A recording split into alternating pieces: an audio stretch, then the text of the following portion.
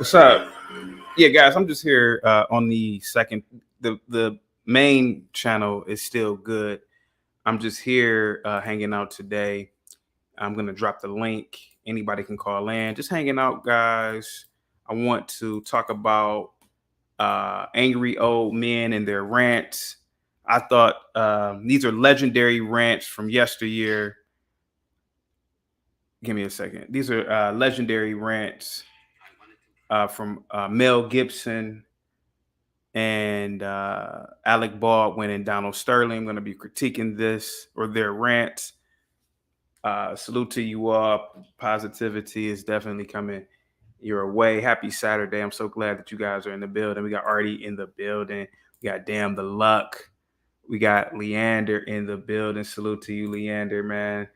06. Positivity is definitely coming your way, my good sir. Let me see. Just hanging out for the day, man. Just a lackadaisical show. You know, give me a second here. Give me 1 second. Just want to do a little breakdown of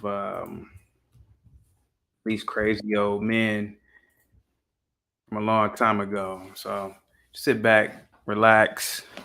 You know, it is a nice Saturday. I did get me a run in today. Okay, so let me see here. Let me see. First, I want to send out positivity to everybody that is in the chat. Salute to you all. I'm so glad that you're here. Let's see. I want to start off with Mel Gibson. I want to start off with Mel Gibson. This son of a bitch, Mel Gibson. I want to start off with him real quick. Wait a minute. Now his rant was really funny. This was, man, damn. When did he do this rant? This rant was, man, maybe, I don't know, maybe 10 years ago? I don't know. It was a minute ago. Ruined his damn career. I don't even think he's even been in any big movies since then. Let me look real quick. Mel Gibson. When is he? Oh, he's still doing films, huh? Let's see when this Yoko was doing. Oh, he's done films lately. Okay, he's done. Okay. All right. So he's been doing films. Okay. All right. Let me see real quick. All right, wait a minute. Okay, I want to go to his rant first. I think his rant is absolutely the funniest rant I've ever heard in my life. I mean, super racist, super arrogant, definitely has a God complex, definitely is a misogynist, The dude is insane. Insane. I don't know if anybody in the chat heard his clip. Ooh, what's up, man? Oh, you said he just directs. Oh, okay. But yeah, I'm gonna play his first. Give me a second here. I'm gonna play his first.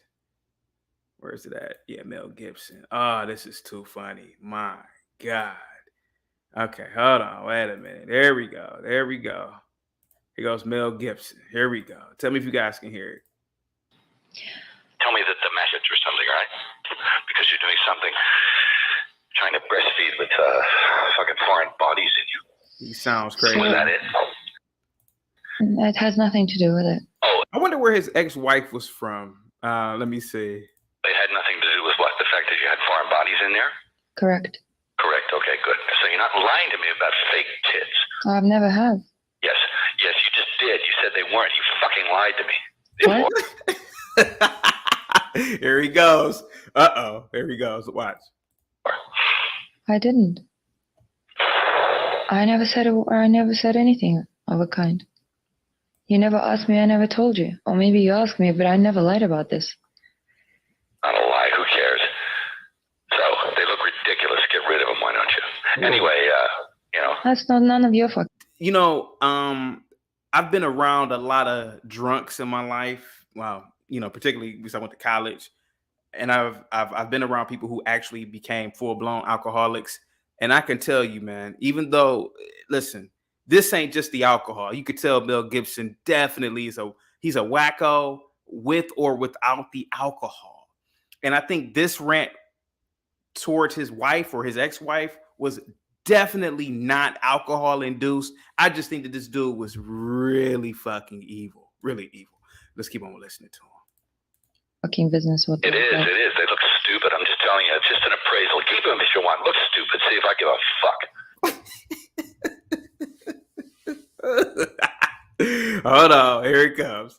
You know, but they're too big and they look stupid. They look like some Vegas bitch. They look like a Vegas whore. Mm-hmm. And you go around maybe it is the alcohol. I don't know. Staying around in your tight clothes and stuff. I won't stand for that anymore. I don't walk around. I don't walk to be that. I don't walk around in tight clothes. I stay at home for most of the time. You go out in public and it's a fucking embarrassment to me. You look like a fucking bitch on heat. And if you get raped by a pack of niggers, it'll be your fault. Woo! You heard him? He said, if you get raped by a pack of niggers, it's your fault. Dude, this dude is insane. I mean, even the fact that what he said, a pack of niggers, like what? Think about think about this, man. Think about this guy is so twisted in his head. He thinks that assuming he means black men, just think about how sick and twisted this is. He said that there's gonna be like a pack, like a wolf pack. Like, 5 to 10 black men. Imagine a whole bunch of black men just out roaming the streets naked like they're animals trying to attack white women. That's what he's basically saying. A pack of niggers. Okay, let's keep playing. All right? Because you provoked it. You are provocatively dressed all whore. Mm-hmm. And you go around sashaying around in your tight clothes and stuff. I won't stand for that anymore. I don't walk around. I don't walk to be that. I don't walk around in tight clothes. I stay at home for most of the time. You go out in public and it's a fucking embarrassment to me. You look like a fucking bitch on heat. And if you get raped by a pack of niggers, it'll be your fault. All right?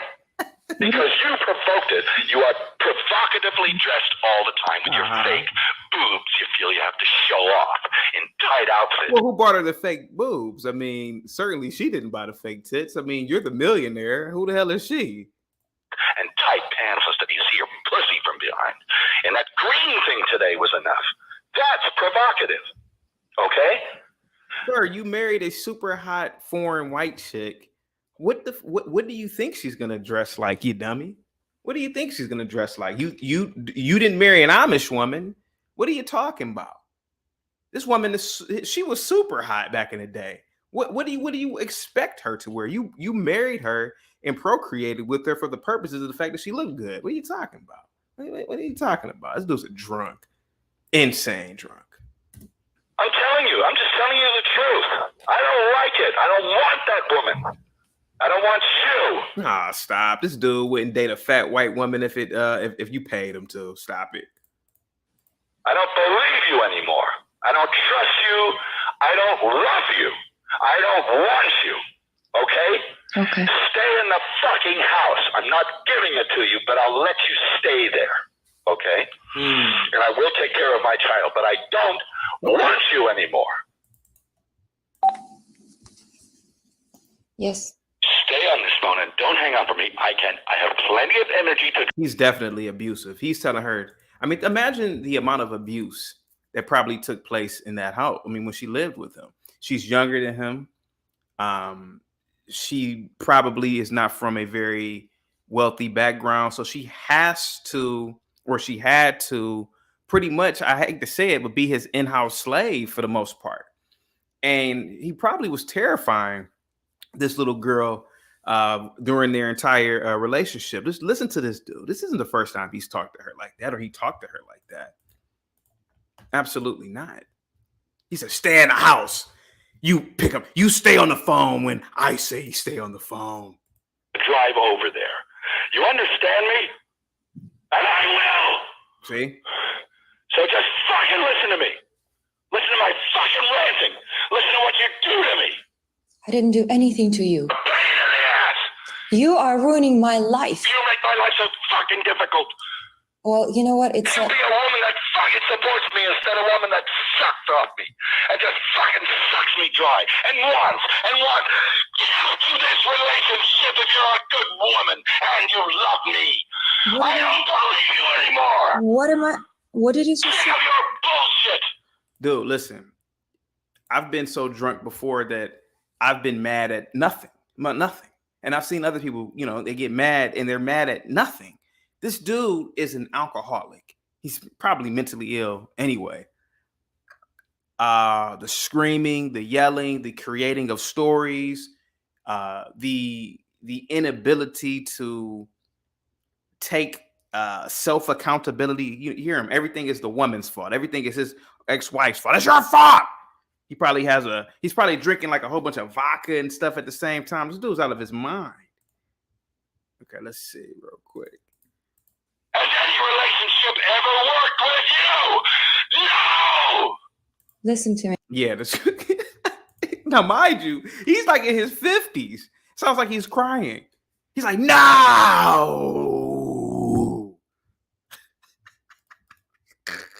Let me go back and rewind this, man, for a second. Just fucking sucks me dry and wants. Get out of this relationship if you're a good woman and you love me. I don't believe you anymore. What did you just Sick say? of your bullshit. Has any relationship ever worked with you? No! Listen. I mean, if she's making you this mad, why don't you just like drop her? Like, just ignore her. I mean, nobody can make a person this damn mad, Mel. Listen to me. You don't love me because somebody who loves does not behave this way. I do not. Hang on a second. Like this because I know One absolutely second. that you do not love me and you treat He told her, shut the fuck up.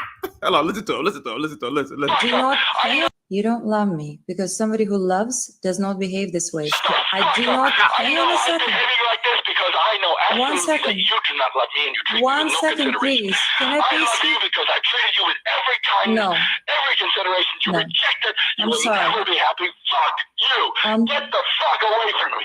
You No. consideration. Please. Can I I please love you speak? because I treated you with every kindness, No. every consideration. You No. rejected. You I'm will sorry. never be happy. Fuck you. Get the fuck away from me. Well, I mean, why'd you call her? But here goes the question that I have is, wait a minute, who released this tape? Who released this? And is this an answering machine, as in like old school answering machine? I have a lot of questions about this. I mean, I know it was 10 years ago, but it wasn't like it was ancient times, like the 50s. Who released this? But my daughter is important. All right? Now, you have one more chance. And I mean it. Now, fucking go if you want. But I will give you one more chance. You make The panting, the breathing, that's definitely the alcohol. That's definitely the alcohol. Yeah. me want to smoke. You fuck my day up. You care about yourself. You're so when I am being selfish. so fucking good to you. You fucking I crazy didn't drunk. do anything. I'm trying to figure out what did she do, because I mean she's saying she didn't do anything. I don't even know what the hell he was even arguing about, but I'm gonna keep listening. did not do anything. This is your selfish imagination. That's all. Fuck up. You should just fucking smile and blow me.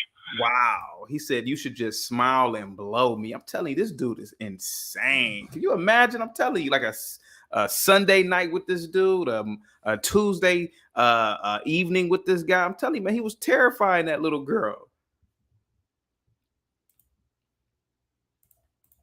Because I deserve it. I'm sleeping with a baby. I'm waking up every 2 hours. I fell asleep because I was waiting for you because you weren't ready to go to jacuzzi as we agreed. Who the fuck cares? We agreed nothing. You agreed. You just fucking expect shit. Go to the goddamn jacuzzi yourself. Go to fuck the fucking jacuzzi. It's a sin. I was You just, have no fucking soul.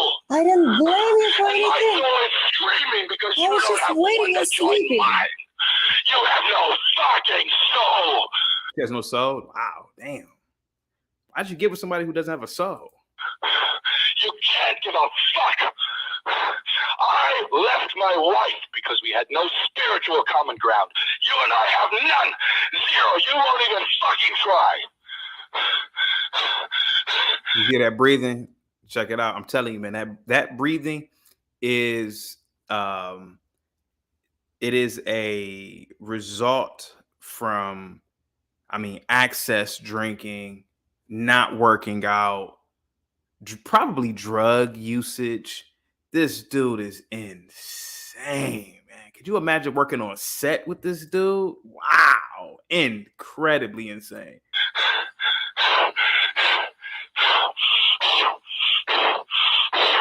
You don't care.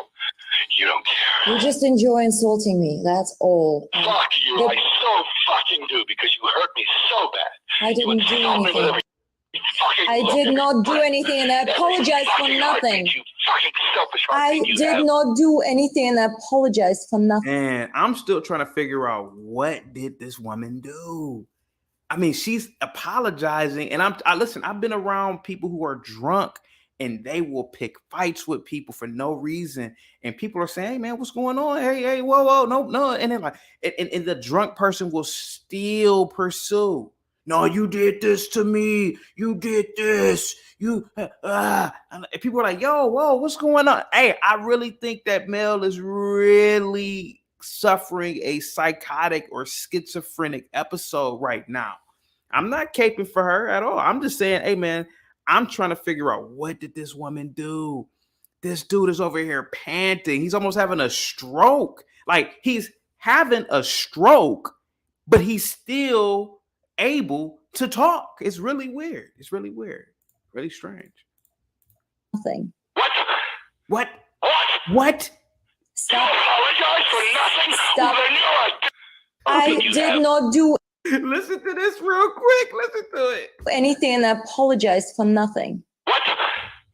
What? You Stop. apologize for nothing? Stop. Well, then you're a dishonest cunt. That's the funny part. That's dude. That right there is the Michael Jordan slam dunky from the free throw line. He said, "You are a dishonest cunt." Woo! Damn.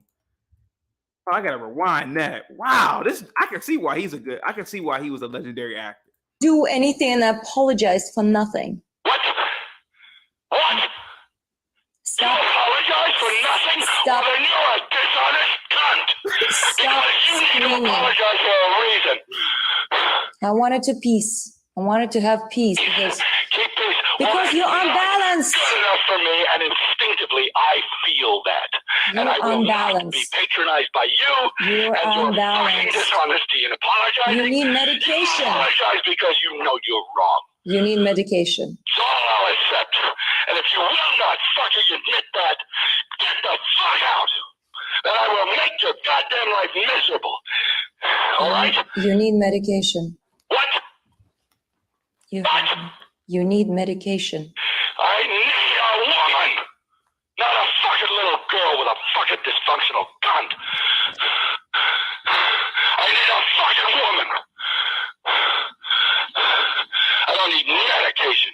You need a fucking bat in the side of the head. All right? How about Did you hear him? He called her a cunt. He told her, "You stay on that phone until I get over there. If you hang up, I'm coming." Then he told her, "You need a bat to your head." Wow.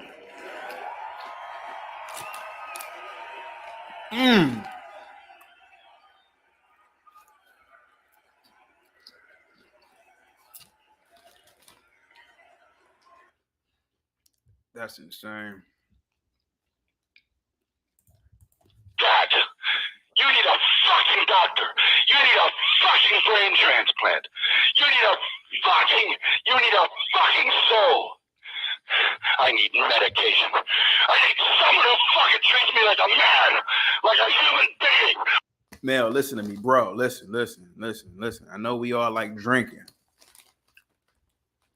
If you want somebody to treat you like a man, you gotta act like one, man. You're acting like you're acting like a kid throwing a temper tantrum. He's like, what? What? Where's kindness? who understands what gratitude is because I fucking bend over backwards with my balls in a knot to do it all for her, and she gives me shit like a fucking sour look or says I'm mean. The fuck is that? This is mean. Get it? You get it now? What mean is? Get it? You fucking don't care about me. I'm having a hard time and you fucking yanked the rug, you bitch. You fucking selfless bitch. Don't you dare hang up on me. I can't listen to this anymore. You hang up, I'm coming over there. He's definitely hit her before. I'll call the police. What? What? I'll call the police. You fucking cunt. I'm coming to my house. You're in my house, honey. Yes, but you, honey, don't call me honey. You just You're call in me. my house. So I'll call the police and tell them there's someone in my house. How about that? You can do that. That's fine. Fuck you. I don't involve the police in anything because I stand up for myself. You weak cunt. You call the fucking cops. Then I will go to Alessia's right now. Why don't you fuck off to that cunt bitch Alicia? She was fucking making eyes at me. She'd have sucked me in 5 seconds. Take that one up with her.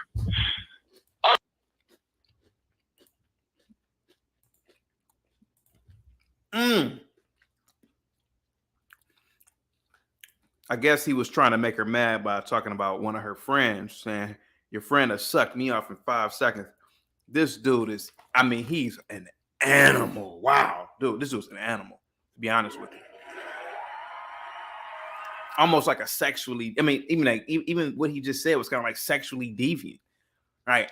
I'm Mel Gibson, and she would have sucked me off in 5 seconds. That's what he's saying. He's pretty much saying anybody would suck him off in 5 seconds because he's Mel Gibson. Dude is straight delusional, straight God complex.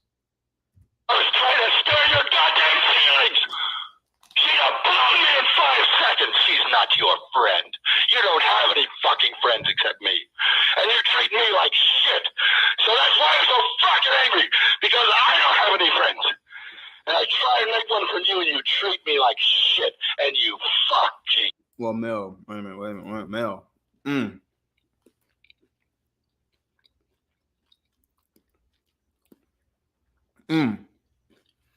Mel, maybe you don't have any friends because you are a mad alcoholic. I mean, maybe that's probably why, you know.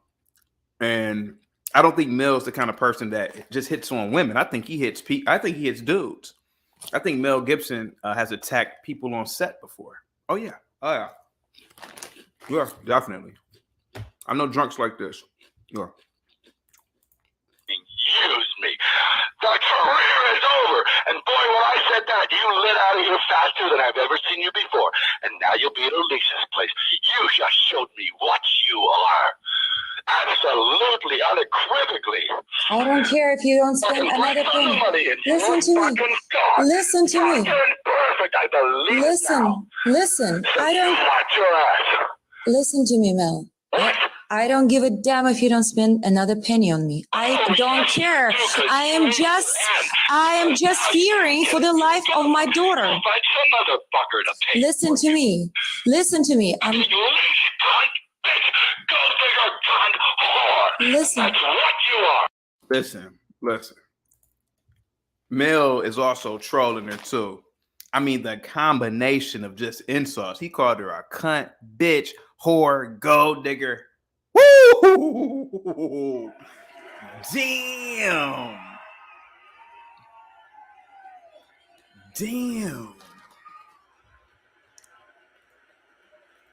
I mean, imagine. And you have just proved it. You got out of here in record time. I mean, imagine what he thinks about his mom when he gets pissed with his mom. For the life of my daughter. Find some other fucker to pay. Listen to me. I'm. You cunt, bitch, gold digger, cunt, whore. Listen. That's what you are. And you have just proved it. You got out of here in record time. Because I'm saving my life and I'm saving daughter's life. That's what I'm doing. I don't give a damn about my music and I don't give a damn about you spending another penny. I'm saving her life. Yeah, well, you're awful angry for that. You almost killed us. Did you forget? Last 3 years has been a fucking gravy train. You were hitting a woman with a child in her hands. You, what kind of man is that? Hitting a woman when she's holding a child in her hand, breaking her teeth twice in the face. What kind of man is that? Oh, you're all angry now. You're gonna get to, you know what? Fucking sir. You're gonna answer one day, boy. You're gonna answer. Huh? But Uh-oh. She called him a boy. Uh-oh. yeah, What? What are you threatening me? nothing. I'm not the one to threaten. I'm threatening. I'll put you in a fucking rose garden, you cunt.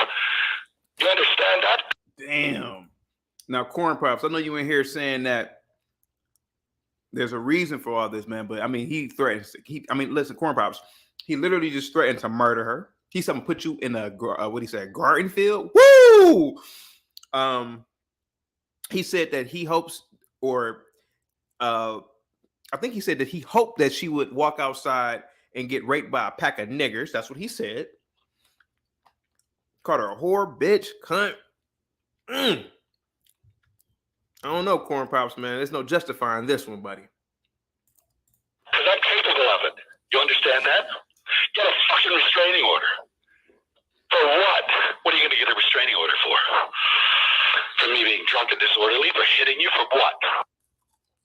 What are you hoping to accomplish with that? What, are you going to pay me back? If you do that, it's over. It's over now. Fuck you. Damn.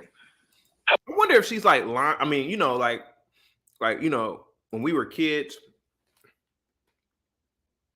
we would call people and we would just BS around, and it'd be like a group of us and we'd be clowning around, but the person on the other end thinks you're just talking to them, there's nobody else, and we're just like, I'm about to say this, listen, I'm about to say this, and then we all start laughing, and the other person doesn't know. I think this woman has like 5 of her friends around, and they're just drinking like cocktails and stuff, and they're just laughing. Like, this dude is crazy. I think that's what's happening here.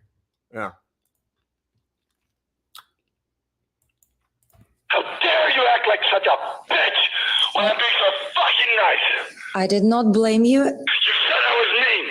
You were fucking annoyed at me. For what reason? What? I did nothing but be nice to you. What? I've done nothing but be nice to you. I didn't blame you last Now, night. what are you little bitch this morning for? I wasn't doing anything. What? What did I do? And you said, oh, also earlier today, never mind. What the fuck were you going to say? I wasn't going to say about any earlier today. It's just, I was going to say about last night. That's all. Let me ask you a question and be honest. If Mel Gibson was a manager at Enterprise renting cars, do you think that pretty woman he's would put up with this? Hell no. So Why? Because I let you sleep? That's my fucking mistake. I should have woke you up and said, fucking blow me, bitch. I should have fucking woken you up and said, blow me. You would have liked that better, yeah? You need the goddamn sleep. we were supposed to go to jacuzzi and you said you have to wait for something. So why did you have to wait? You said, You go to the goddamn jacuzzi. I'm afraid it's dark outside. Fuck it. I just waited for you. I waited and waited till I fell asleep, and then Waited like 2.5 fucking minutes. You're fucking snoring. Don't you dare wait. You're blaming me right now. Now I'm blaming you. You went to sleep. I don't blame you. I deserve to be blown first before the fucking jacuzzi. I'll burn the goddamn house down. But blow me first.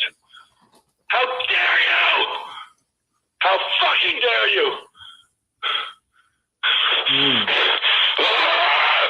You wanted the number of my therapist? Don't you ever speak to him. Find your own goddamn therapist. Because you got problems more than me. You need And you know how to medication. fucking push my buttons. And it is not going to work with us. It's not. I can't get like this anymore. And you know you're doing it. And you're a liar. And you're dishonest. And you're fucked up. Black Certified. What's that? Have you ever heard this rant before? No, I've never heard this rant before. But I have heard that Mel Gibson's that he's very volatile, is what I'll say. Yeah. Yeah, I've heard that about him. Yeah. I don't know who it is he's talking to. Who's that he's talking to? That's his ex-wife, I believe. Yeah. Okay, so obviously this is a recording that she's putting out there. Is this recent? I'm sorry, is it recent? No, Was it recently no. dropped, or is this something old? This is all old. I'm just chilling on Saturday, and I had this idea to talk about crazy old men and their rants. This is from like 10 years ago, maybe. Yeah. Okay. Obviously, she pushed some buttons, and we all know that wives can. I heard the gist of what he was saying. She left with his child, and a couple other things. And she, he spent a lot of money on her, which he did, I'm sure. And he's upset, tired of the bull. And Really? yes, he may have said, he may have called for her death and said, I hope a pack of niggers come and rape you. But come on, man, how many times? Say again? What did you think about that? Like, what I don't care. How many times have we called white people crackers or whatever else, whatever other slanderous terms we have for white people? I'm an equal opportunist when it comes to that. First Amendment, baby. You can say whatever you want. I don't have to react, and I can walk away from you at any given time. I don't give a shit. I don't care anything about that. But the point here is, with him reacting so viscerally to her, I believe that it's due. I believe it was a cause for this. She obviously wanted this reaction, and it was recorded. Look how clearly she's coming in. She's recording this, obviously, for a lawsuit. She recorded it for a lawsuit, probably thinking about alimony, probably thinking about getting half of his estate. But you don't think that Mel Gibson probably is just a douchebag? He sounds arrogant. Do I think that Mel Gibson is a douchebag? Of course, I think he's a douchebag. They're all douchebags. If they're in Hollywood, they're douchebags. If they're in Hollywood, they're douchebags. My brother lives in Hollywood and avails himself of that. He's a douchebag. If they're in Hollywood, they're douchebags.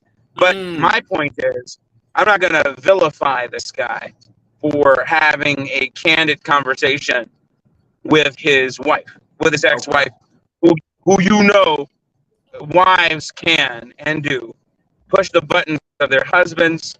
And of course, this was recorded for posterity's sake, so she can always over his head and get money. Would you agree? I agree with what you are saying, but I also have to go with the fact that every situation is different. And I'm willing to believe in this situation that this woman probably is an innocent individual who was literally married to. And hear me out. I don't believe that. Okay, but the thing is that I believe every incident, every situation is different, and I believe that maybe, just maybe, that this woman probably got bad luck and got with a man who was literally, and I mean literally, insane. I do believe he's insane. I said that all those people who live in Hollywood are insane, including her. Including her. She's not an innocent bystander in this. She may have married someone who was insane or a sociopath or even a psychopath. But think about what that makes her. It's kind of like Harley Quinn and the Joker. The Joker, yes, was a visceral psychopath. But Harley Quinn, I know these are, made up characters from DC. Comics or whatever. But she was a sociopath because she didn't see anything wrong with it. So I'm saying she's a sociopath. If he's insane or psychopath, she's a sociopath, or is at the very least insane as well. Okay. And high functioning all these people in Hollywood are high functioning, insane people. So, you know, they need attention. They do what it takes to get to the top. Lord knows what they do. So, you know, I can't abstain. I can't allow her to be abstained from the argument of insanity and what they're viscerally able to do with that insanity. Let me play the rest of it. Go ahead. Yeah, go ahead. No, go ahead. Stay the fuck away from me. Take care of your fucking son, and I better have my daughter. I just want my daughter and a maid. It's a lot less fucking trouble. They clean up after themselves. They make your goddamn bed, which you did not. You don't have to worry about emotional blackmail or any of the other bullshit that you put me through. I just need a nice woman to look after my beautiful daughter. I don't have to fuck her or anything. You're a pain in the ass. You're a pain in my ass. Stop being that.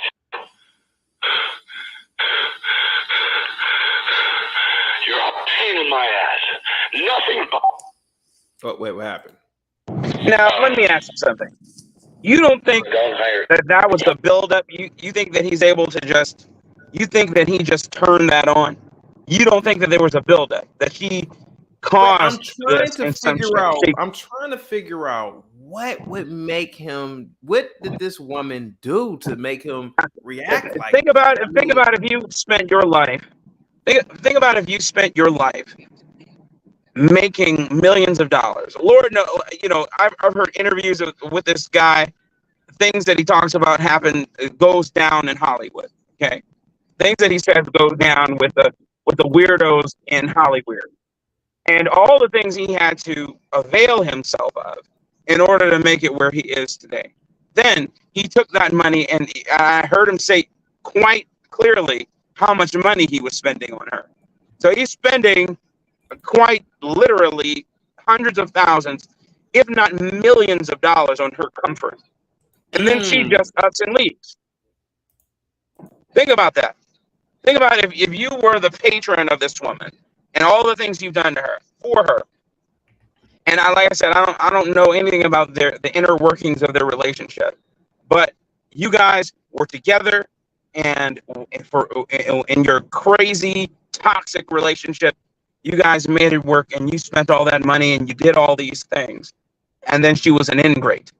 I'm just saying. And then whatever else she did to compound on top of all of that anguish, I mean, he exploded.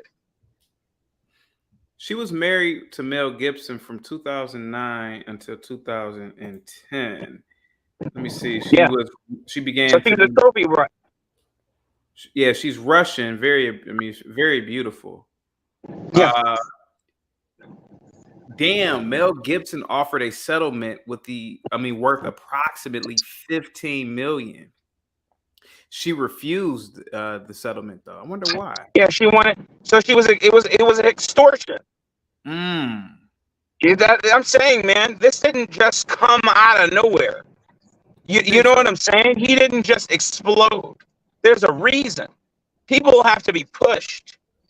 Like, you know, I believe he was pushed to have that visceral response, to be so upset. Again, I'm not abstaining the fact that he might be a sociopath, but her too. Listen, you just gave me a timeline, and that speaks volumes. 2009 to 2010, which lets me know what she was there for. And he said it too. I just needed a pretty lady to be on my arm, someone to be seen with. Yeah. And then she just took half of his life. That's crazy, boy. That's insane. What would you do, CT? What would you do if the woman that you married, you know, some, I don't know, mail order bride, let's just say you did stuff like that. Okay. And you spent a shit ton of money on her, and then she records you reacting to her and whatever it was she did, and she's trying to take. I guess I'll be pissed off. Oh, okay. She's trying to extort you. Yeah. And just like she did him, extorted him. She turned down 15 million. How much did she get? It doesn't really say how much she got. Oh, it does. It does say how much she got. Let me see. Okay, it says in 2010, Gibson offered a settlement worth approximately 15 million. His wife refused.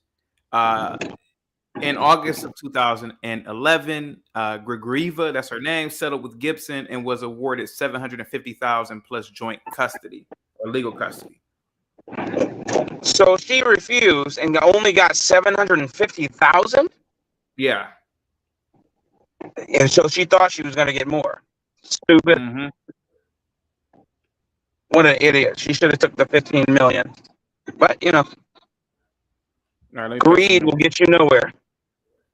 Come there, okay? You get that message?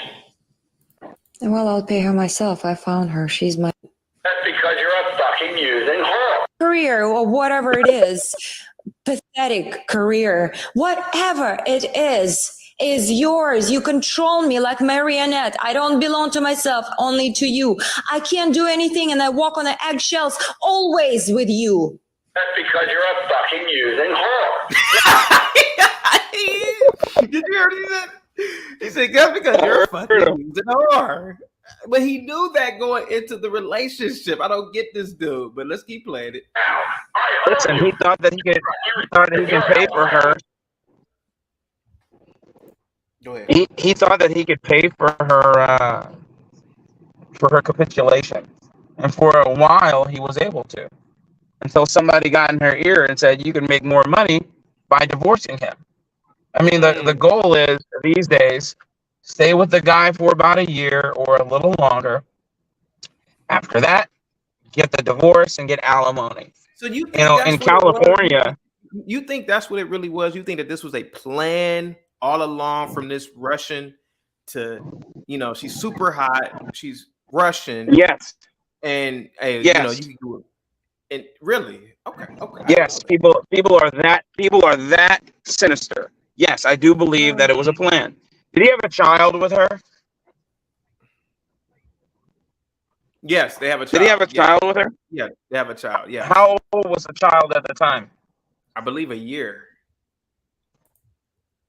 I can look it up. All right, so he had a child with her, so he planned on, but that didn't, that means nothing. You see these Hollywood people have children in less time. Look at what's that girl's name from Aquila and the Bee? What's her name? The black girl? Keke Palmer. Thank you. That witch. You see, she had a child outside of wedlock on GP, so that means nothing. But he had a child with this girl, with this woman, and she decided that she didn't want to be in the marriage for some reason. And of course, she finger points and blames and says he was beating on her, and which he probably was doing. I'm not saying he wasn't, but what was she doing? How was she physically harming him? What was she taking away from him? What physical or mental anguish was she causing him, etc.? And then she turned down $15 million, turned it down. And the only way that I can see her turning down $15 million is if she believed she was going to get more. So I'm looking at it right now. Mel Gibson is worth $425 million. I had no idea he was worth that kind of money. Oh, you better believe he's worth $500 million. I mean, that's essentially a billionaire. Idea. But what? Yeah, that's essentially a billionaire. I had no idea he was worth this kind of bread. Oh yeah, man. He produces movies. He produces. So let me go to his movies real quick. Let me actually go to his filmography. Okay, wow. Sure. Let's see.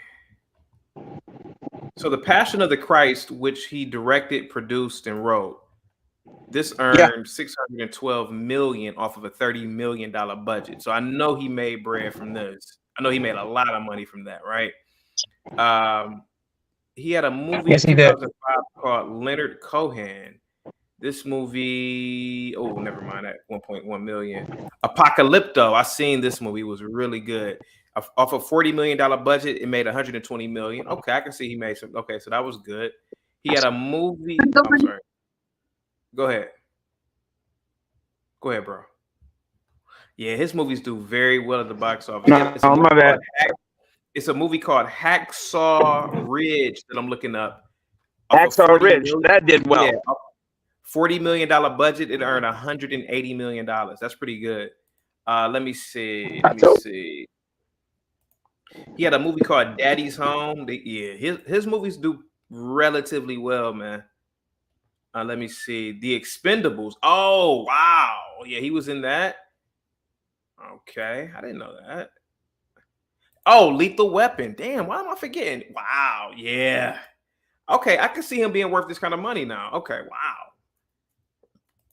Go ahead. Yeah, brother, he made a lot of money. Okay, and continues to make a lot of $1 budget. It made 120 million at the box office. Wow. Damn. Go ahead. Yeah, and that was the adjust for inflation, and think about how much money that is today. Yep. All right, let's Braveheart. Oh, I totally forgot. Damn. Wow. Maybe she was extorting him. I didn't think about it. Mad Max. Remember Mad Max? And then and a whole litany of movies and productions and television shows that we're not even remembering. Let me see. Oh, he did the voice in Pocahontas. Okay, all right. So he probably got a milli for that. Yes, he did. Yeah. Wow. So he probably legit is, and he's a producer as well, writer. Yeah. He does theater. He did theater back in the day. Oh wow. Oh okay. Oh yeah. And he's not even American. He's not. He's from Australia. Yeah. No, it says Mel Gibson was born in New York. Peekskill. I'm sorry. He was born in New York, but he lived. Have you ever heard when he has an Australian accent? It was either New Zealand or Australia. He grew up because his parents were what you call it, monks, or not monks. What are those things called? They're not monks. Excuse me, guys. They're not monks. They are. Oh my goodness, evangelists. You know, they went around as Christians who. Missionary. Thank you. I couldn't even think. Missionaries. Absolutely. Yeah, missionaries. They were missionaries. All right, let me play some more of it. She will be fired if she goes to your house. You find that cunt, and you find some other money that's not mine. Okay? No, I'm using A. B. She's fired. Do you understand that? Fine. She's I will fired. fire her because I won't pay her. Okay, don't pay her. And I will fire her. That's okay. It only works at my house. Well, she does nothing to do with your house. Baby's here. The baby should be. She was previously married, though, to Timothy Dalton, who was James Bond. Exactly. So, which gives more credence to my point. Okay. They recycle these women, and they're there for the money. Okay. All of them, every single one. Look at Steve Harvey's current whore. She was dating a millionaire drug addict. I'm not drug addict. I'm sorry, drug dealer. Then once he went to prison, she had to find a cash cow to be a part of. She courted, to be with and to fund her lifestyle. So she courted Steve Harvey's old, box hair wearing ass, and then became his wife, and now she's with him. And then when he kicks the bucket. She might, she'll talk about how great it was, and then she'll write a, tell-all book about how bad it was, and then she'll marry somebody else or date somebody else, date them and get paid by them. This is what they do. Who else? Babyface's wife, ex-wife, who is now with the greatest football player, the one you call the greatest football player in the world, Deion Sanders. Okay? That was Babyface's ex? Yes, sir. And they met at a party when she was currently Babyface's wife. Then they quote remained friends, and then she divorced him because she was like, I need my own identity, was her reasoning. And then she started courting Deion Sanders, who she still hasn't married, but longtime fiance and girlfriend. Partner, yeah. Like I said, they recycle them, man. These people are recycled. That they're like, okay, you know the life, I'll marry you, or I will be with you, or I will have children with you, or I will have sex with you, etc. Or we'll be live-in partners. And then in California, the way the laws are, you can be with somebody as their girlfriend or as their, or sexual partner, and still be allotted money, still be owed some lump sum because of the way the California laws are set up. It's insane. It's insanity, man. Steer clear of Hollywood. Here, and she should work at my house. Baby is where I am. You're insane. I'd be there for long. I will fire if she is at your house. I will make it known and fire her. Fine. I'll report her to the fucking people that take fucking money from the West. This dude is incredible at cursing. Oh, he does it. So doesn't he curse pretty? I mean, he cusses with, succinct precision. Woo! Go ahead. Yeah, he curses. Yeah. Right back, okay? Mel, you can't just take a woman who gives you a child, who gives you the entire life. You drag her through God knows what bad press. I've never had a bad word said about me in the entire life. And then you're telling me that you take away whatever pennies that you just given to me. I don't have anything because I've given you my life 3 years now. I gave you everything. Don't you dare fucking complain to me. I fucking hear you. You don't fucking count. You're a fucking using whore. What did I use you for? I've given you everything I had. Fucking thing. I've given you everything. I've been your woman. I've given your child. What the fuck are you talking about? Bitch, that's all. Uh-oh. What the fuck are you talking about? Bitch, that's all. You would have done it for any fucking You probably fucked. Wow. I know you did. That fucking yes. I swear in front of God I never have. Fucking ugly man. You don't give a fuck so long as they pay your fucking rent. I am not the whore, and I'm not the bitch, and I'm not the con. But my problem is that Mel, didn't you know all this? Didn't you know this? Why didn't you date a scientist or an engineer or something? Didn't you know this? You picked this super hot model from Russia. What did you think? And I'm not the user, and I'm not the thief, and all those words, and I'm not a liar. All this lies. I'm not a whore or cunt or thief or prostitute or anything that you call me. I'm not a user, not a gold digger. I don't have any money and no property assigned to me. That's a gold digger for you? Are you insane? Yes, you are, of course. We can hear that because you're screaming. You get everything you want. Don't call me bitch. Don't call me. Everything. You have no right. I don't have a penny to me. What kind of gold digging whore is this? Oh, God, cry, poor mouth. You could go through money like a fucking whore. I wonder if that's true, though. You want the fucking dress. You want the tickets. You want the fucking equipment.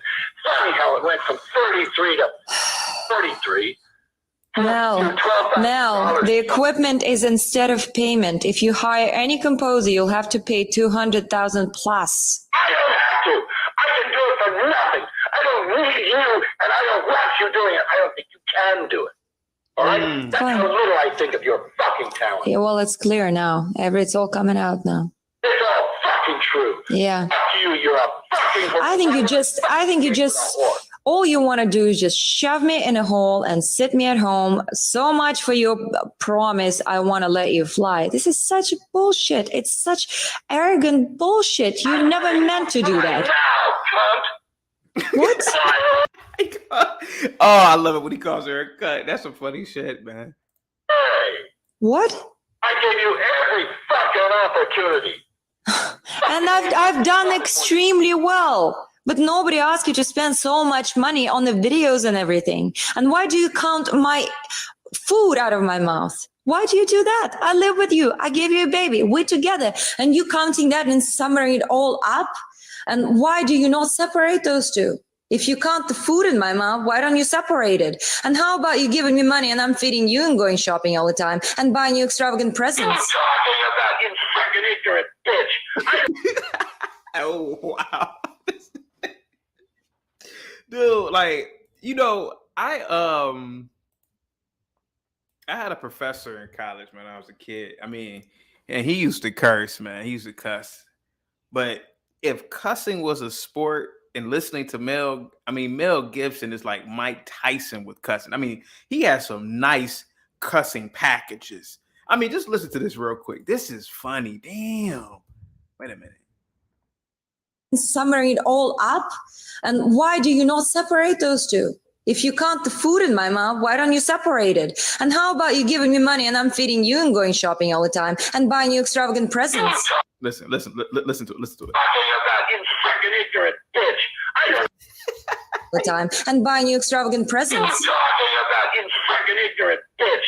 I don't understand you. You're saying stupid shit. How dare you fucking even insult me with some of the stupid reasoning you have? Your logic sucks because you're a fucking mentally deprived idiot. Damn. You can't even fucking figure out I have to go to the it's baby. a tax money instead of a credit card. Don't you get it? Goodbye, Mel. Baby is crying. I have to go. I don't hear You it. look after my child. She's my child, too. Yeah, I know. Unfortunately, you cunt whore. I hope she doesn't turn out. He said, unfortunately. Oh, man. He said, unfortunately, she's your child. You cut whore. My child, too. Yeah, I know. Unfortunately, you cunt whore. I hope she doesn't turn out like you. Damn. You fucking offend me. And you don't care about anyone but yourself and your fucking stupid fucking failed career. And it's ruined us. Because you fucking can't get out. You wanted the dress from, I can't believe you asked for that. And the tickets in the Lakers box, I got rid of the box. And now nobody gets tickets because of you. I had to sell the motherfucker. Why is it because of me? You. Why is it because of me? What kind of bullshit is this? I sold it because of you. I don't have any Why? fucking money. I have to support you and everybody else. I have to sell paintings. Well, maybe it's because of them. Maybe, the Lakers game. well, maybe it's because of others that you sold it. Why are you blaming it on me? You need to ask for that when you know what kind of trouble I'm in. I've never used your box. Never once did I ask you. This is the first time because your relationship with Sasha is so fucked up because of your violence. I was trying to make amends between you and him, not make amends, be a diplomat between you and I him. tell you that the box is gone because of you. Not because of me, because you have to feed an army. Why is it because of me? What kind of bullshit is I this? spent too much goddamn money on you. And my wife knows it's you. How much money do you spend on me? You don't spend more money on me than anybody else. I spent more than $5 million on you. That's 5 million. Damn. Black Student 5 was right. 5 million. Damn. Maybe he does have a right to be mad. I don't know. Maybe he does have a right to be mad. Damn, 5 million? Woo! That's a lot of money. Just to spend it? not on me. And that was signed. I was signed to. Thank you. That was signed to the record label. Thank you now. I always said thank you. You know right now because I doubt you. I know you doubt me. I don't care anymore. I think you're fucking gouging me. I don't care anymore. Okay. I don't want you either. That's it. That makes it real clear. Blacks, you were right, man. He spent millions of dollars, like on owners box tickets at NBA games, purses. And I told you. And then she's saying, well, you didn't have to spend that money. You spent that money, not me, etc. You know, playing the tomfoolery, puffery and hokum bullshit games that they like to play. Listen, man, like I said, there is a reason he is having such a visceral response. People forget that when you say you're worth several hundred million, that doesn't speak to liquidity. Right. I don't have that liquid, you know. How many? I mean, if he has 5 million to spend, maybe he has, I don't know, liquid at any given time, 20 to 25 million dollars that he has access to liquid. But when you're living a lifestyle such as his in a high tax state like California, and then being double and triple taxed in counties like LA County, and then in the city of Hollywood. I'm not saying he spends the majority of his time in these places, but I guarantee you he maintains a business office there. He maintains housing there for when he comes into town. He may own some other businesses there that we don't know about. So he's being fleeced, and he decided to marry this woman and spend millions of dollars on his wife. I mean, why not? It's your own wife. You can spend whatever money you want on your wife. And then, like the ingrate she was, she left and then tried to record him being crazy so that she could have evidence to present to court. Why? What other reason would she have?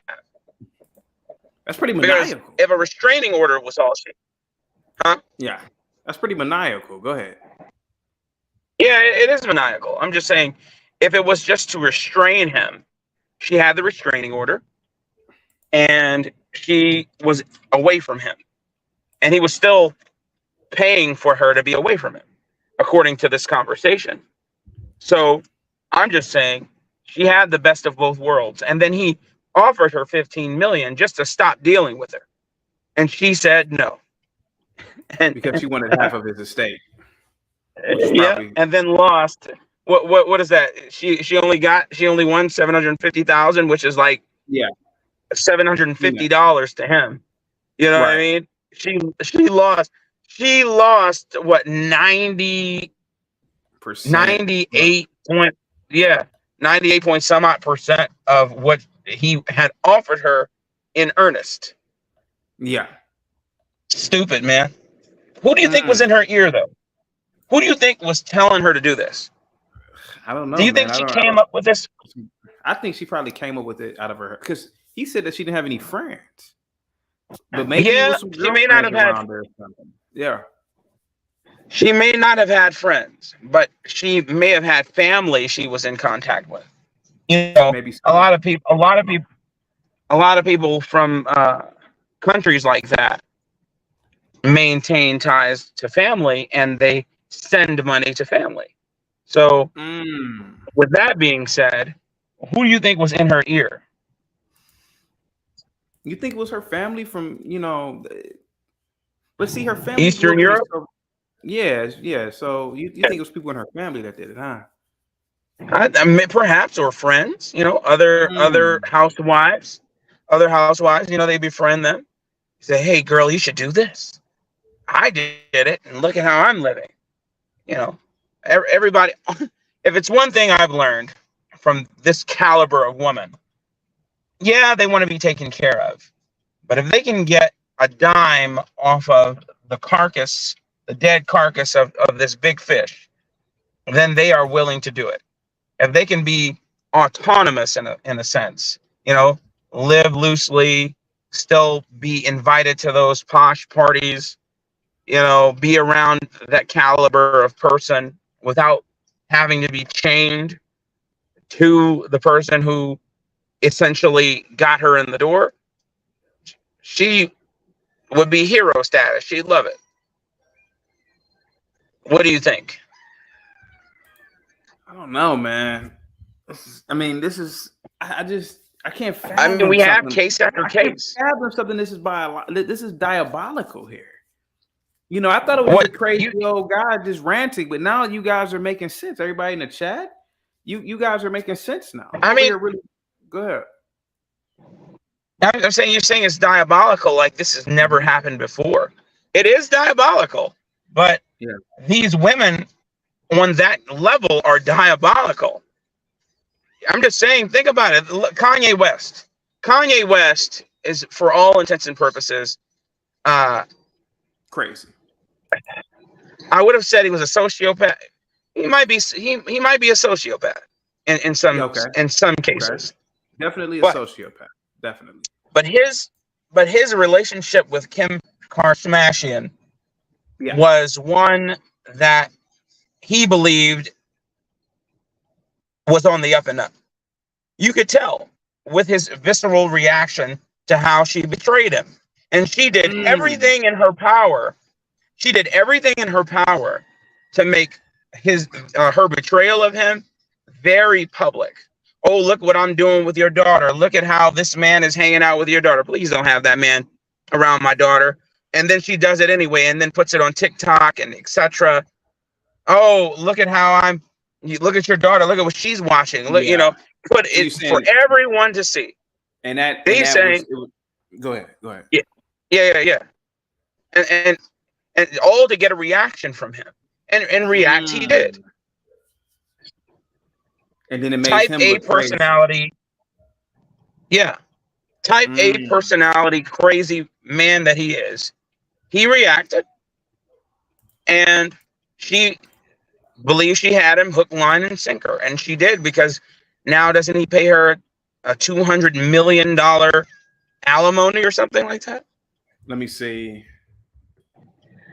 Either $200 million or something to that effect. I could have sworn it was like $200 million.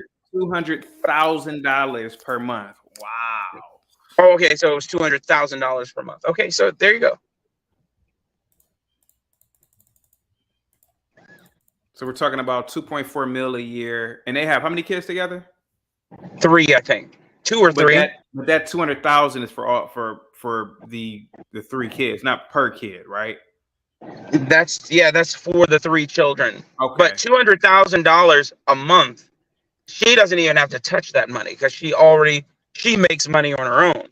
Plus, That's I $50 doubt million by the time these kids get 18. What does it stop at 18? Yeah. No, but I don't think that was child support. I think that's spousal support. Let's see. This says child support. Oh, it was child support. Okay. Yeah. So it'll stop when they're 18. But beyond that, he's spending more than that, spending $2.4 million a year, plus when they're with him, how much money he's spending on them. Then, or I don't know if they're actually with him at times. Then she, again, makes, I don't know what she's worth, and she's supposedly a billionaire herself or something. She makes a lot of money. And I don't believe her lifestyle is $200,000 a month. You believe it's a lot lower than that? Oh, it's definitely a lot lower. Don't get me wrong. California is no slouch. It is expensive to live there, but I don't think it's $200,000 a month expensive. She's not staying at a 10-star hotel every day. And property taxes, I don't believe that they own any of the properties they stay in. I believe they rent them. Probably rent them to the tune of something like $10,000 a month to stay in the housing that they stay in. And then, because they're staying in Beverly Hills or any of the other, I don't know, what's the name of that, the mountain scenic route that people go to now? They used to be poor, but now all the rich people live there. Where Kobe Bryant ended up biting a bullet. Is that Calabasas? Yeah, Calabasas. Listen, Calabasas was for struggling artists. Really? Yeah, in the 70s. That's where all the struggling artists stayed. And then, as they made it, they kept their domiciles, that's where their muse was, that's where they became who they were. That's where they became the superstar, and they kept it. And then you could get a lot of house for nothing. Now Calabasas is super expensive. So I'm just saying, I'm just saying, it's an expensive place to stay. All these places in California are expensive, but it's not worth $200,000 a month. I don't think so. That was so easy. The minute I pull the plug, you're out of here. You can't have Mel, I'm saving. bitch. I'm saving. I cannot be with somebody like this. You don't love me. I'll take care of the child. You don't love me. This is not somebody who loves me. This is some completely off balance person who absolutely hates Define me. Why do you love. hate me so much? What did I do to you? Everything you say about me is bullshit. It's bullshit. It's Since when was bullshit, love and I only left to emotionless? save. Is what? I said, since when was love emotionless? People have this weird. Anyway, all right. Yeah. It's bullshit. I will never forgive you. I will never forgive you for what you've done to me. You fucking bitch. You ruined my life, and you didn't give me a penny. First, I ruined you. Well, he did give you. He spent $5 million on you, and he did give you $750 in alimony. So. You see, she's talking about money. Settlement. Yeah, yeah. People tell you. What they're about. Yeah, they'll reveal what they're about. You ruined my life, and you didn't give me a penny. Which is about the money. But I thought you were leaving to save your life. Mm-hmm. Anyway. Gave you shit. You gave me nothing but fucking grief. All right? And bad publicity, you cunt. How did I ruin your life? You destroyed my reputation, and you're the meanest person I know. Because that shit's true. You're the meanest person. What? You're very mean. Yeah, you know what mean is now, don't you? You've always been. So don't call me mean. When You're I'm very nice. jealous, and you're very That mean. again for you, because I like to show you what mean really is. Bitch, cunt, whore, gold digger. All true. You fucking proved it to me. If you're ever interested in proving otherwise, let me know. If you don't care, I know you know what you are too. Look at yourself and look what you've done. Look what you've fucking done. Look at your son. He's a fucking mess. You fucking excuse for a mother. You're a fucking bitch. You're the worst father I ever met. Goodbye. Bet. What are you talking about? You're out of here in 15 minutes. I never seen you clear out so fast as when I said I'd pull the plug on your fucking lustig bullshit. You said you pulled the Sitting plug. here today was fucking comedy. You've told me 100 times you're going to pull a plug, and I'm you serious will. this time. I know, and I I'll don't be give a back damn. quickly. I'm just saving my child's life because you are a monster. That's all. You're a monster. Okay, you yelling now? Good. Okay? You are a That is some trolling. That is epic trolling from Mel Gibson. He's like, "Oh, so you're yelling now?" He's been yelling and cussing around every time he called her. Listen to him. monster. Okay, you yelling now? Good. Okay? You are a complete monster. I don't give a damn about the fucking career which you spend money on, not me. I never asked you to do that. Ever. You fucking bitch. You ask me for money all the time, and you've had my money to the tune of hundreds of thousands of dollars. So don't you say you didn't ask for it. You asked for every penny. I don't have anything, and I've signed the paper.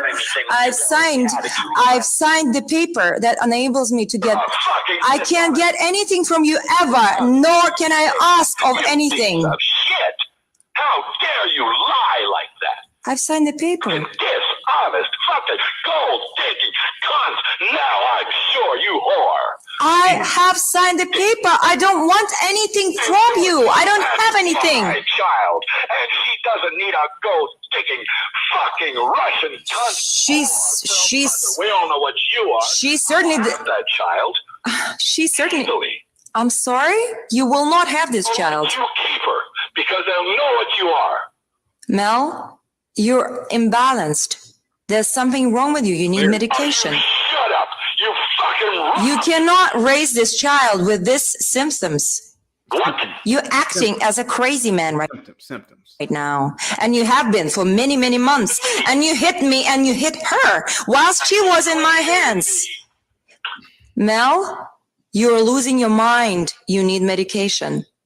You need a fucking kick up the ass for being a bitch, cunt, gold-digging whore with a pussy son.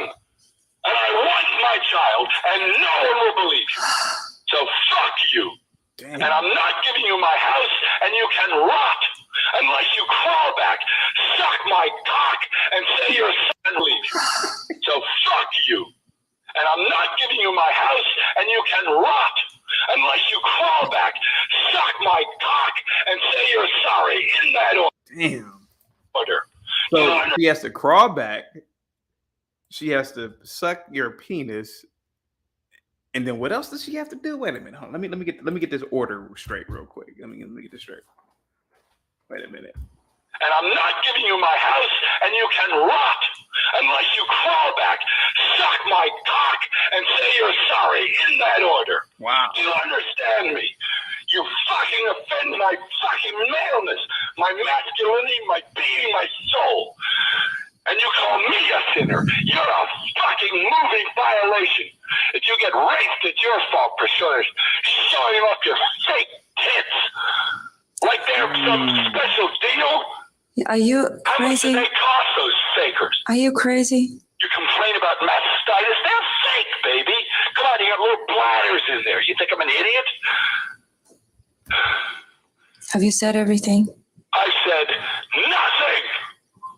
You need to say a lot to assuage my insanity because you made me this way. I didn't make you this You way. fucking did so. You were born this way.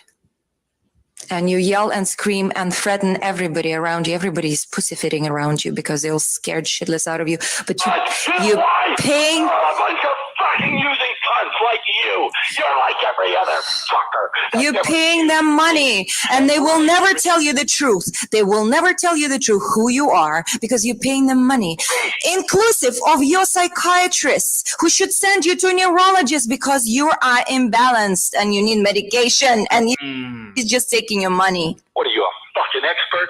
Yes, Fuck off. you are completely taking your money. What are you, a fucking expert? Yes, Fuck off. you are completely off your mind. I've never seen anybody like this. You have a schizophrenia. Yeah, he does.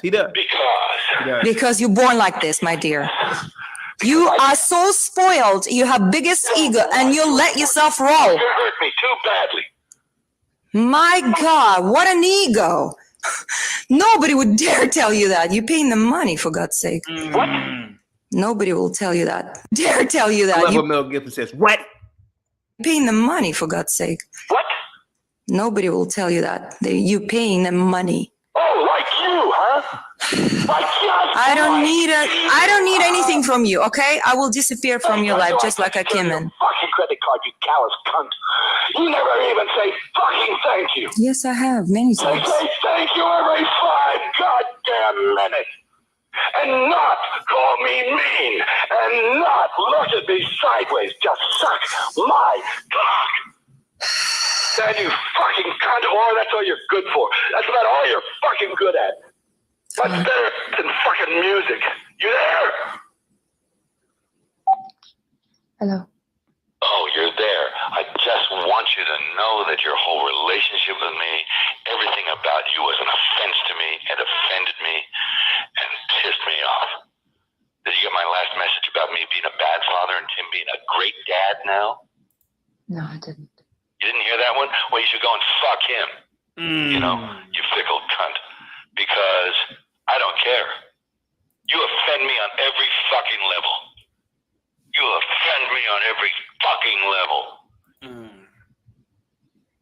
I despise you. I don't want you back. You have proven yourself to me. You're not a fucking woman I want. You can't hang. You're not a fucking woman. You're a fucking fake. You're a fucking sham. You don't know what the fuck it means to make a man happy. You didn't make me fucking happy. I couldn't make you happy with the best I did for anybody ever. Ever. You fucking glum cunt. You didn't fucking crack a smile with the tree ceremony out there. Nothing. He did call her a pickle The cat. fuck do I have to do? And remember whose fucking roof you're under. You ingrate bitch. Damn.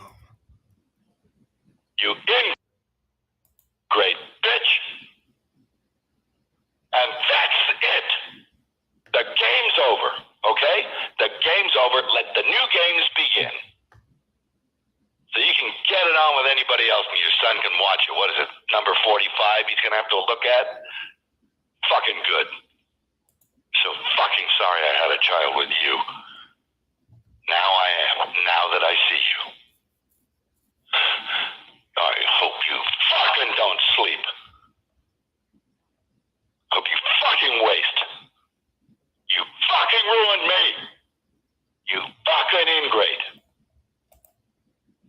I'm so mad. I'm so angry. And this is not the nicotine. This is the truth. You fucking don't love me one bit. You know it. You using bitch.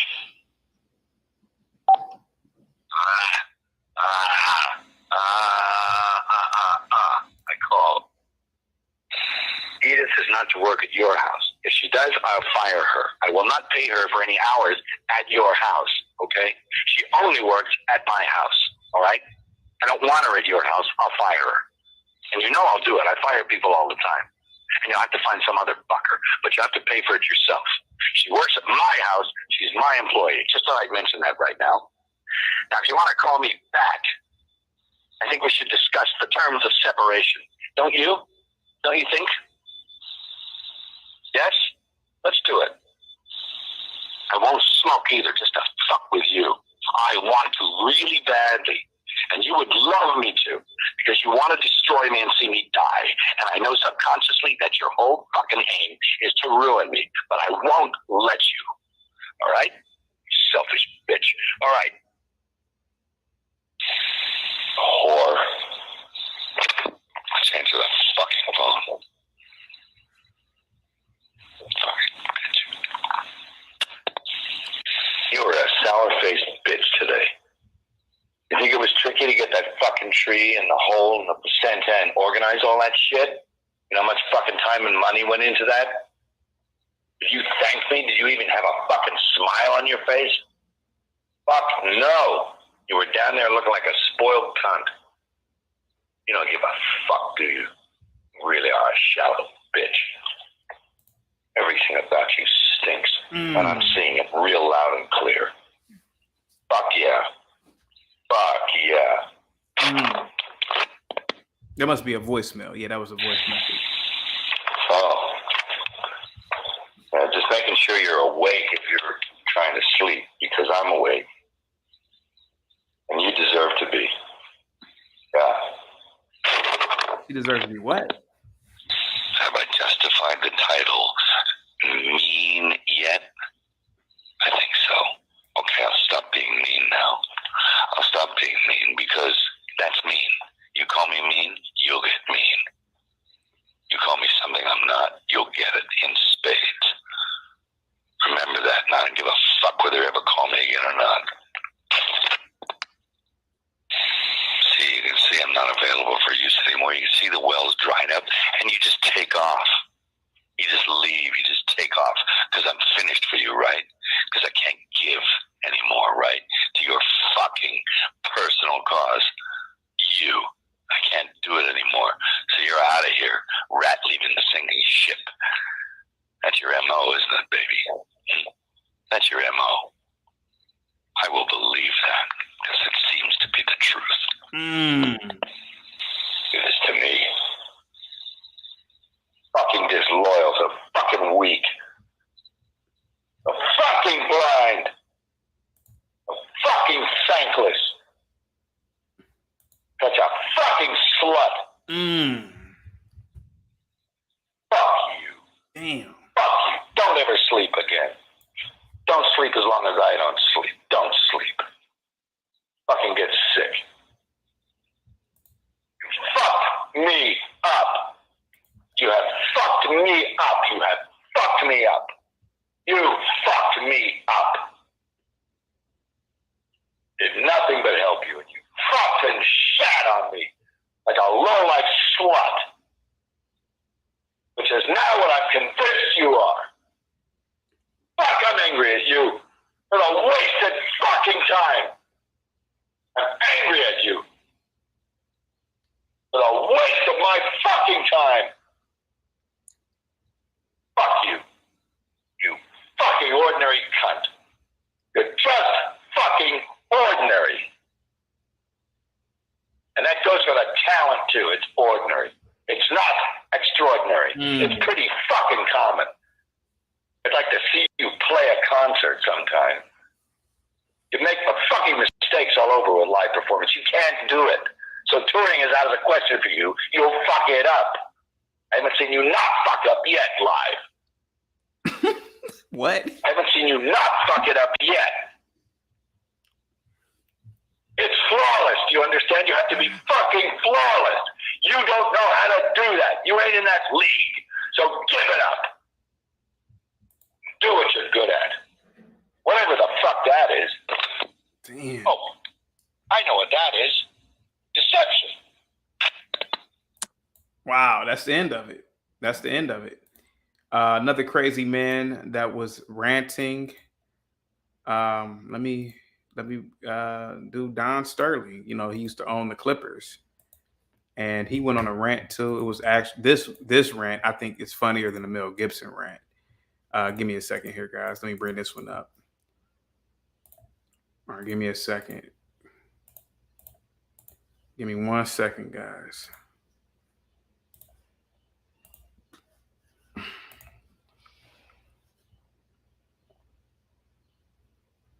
Here we go. Watch this. Honey. Now, Don Sterling was married at the time, and he had a girlfriend, and the girlfriend recorded their conversation. This was years ago. I'm sorry. I'm sorry too. I wish I can change the color of my skin. That isn't the issue. You missed the issue. What's the issue? The issue is we don't have to broadcast it. I'm not broadcasting anything. I don't do anything wrong. Well, you're recording him illegally, but hey, I know. Nobody said you did anything wrong. I don't do anything wrong. If we ever have any issues, it's because people call you and tell you things about me that are not Why are true. you broadcasting? I'm not broadcasting Why are you anything. taking pictures with minorities? Why? What's wrong with minorities? What's wrong with black people? Nothing. What's wrong with these It's like families? talking to an enemy. There's nothing wrong with minorities. They're fabulous. Fabulous. Because you're an enemy to me. Why? Because you don't understand. I don't understand what. Nothing. That racism still is alive? No, but there's a culture. What is People steal certain things. Hispanics steal certain things towards blacks. Blacks steal certain things towards other groups. Really?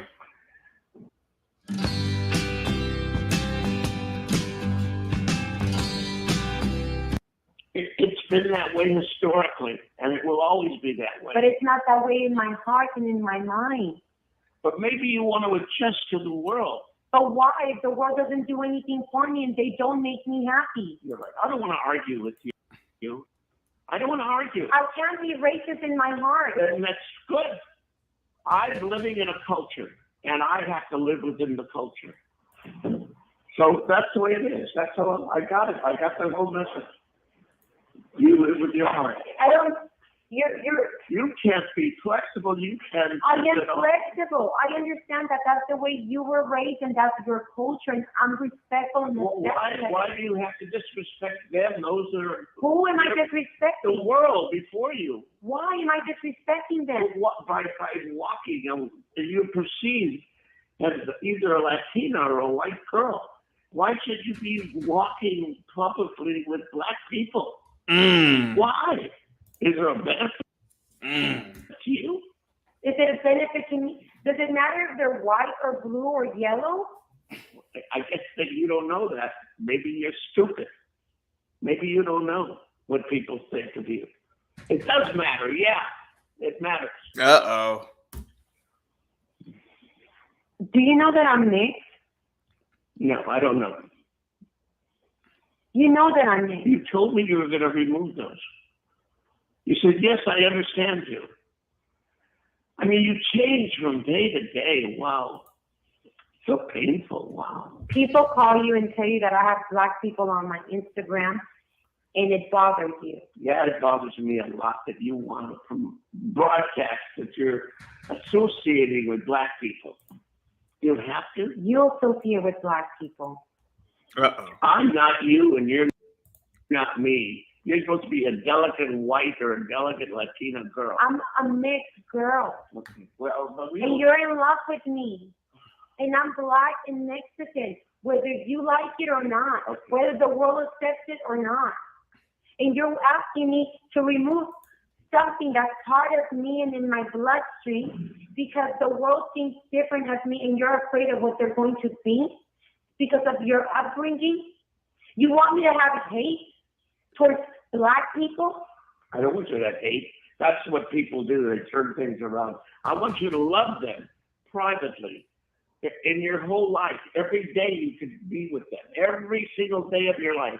But not in public? But why publicize it on the Instagram and why bring it to my games? Why bring the black people to the game?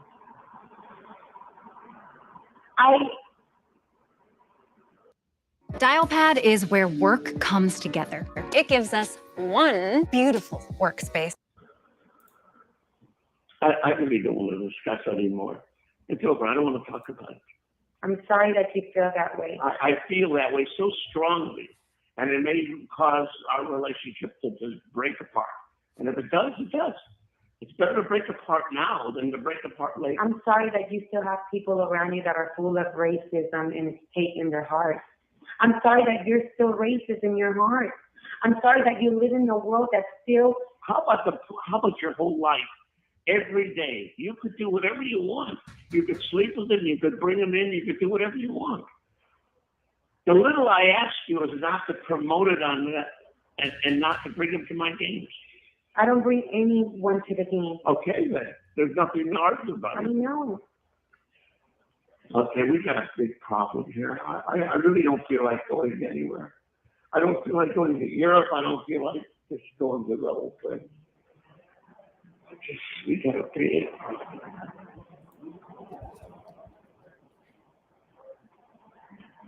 If you didn't like someone that I was with, I would stop seeing that person. And I'm sorry, I don't have any more friends. What would you like me to do?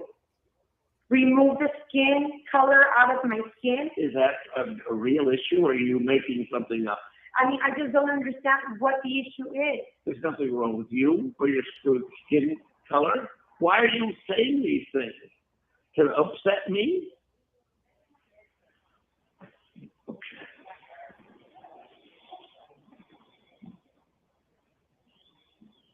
Sweetie, I'm sorry. I'm so sorry, too. We made a giant mistake, both of us. Yeah, cheating on your wife was the mistake, sir. This is your, I mean, come on, man. Everything you say to me is so painful. Do I want you to change the color of your skin? You know how to really hurt somebody. And just instead of saying, I understand. I don't understand how you can have so much hate towards minorities. I don't have any hate on nothing. I cannot understand Why would you say how a person like you who's elevated, who's here, still feels above the world and you can't even be seen with someone in which is considered of a different skin They color. can be with me all day long, all night long. I can't believe that a man who's educated, a man who's a scholar, a man Well, who's believe it and stop. He's a scholar. I mean, he owns an NBA team, but I don't think he's a scholar. I mean, he's not Albert Einstein. Talking about it. Let's finish our discussion with a period, okay? You're not making any good points. You can't believe this man. That's all I am. I'm not a good person in your eyes. If I was a good person, you wouldn't say, I can't believe this. I can't believe that. What am I Which are all lies. I love this. Look at all this negativity coming from There's no negativity. I love everybody. I'm just saying, in your lousy Instagrams, you don't have to have yourself with walking with black people. You don't have to. If you want to, do it. If it's white people, it's okay?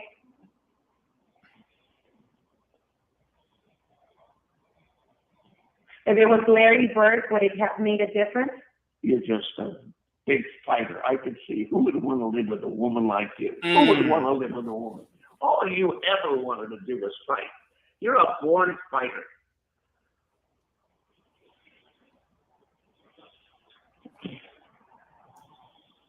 I'm sorry that you're mad. You have the worst mouth. Why are you so angry, honey? What's wrong? Well, why would you bring up Larry Bird? What has he got to do with it? You can walk all night long with your sisters or your family. I saw someone I admire. I admire Magic Johnson. Okay, good. I'm sorry. Okay. He's made a lot of changes for his community, for the world, for the people, for the minorities. He's helped a lot of people. Why are you forcing this down my throat? I'm finished talking to you. I have nothing more to say. And I took a picture with someone I admire. Good.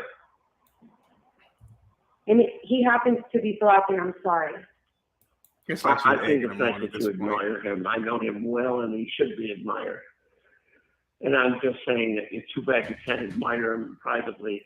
And during your entire life, your whole life, admired him. Bring him here, feed him, him. I don't care. You can do anything. But don't put him on this event for the world has to see, so they have to call me. And don't bring him into my games. Okay? Talk about his image.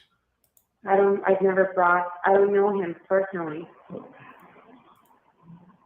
Please leave me alone, please, please. I'm sorry. Is there anything that I can do to make you feel better? No, don't never ask make me me feel better. I'm You're sorry. just a fighter and you want to fight. I photographed food in New York, in Philadelphia, in Paris. DocuSign lets me take care of the business. Don't ask him that. Why does she ask him that? Let's see here. All right, I got one more angry old guy I want to play real quick. You know, Alec Baldwin. I thought this was funny. This is like more lighthearted. He was going in on his daughter, actually. I thought it was absolutely hysterical. Just give me a second.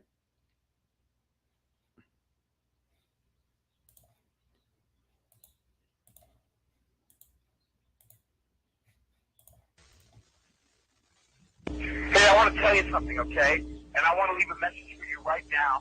Because again, it's 10:30 here in New York on a Wednesday. And once again, I made an ass of myself trying to get you a phone to call you at a specific time. When the time comes for me to make the phone call, I stop whatever Mind you, he's talking to his daughter. His daughter's like 12 years old.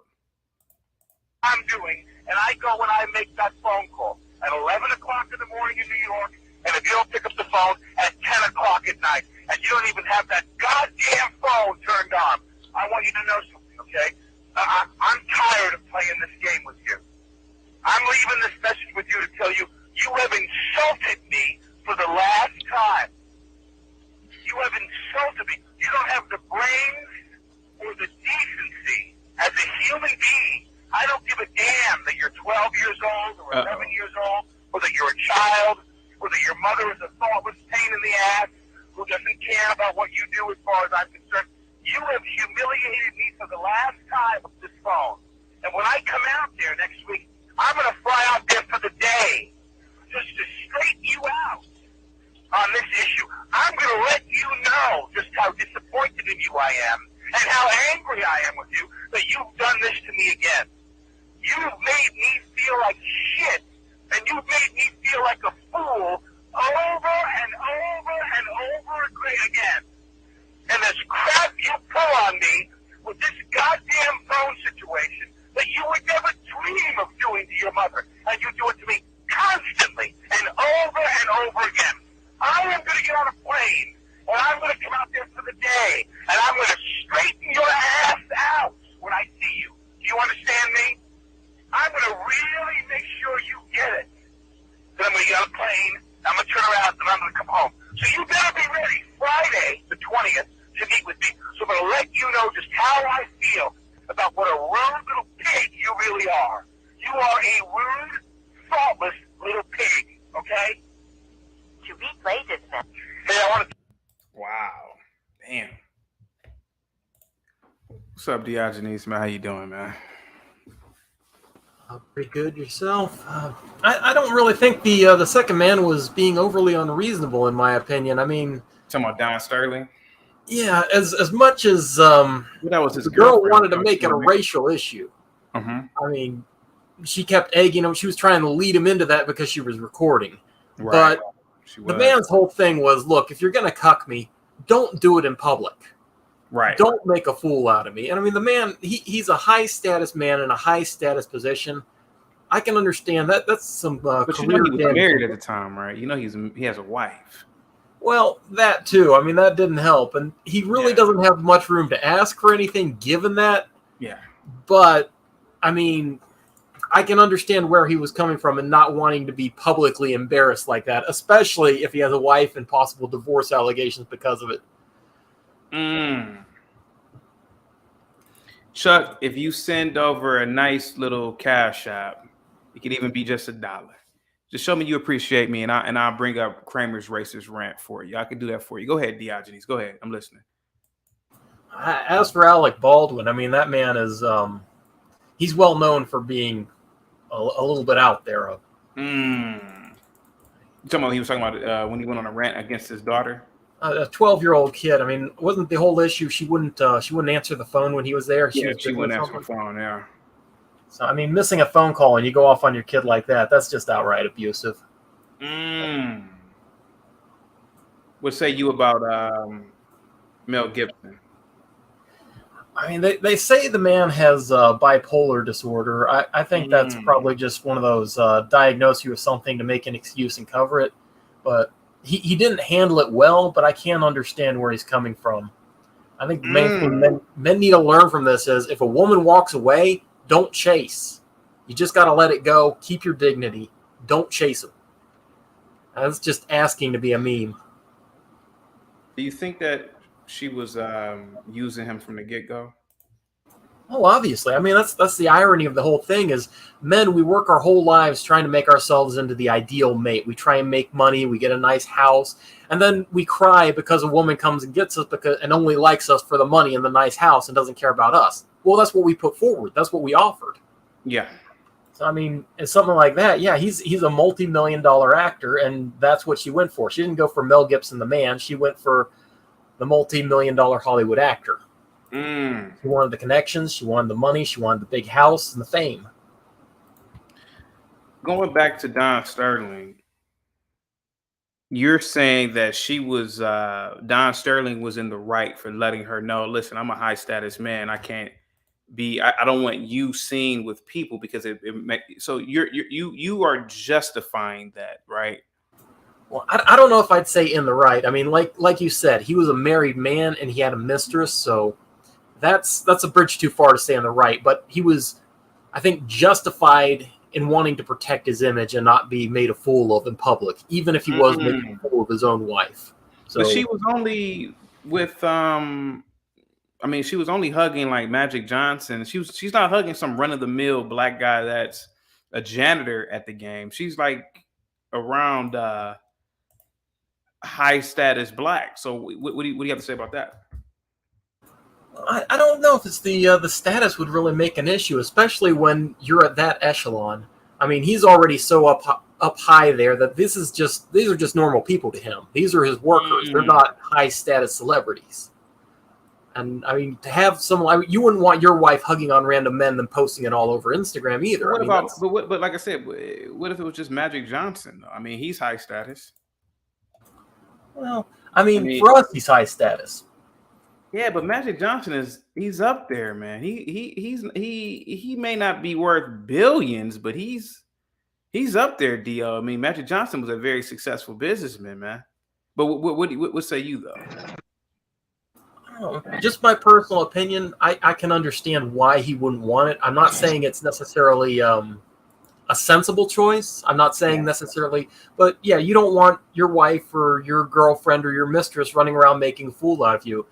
And it's like you said with Larry Bird. I mean, he wouldn't want it with Larry Bird either. I mean, that's his girl. You're supposed to show fidelity. So you're saying he would have been pissed off if it was Larry Bird, though, or if it were Larry Bird.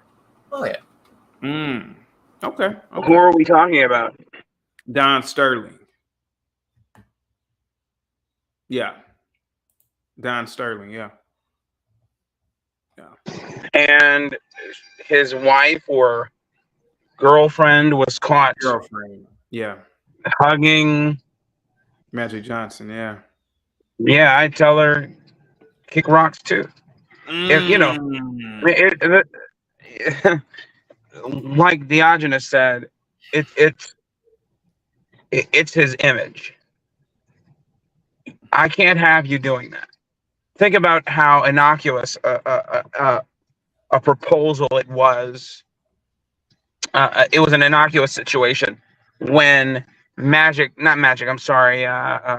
Pippen's wife hugged Michael Jordan's son however many times. Think about that in public place, in private situations. Now, look where they are. Okay. Or again, I'll bring up Deion Sanders and babyface Edmund's ex-wife, who, by the way, retained babyface's last name to make her, to retain her popularity. Why else would she retain his last name? And that's neither here or there. But her claim to fame is she was once the wife of Babyface and now is the mistress, for all intents and purposes, of Deion Sanders. Go ahead. So my point is, I agree with him. I agree that she's just a girlfriend. She's not a wife, so he didn't truly need to go any further. He said, hey, I can't have anybody who's dealing with me putting my, our relationship in a pejorative light like that, or I'm sorry, sabotaging my image. Let me see. And I don't care how much money you make. Give me a second, bro. Sure. Chuck wanted me to do the Kramer video, Kramer rant, which I think that is the most legendary rant. It sure was. Look at the nigga. Look at the nigga. Chuck, listen, man. Hit the Cash App, man. I'm gonna do it, man. Give me a second. Japri says, CT, where's your energy? Hey, I'm just chilling today, man. I'm just hanging out. It's not like a show. But I'm gonna do the Kramer one for you real quick. I thought the Kramer one was absolutely hysterical. It was. Oh, and Japrice, I'm glad everything is fine with you. 50 years ago, you had you upside down with a fucking fork up your ass. You can talk, you brain down. Rolls ass out, he's a nigger. He's a nigger. Damn. A nigger. Oh my God. A nigger, Lucas, a nigger. What happened? Oh, wait a minute. It stopped. Give me a second, guys. Hold on. Wait. Of course, this stopped. Wait. Oh, wait. 50 years ago, you had you upside down with a fucking fork up your ass. You can talk, you brain down with a rolls ass out. He's a nigger. He's a nigger. Oh my God. A nigger, Lucas, a nigger. Keeps on stopping. Ooh. All right, you see? It shocks you to see what's buried beneath your stupid motherfuckers. What was it called for? It's not called for you to hear on my ass, you cheap motherfucker! You cheap motherfucker! You guys have been talking. I don't know. This guy's going What's nuts. the matter? Is it too much for you to handle? Come here. You're gonna arrest me for calling a black man a nigger. You're gonna arrest me for calling a black man a nigger. Wait a minute, where's he going? Cracker ass? You calling me cracker ass nigga? And you calling me a cracker ass nigga? And see, that's the point that was missed. Oh, you threatening me? Oh, it's a big threat. That's how you get back at the man. That was real called for. Wait a minute, he's not going, is he? You're not funny. That's why you recheck. Never had no show, never had no movie. Seinfeld, that's it. Oh, I guess you got me there. You're absolutely right. I'm just a wash-up. Got to stand on the stage. All the bodies are leaving. That's it. We had it. We had it. And it is. That's what I'm called for. Oh, no, that ain't necessary. Well, you interrupted me, pal. That's what happens when you interrupt the white man. That's what happens when you interrupt the white man.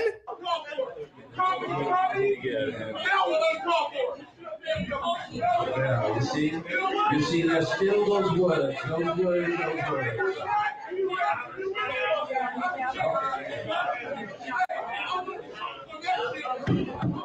I think what happened with Kramer, and you know, a lot of people won't say this. I mean, can you imagine being on literally the greatest sitcom in the history all time? All time, number one. You know, I don't even think there was even a close second.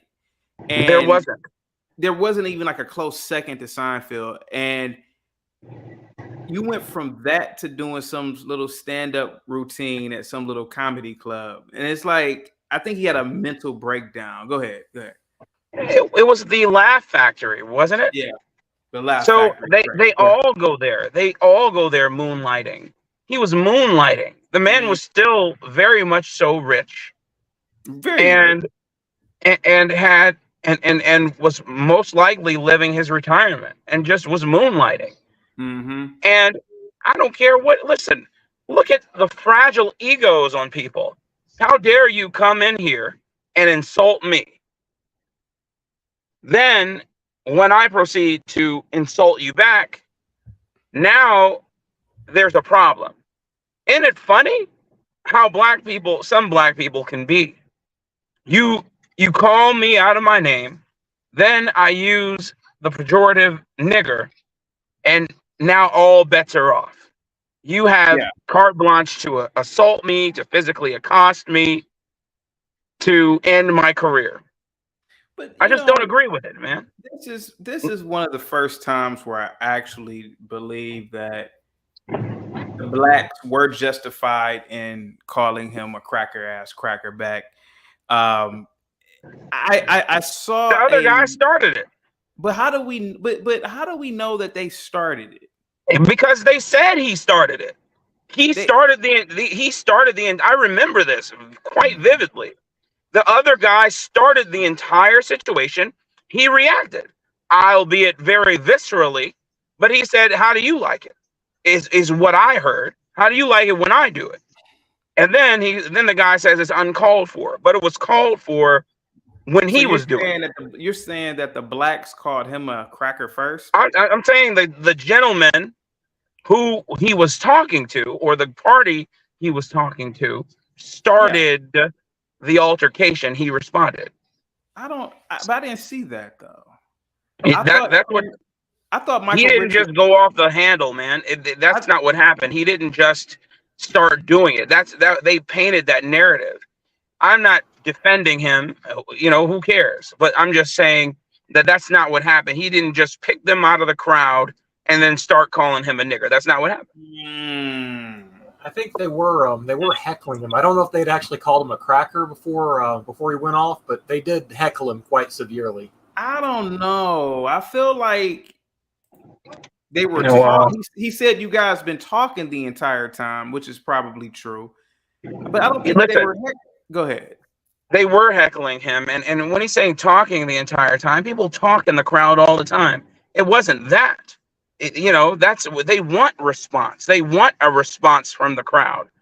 What was happening is they were insulting him on the stage and saying that he wasn't funny. Listen, Kramer is a many things, man, but not funny isn't one of them. I've never seen him in stand-up, so that could be something different. But when he was in Seinfeld wasn't particularly. Jerry Seinfeld wasn't particularly fun, but he was funny. He became the draw for a moment. Yeah. Also, what's the other character's name? Jason Alexander. That I can't remember at this one time, but but his name in the show. You're talking about. Oh my God, Mike! I can't think right now. But George. The point that I'm making. Yeah, George Costanza, George Costanza, yeah. and even the other one. All of them made the show. That quartet made the show, and I'm just saying, you know, for the guy to come up there and say he wasn't funny, that wasn't true. But beyond that, man, I've seen this too many times after, you know, situations like this too many times after, and nigger is to black as cracker is to white. You know, they're both terms used as slurs. One is just used carte blanche, and the other one is a what you call it? What's the term I'm looking for? It is a no go. You can't use it if you're not of that ilk. If you're not quote black unquote, whatever that means. Dio? I'd largely agree with him on that one. I think a lot of people, they do try and get these reactions. I think Kramer, though, he needs to understand he was in a position as a celebrity where people are going to try and get that reaction. Every single comedian out there gets hecklers, and you cannot allow yourself to sink to the lowest common denominator, because idiots are the kind of people that they will drag you down to their level and beat you with experience. And that's exactly what we saw happen. Very true. Very true. Lord have mercy, is that true? What say you about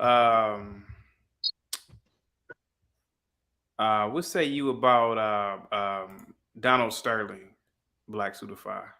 What about him? I mean, I don't know if you already talked about it, but what say you about what happened with him and his girlfriend, and him talking about I said he was justified in saying, did he break up with her? Well, yeah, of course. I mean, yeah, he was justified in his desire to move on. You know, whatever his reason, he was justified in it. He didn't commit any violence against her. He's too old, but yeah. You know what I mean? He didn't do anything violent to her. He just said, "Hey, you're not doing what I'm paying you to do. You're not, you know, the eye candy and only for me that I am, you know, let's be honest, I'm paying you to do. So you're gone." Yeah.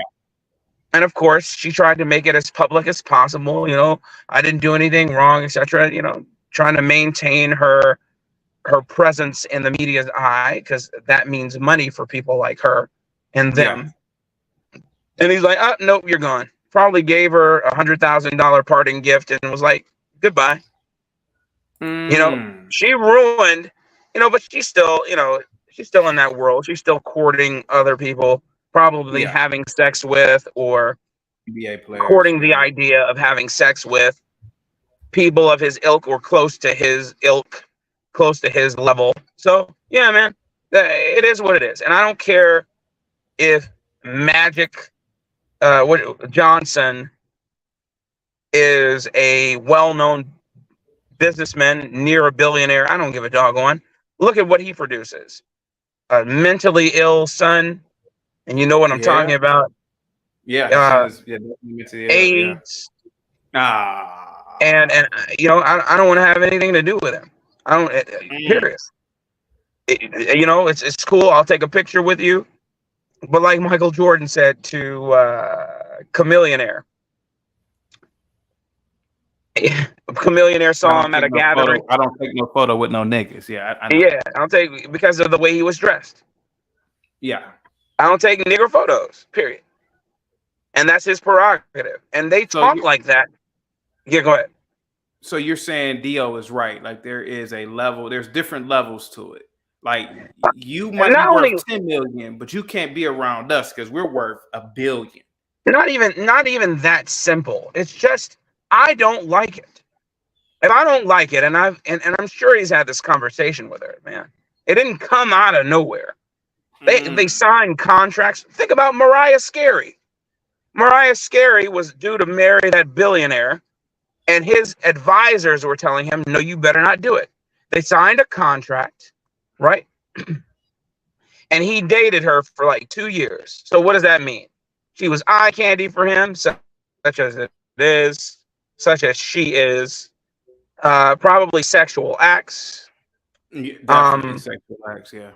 You know, whatever. And then once he was done with her, he gave her like $2 million and was like, "Peace out." Which billionaire? I'm gonna look this up. I can't remember the guy's name, man, but you remember she had a whole show about it. She had a freaking reality TV show 10 years ago talking about marrying this guy. Almost 10 years ago. Come on, Via. James Packer.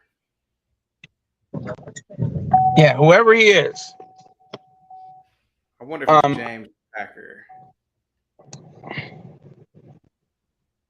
Yeah, gave her a $2 million parting gift, or gave her the ring that was like $2 million, and then dipped. But he just looks at her as like just you just a little singer. Ain't nobody. Yeah, high dollar whore, man. Same thing with Eve, that billionaire she's married to. You know, they're washed up over the hill women who these guys wanted to live their fantasies with. Some rich Maharaja from oil rich Saudi Arabia will hire them for $7 million to poop on them and then send them back. She's still married to the guy though. Oh, I know Eve is. I know Eve is still married to that guy. But I'm not saying that in every situation. Yeah. All I'm saying is that these guys are living out their fantasies with these women. You know, when they were young, they were on top, and now they're not. Yeah. James Packer has two. Here, let me actually go to his Instagram because this is very interesting. I'll come back. You come back. Yes. You sure? You can just go on mute. Oh, okay. So this is this is James Packer's Instagram.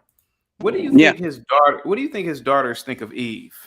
What do I think is? They said they love her on a talk show, but they were young when they ended up getting married. She cooked for them because their mother had died or something like that, so they needed a mother. She filled that void. Eve looks nice here. See, that's that $1 billion money. Yeah, she looks nice. Yeah. Okay. Yeah, it is. Yeah, that's that $1 billion money, man. Well, come on. So why did he? So you say he got with Eve because of what now? What's your thing? Because he's a rich white boy who wanted to live his fantasy. You think Eve was his fantasy? Yeah, of course he was. He said so. He said as much in an interview. Yeah, he wanted to live out his childhood dream of being with her. Really? Yes. And he had enough money to do it. Yes, sir. I'm not saying he doesn't love her. Probably does love her as much as that's worth. But you know, she has a cause, and that, I mean, she has a reason for being there, and it was he was a fanboy who married his crush. Dio, would you have married Eve? Most likely not. She's a celebrity, so that's that kind of level of attention is danger to a man like me. That's just it's a woman's never going to be satisfied once she's gotten to that level. Think so? I mean, if you look at it, even once they get up to a higher level of man like a George Clooney, and they're still not satisfied. So they're gonna settle down with some ex-construction worker, live in my trailer? No, sir. That's a big no. You're absolutely right. Nor would they settle down with a father of 5 like me. Once a woman gets used to that level of attention, there's there's too many options. There's too many other men chasing out them around. And a lot of these guys, admittedly, are going to be boys of the summer. They're not going to last, but yes, they're still going to gum up the works. They're going to get in the gears and they're going to break the machine. That's it. I liked that analogy. That's true.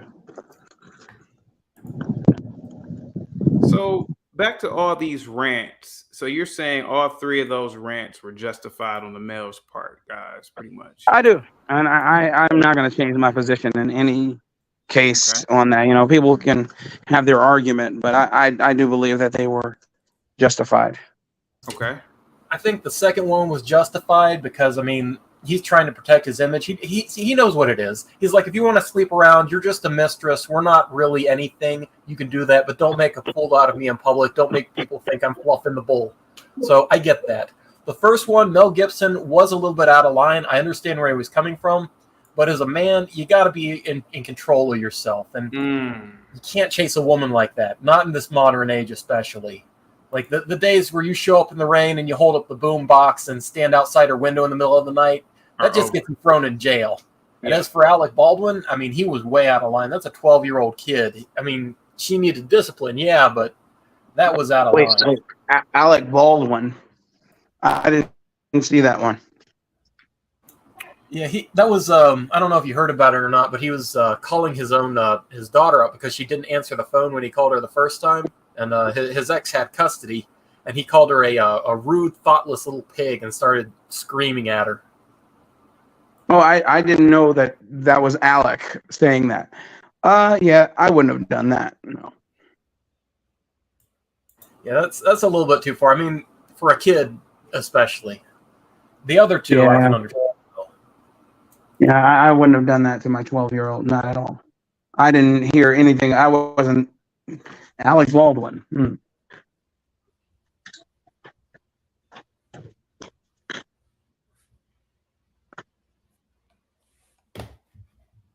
Let's see. Blue Jay says, I love Eve. Satisfaction was so dope. I love that album. Interesting. Let's see. Con Shinery says, celebrities are not normal. That's funny. Eve is 44 years old. Okay. All right. Let's see Eve's Instagram real quick. Yeah, Eve was pretty hot back in the 90s with her music. Let's see. Yeah, for sure. She definitely was. Or early 2000s, rather.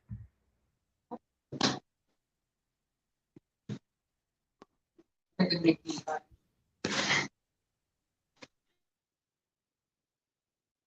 have any kids together? Yeah. And no, they don't. Eve looks totally different now that she's married to this guy. She looks, this is real money right here. You know what I mean? It's like, can't we just be in the space? Like we know we're always female something. Yes, yeah. We've got to have that in the front. I'm a female DJ. Yeah, you're exactly. a female rapper. I know. Yeah, yeah. That's just how it goes. Yeah. But we'll see in another 25 years. Maybe it will change. Right. But it does. Does Maximilian let Eve bring over her black friends? Black Certified? Wait, what? Say again? Does Maximilian, who's her husband, let Eve bring over her black friends? Oh, absolutely not. How does he tell her not to bring them over? He just tells her not to bring her over. Like, Dio, does Maximilian tell her not to bring over her black friends? I seen you just scrolled through the pictures there. I certainly didn't see a lot of black friends in those pictures. But... Of course not. Yeah, but trust me, she had a lot of black friends back in the day. Do you think that they are allowed at their house? Keep it real. That's actually was pregnant. I didn't know that. Go ahead, sir. Go ahead. That'll be a tough one to speculate on, but I think it's very hard for a man to trust former friends of a woman. No, I'm talking about just black. I'm talking about female friends that are black. Yeah, they can be the worst influence. Let's be honest. I mean, a woman can be much worse influence on another woman than a man can be on a woman. Because if you see a woman doing something, they start doing these things together. A woman's night out is the fastest way to cheating, aside from Facebook. Let's see.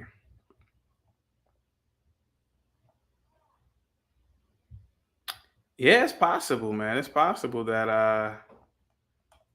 yeah, I don't even know how we got on Eve, but yeah, let's see. This is a nice photo right there. I like that one. Let me see. Not the Rise Girl says the Rough Riders ain't coming over, but I'm sure they have black friends. I mean, yeah, they have like black friends that are upper echelon, but they ain't letting the Rough Riders over there. I'm pretty sure DMX wasn't hanging out over there before he died. Absolutely not. Let me see. Japrice, what's up? Japrice? I don't know what's up with Japrice. What's up?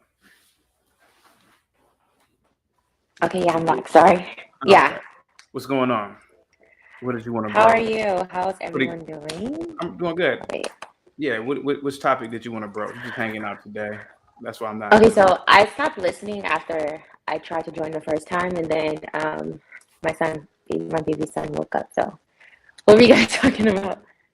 Well, you heard all the rant videos, right? From Yeah. Yeah. So what do you think about that? So hold on, give me 1 second.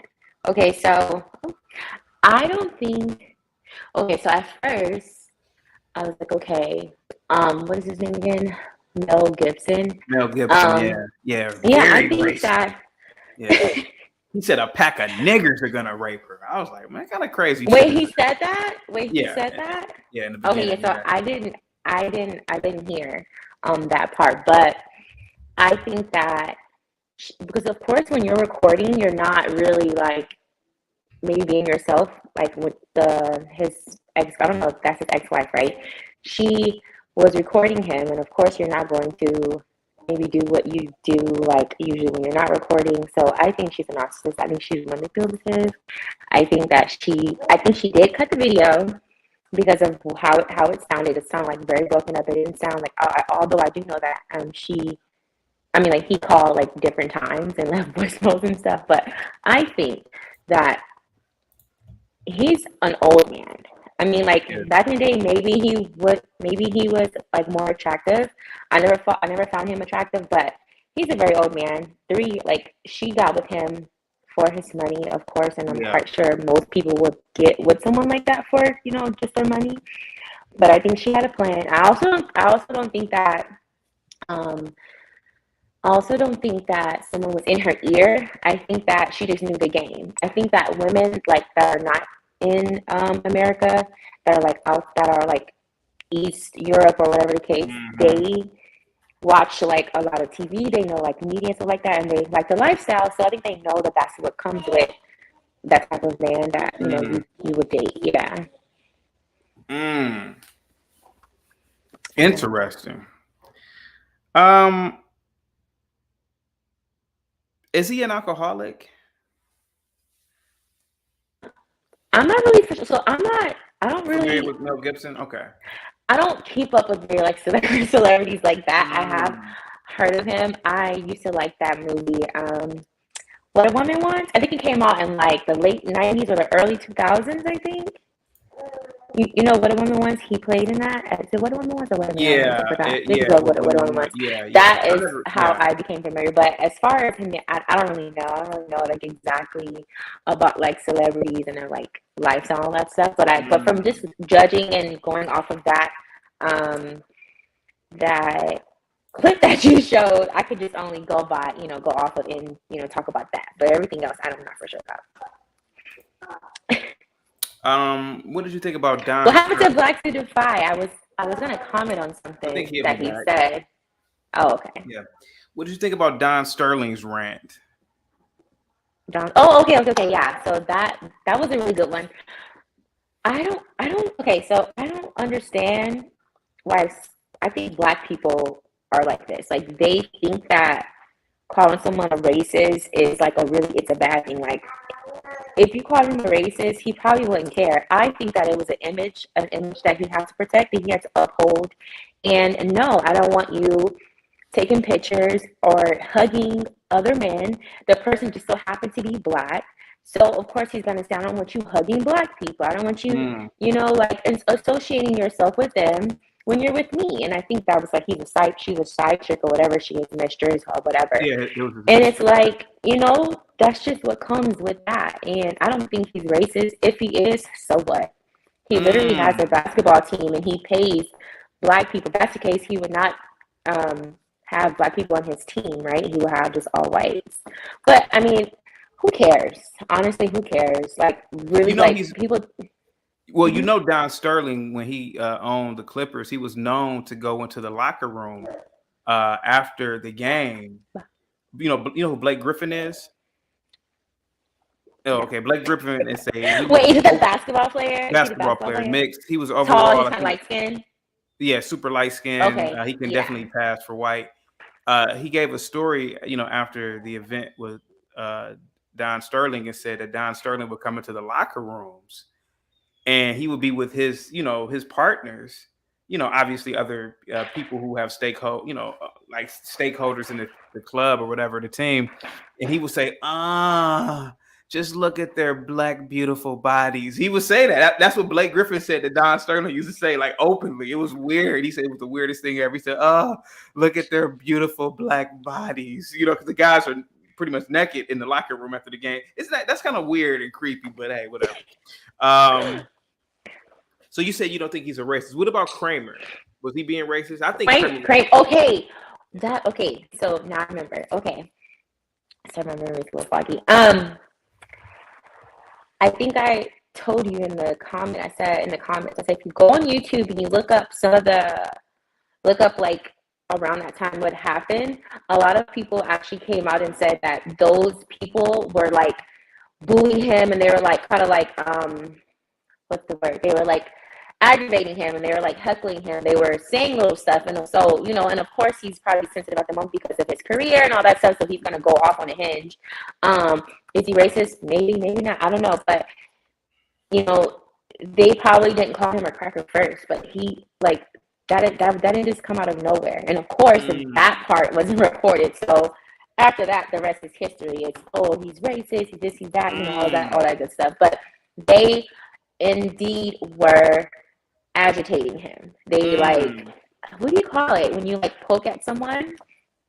You aggravate, provoking, something like that. But yeah, they definitely, that group of men were, I don't know how many it was, but some of the people in the crowd came out and said that they were heckling him, like they were like bothering him, and then he exploded. Was it, if someone, I don't know, if someone was to call me like a nigger or a nigga, I don't know, if I can say that or not. It wouldn't. It's like it's a name call. Doesn't bother me. Okay, it doesn't bother me. Okay, that's fine. Either I'm gonna call you a name back, probably I won't, but I'll just laugh because people honestly think that white people have such power. It's like, what power? Like, what can you do to me besides calling me something? Besides, it's just like, but it was funny nonetheless. He just was having a bad day. I think he was, of course, insecure about his career. Yeah, and he was insecure about all that stuff. So I think it was a big insecurity. I think, and like I said, it's the Seinfeld curse. I mean, you literally were on the greatest sitcom of all time, and now you're at the Laugh Factory. Come on, man. And like I said before, it was an ego thing as well. And I too have been called nigger before, multiple times actually, especially when I was in college. I lived in a hick town, and one particular day, Japrice, I was walking from the bar at night, and some hicks that they're like local. They drove by and they said nigger. And I was like, are you serious? I'm dead serious. And, I'm dead serious. And remember the other day I was telling you about that rock that we were painting? No, I don't remember. So I don't think I was actually on that. Yeah, my school has this huge rock that we paint, like the organizations paint. and it was like me and like 20 other students, Black United students. We were out painting the rock one day, and I don't know whether it was some townies that drove by, but another car drove by and said, "Fuck you, nigga." Yeah, and so we were like, "Oh, okay, all right, whatever, man." Getting called nigga before breakfast, but like I said before, it's only happened twice in my life. Well, no, it was actually 3 times. There was a huge fight outside of a club in our college town, and I don't know whether this white boy lost or I don't know what happened, but he was like, "Fuck you, nigga! Fuck you, you nigger!" Talking to somebody. I don't know who it was. Yeah. But that was like the only time. Never thought about it before. Yeah. Yeah. Dio, have you ever said the N-word, Dio? No, it never really had the need to. Okay, but you would use it. It's in your arsenal. Generally, if I ever got to the point that I would call someone the N-word, I wouldn't disgrace the word by associating with someone so lowly.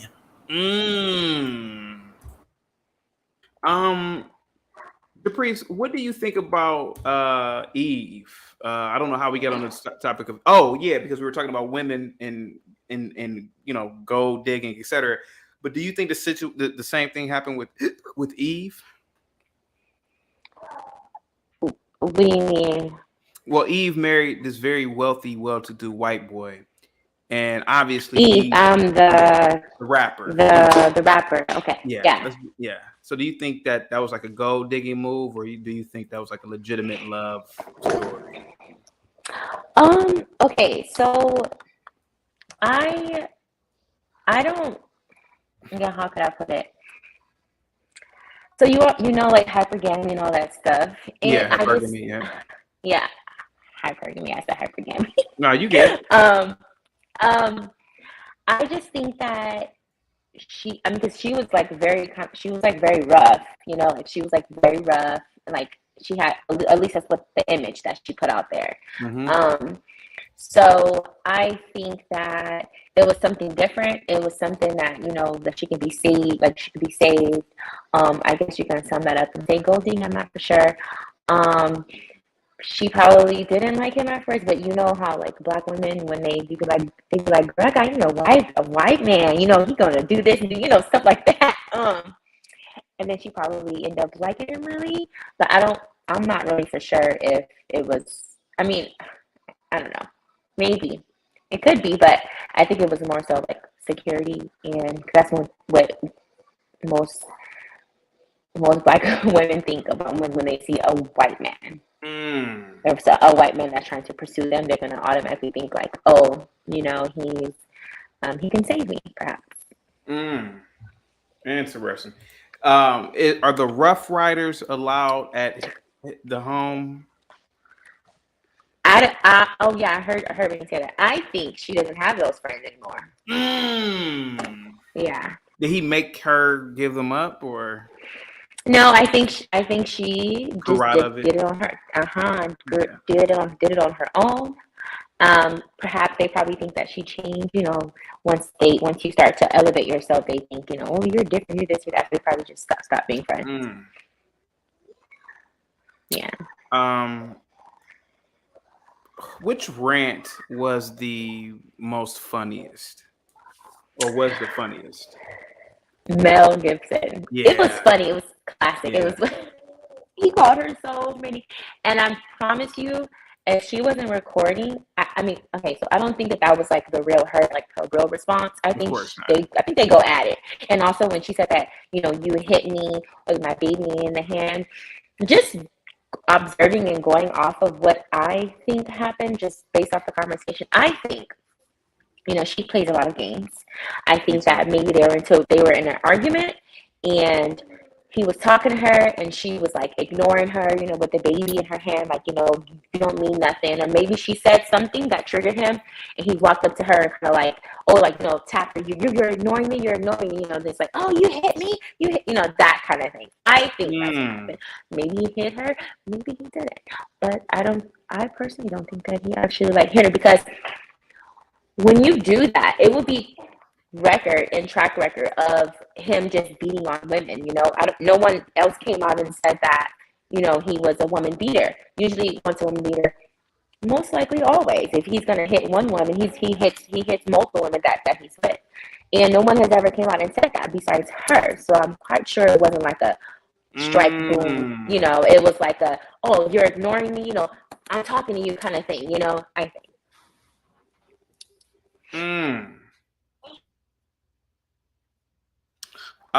That makes a yeah, because I never heard any other woman say that Mel Gibson was physically abusive.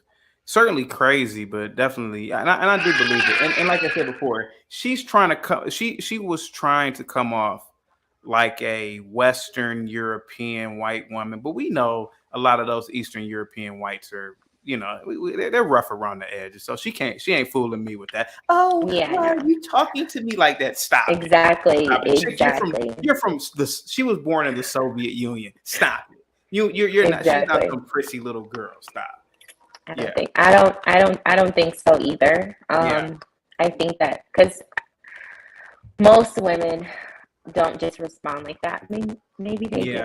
I mean, like from what he was saying, you know, or I don't know, but I do believe some of the stuff that she was saying, how like, you know, he's like a schizo, like he does sound like he's got a schizophrenic, but definitely, I don't think he hit her. Not I don't believe in the way that she wants people to think that he was just pounding on her. No. Yeah, I don't believe it either. I don't believe none of it. Wait, I wanted to ask Rosgirl question, Blacks Who Defy. Hi, Rosgirl, by the way. She said, so she asked because Blacks Who Defy say something about homosexuality being a mental illness. And she said, she asked, is homosexuality a mental illness? And I wanted to ask her, does she not think it's a mental illness? Rosgirl has been like brainwashed due to her master's in, I think, psychology or something, and the DSM whatever for what is it, DO? The DSM, I forgot what it's called. I'm tired. They have taken away the labeling of homosexuality as being a mental illness, but it used to be labeled as a mental illness under the DSM. Now, let's be completely honest. Let's be honest, man. And I know people are homosexual who may have watched me, and no offense, but sticking your you got your headphones on, right? I do. Yeah, sticking your penis inside of another man's rectum. Come on, man. Like, I mean, is that really sane? I mean, if you think about it, right? Like, if you think about it, and if you're just looking, like, let's say you're from another planet, and you just come here and you see that behavior, you're gonna say, wait a minute, that doesn't really look right. I think that's a universal deal. What say you, sir? Do you believe that homosexuality is a mental illness? Because I think so to a degree. I do think there is a certain level of miswiring in the brain. We're designed for procreational reasons to have these urges on an evolutionary scale, so we make little us's to take over when we die. And I mean, so clearly something's getting mixed up. The brain's a very complex organ. I don't know if I go so far as to call it like a full-blown insanity, but it's definitely a miswiring of some kind. Yeah, I just, you know, and I'm gonna be careful here. Well, I guess I have to be careful because I'm on this channel. I mean, gay butt sex is just, come on, let's be honest, man. Now, oh, go ahead, Japrice, you got the floor. Okay, I just want to say something. I remember coming across this video on YouTube. It's a channel. He goes around like interviewing people that's in LA. That's on Skid Row. I think he goes different states too as well. But there was this like T person, you know, was born a man, changed into a woman, whatever. She said that, or he said, I don't even know what to call it. That person said that every time a man, like a straight man, or even if he's not straight or whatever, would have intercourse, have like be intimate with him, that most of them will want to kill themselves or they'll try to kill her, like because they felt like they in the moment they felt like they want to do it, but after they like, dang, this is wrong, it's disgusting. Like, why did I do that? I want to kill myself, or I want to kill her or kill him, whatever, however you want to call it. But yeah. So I personally think that. Yeah. And I noticed that you gave a little bit respect. To me, it's a dude wearing a dress. It'll never be a her. Now, I just was trying to make sure I don't get your this flag is I don't know. No, this is the second channel. It doesn't matter. Now, okay. Well, it does matter, but it's fine. Now, do you believe that two very attractive women kissing is lesbianism? Because I don't. I just think it looks super hot. I mean, what do you guys think? Dio? No, I think that's definitely lesbianism, and I am completely against it. No, you're because not. if you're against two men kissing, you should be against two women kissing. You're cat. There's no double standards because if you're you're against two men marrying each other, then you should be against two women marrying each other. So two super hot chicks, let's say they look like Cindy Crawford, they start French kissing at the bar. You're gonna say, "Oh, that looks disgusting." Come on. Chaotic. Let me get this straight. I don't even watch lesbian porn. I can't even get up to lesbian porn. Like I just can't. I like watching straight men and women. That's it. Anything else is a deviation. Okay. I don't care how hot they could be. Like they could be two Rihannas. I don't care. It's a deviation. Dio, what say you, man? Because I think Reese is capping. I mean, it's slightly gay technically, but I don't think. I think a lot of it really depends on the intent. If two women are kissing because they're into each other, then that's gay. If two women are kissing because they're showing off, then they're just showing off. So let's be honest. Come on, man. Reese, did you go to a university? Did you live on campus? No, I never went to college. I never went to see, that probably explains. But that doesn't even matter because I've been around lesbians. I live in New York City, so I've been around a lot of lesbians. Oh, New York. Oh, Jesus. Yeah, dykes, studs, all that crap. You know what I'm saying? And all of it is a deviation. All of it's against God. It's against nature, and it should not be promoted at all. Did I don't care how hot. Really I don't care how. Say that two women can't kiss. I mean, I know. No, I don't care. Because okay, so if you had a daughter, would you want your daughter to be involved in that? See, now you're out of line. Would you want your daughter? No, chaotic. Would you want your daughters to be involved in that? Because you promote it. Obviously, you're for it. No, I mean, I wouldn't even want them to even play around at it. Because I see a lot of girls do that dumb shit at the clubs. They play around, kiss each other. Exactly. So chaotic. If you don't want your daughters to do it, you shouldn't want other women to do it. Who are you to come in with the moral ground here? Go ahead. No, because if you don't want your own family members to do it, you should not want other women to do it. Because guess what? Those women that you want to do it, they're gonna influence your daughters. No, they're not. Yes, because they're gonna be around them. So eventually they're gonna influence them. Around me. Go ahead. So they're not gonna influence your daughters. Though if women start kissing each other, obviously when your daughters get old enough, they're gonna start being involved in that same type of lifestyle to fit in. Because they just want to fit in. It's a spirit. They're just gonna want to fit in. That comes upon you. Right. They're just gonna want to fit in. So chaotic. Yeah. So chaotic. Common sense will tell you if you promote that with other women because you think it's hot I'm and not sexy. Promoting it. I just you say you think it's hot and sexy or whatever. It's super hot even to this day when certain women do that. I'm sorry. Okay, so you think it's hot.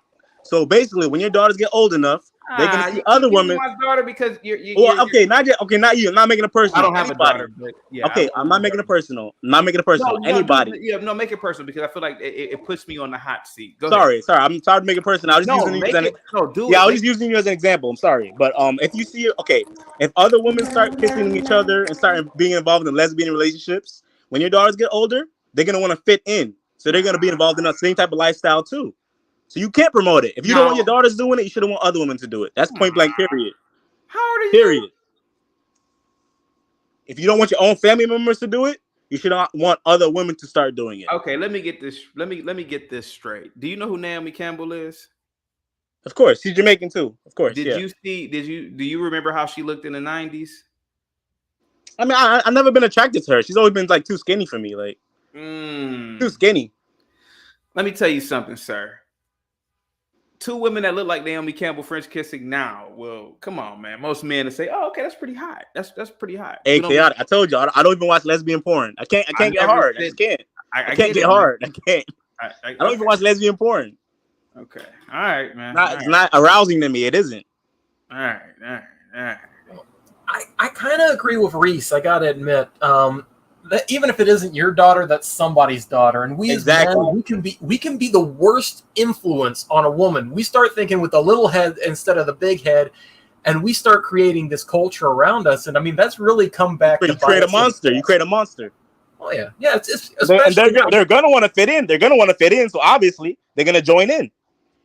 Yeah, we've built a very hedonistic culture at the moment. And if you look at the results of this, I mean, again, you look at the STD rates, the infidelity rates, the divorce rates. I mean, marriage satisfaction goes down incredibly fast the more partners a person has had, because they have more options to compare it to. And they're not shopping against one person. They're shopping against the best parts of a kind of a Frankenstein of all the previous partners. So we start encouraging these levels of hedonism. I mean, it's fun while we do it, but then long term, we're shooting ourselves in the foot. Yeah, as men, a lot of times we don't think about the future. We just think about the now, what we're attracted to now, but we don't think about 15, 20 years in the future. And that's a problem. I mean, if it was my daughters, I wouldn't want them doing that. I want their traditional life for my children. Men and women, that's it. That's it. That's all we should be promoting. No female on female intercourse, no nothing, no girls gone wild, none of that bullshit. Promoting it. I'm just saying that, hey, look, you know, I get it. Believe me, I get it. As a guy, but that's the little head talking. You want the big head to do the talking. And that's the culture. That's the culture you're gonna promote. That's the culture. The lesbian culture, all this lesbianism going on. That's the culture that you're promoting. When you say, "Oh, it's hot. Oh, it's innocent. It's just two girls kissing. It's innocent." No, you're promoting a culture because you're giving them the lead. You're giving them the green light to do it. You're saying it's okay for them to do it. It's only lesbianism when it's two ugly women. Stop it. See, that's the problem, chaotic. That's the problem. Yeah, you're putting boundaries and only if they're ugly. No, it's only lesbianism when they're two ugly chicks. Saying, oh no, only if they're ugly. No, chaotic. Nah, it's all wrong. All of it is a deviation. If it's not a male and a female, it's a deviation. Good point. I don't care how attractive those two women are.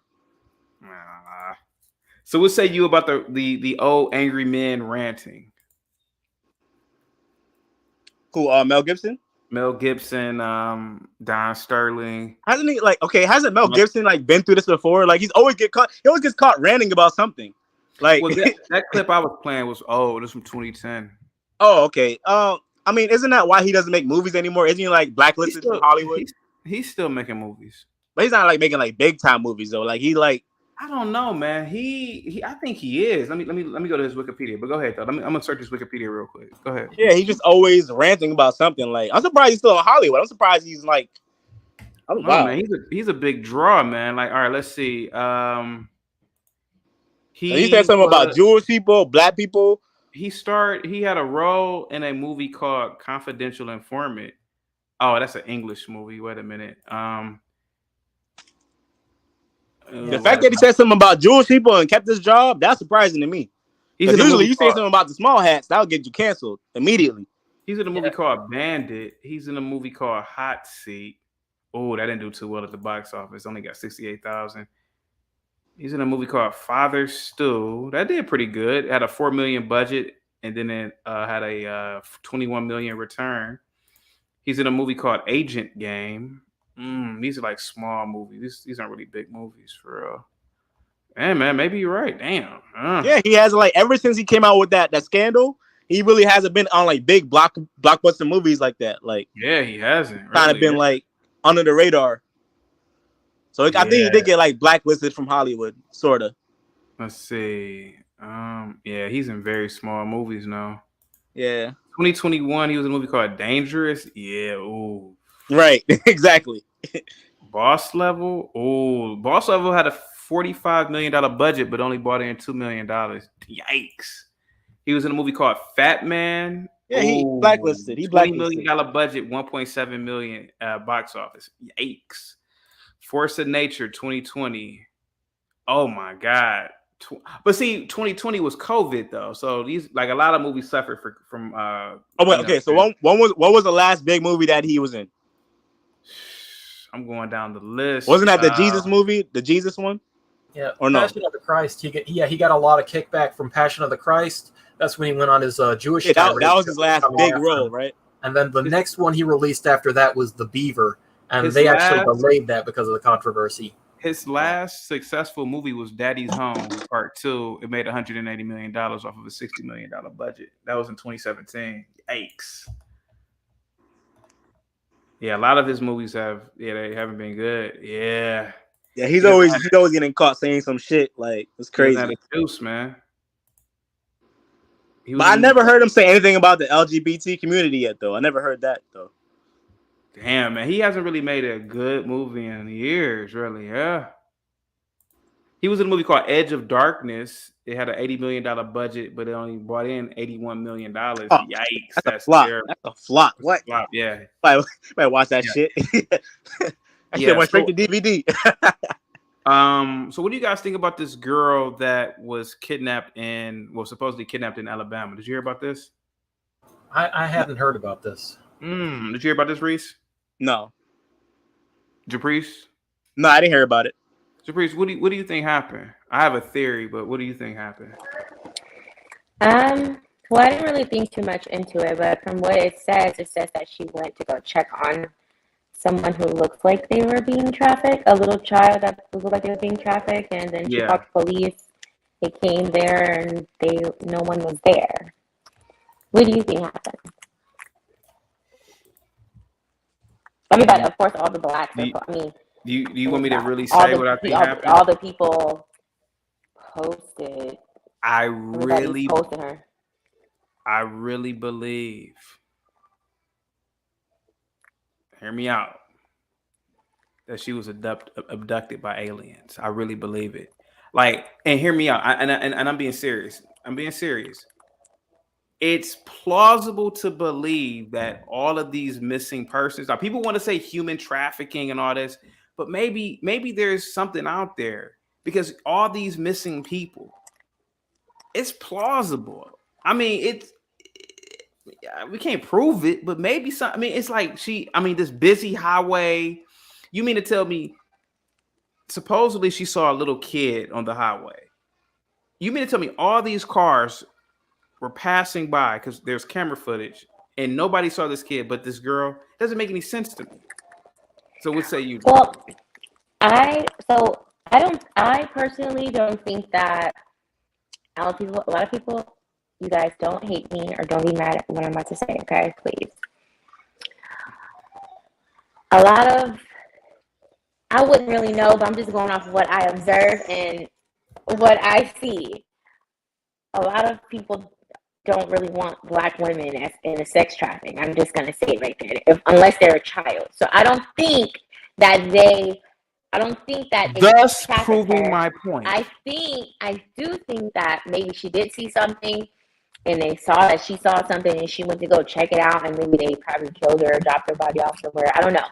But I don't think that she's been kidnapped to put into a sex trafficking because black women aren't going for the high, like they aren't paying for that, especially for like, no. And then she's like older. She's not older, but she's not young. She's not really skinny. She's not. So I don't think she's been. I also don't think that she's been abducted by aliens.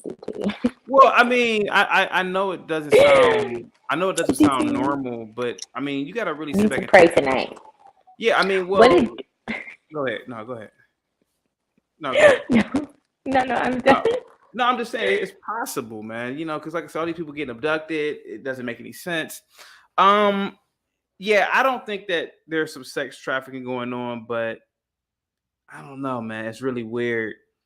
And I think with her being more, I mean, I know this sounds crazy, but the good thing about her case is, and I feel like this is the reason why she's getting so much publicity is because she's just not some ghetto black girl, if that makes any sense. Like she's like an AKA, she's a college graduate, nurse. Like I think that's why you're getting so much media coverage on it. Because if she was just like a Shaquita, I don't think we would have gotten any news coverage of her, to be honest. Would you agree with that, Caprice?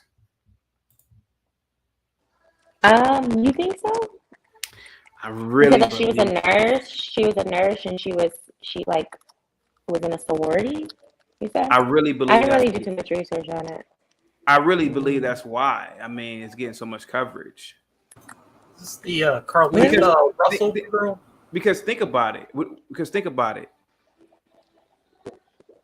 Kamala, who is an AKA, I mean, think about how, I mean, you get a nationwide search. Like, it'd be like from coast to coast. There's people volunteering to look for, search for her. Yeah, and it's just, you could get a million of her own sorority sisters to be out there just searching. You know how like when white pretty girls go missing and all the white people go searching? Then you could get that with this, you know, she has a network of people. So yeah, it's just like that. I don't know, but go ahead. I never thought of it like that. Yeah, because I've seen a lot of people repost it. Last script I never thought about aliens. Oh my god, what she I'm telling you, come bro. on, CP, no. You cannot let people hop on that train. Huh? Don't let other people join your train, okay? I don't think she's been nothing by aliens. Dio, what do you think happened to this beautiful black girl? Well, this is the Carlithia Russell. Is that the woman? Yeah. If she saw a kid on the side of the road, there's a good possibility if she just vanished afterwards, she saw a kid she wasn't supposed to see, even if they weren't abducting her. I mean, the other option is, I mean, they are on the side of a highway. Maybe some trucker needs to check the underside of his truck and see if there's something stuck there. Those two would be my bets. But if some little girl escaped her kidnappers and was running away, she went to help them. Yeah, they're not going to leave anybody who no witnesses. Yeah, no witnesses. And a lot of people wouldn't notice that. If you see a family stopped on the side of the road, you look and you're like, oh, there's the mother, there's the little kid, and oh, that guy must be the father. You know, this is why, and I think this is a good learning lesson for people. This is why I don't like helping people when they are in need, because you never know if it's a setup. I know it's messed up, but I don't help people anymore. Like I just will call the police. I feel like a lot of times people are trying to set people up. Yeah. Yeah. Get you caught up in something that, you know. What do you think, Dio? I mean, a lot of the times you can't. There was a large pushback over that, actually. The feminist journalist, I forget her name, she broke down on the side of the road. A man stopped to help her, fixed her car, and then drove off. Nothing to think about there. But then she writes this whole article about how she was lucky to escape and how, you know, went on about a bunch of snuggle statistics and all the bad things that men do to women. It's like there's no real gratitude for people helping each other anymore. There's no real incentive. So, I mean, a world that doesn't appreciate good men is not going to be able to retain them. And you're right. There's too many consequences these days. So, I mean, this was a kid. I get why she did it, but in a lot of cases, I understand why people are walking away. Yeah. What exactly did she say she saw besides there's a child on the side of the highway? Well, from what I researched, she was on the phone with one of her sisters. She said she saw a kid, and then she decided to call the police, and then they said that's the last of the recording on 911. Yeah. Yeah. Dio, where were you the other night, by the way? Nowhere near Alabama, but I shouldn't have made that joke. I shouldn't have made that joke. I'm sorry. I mean, chaotic. Do you believe there's aliens out there?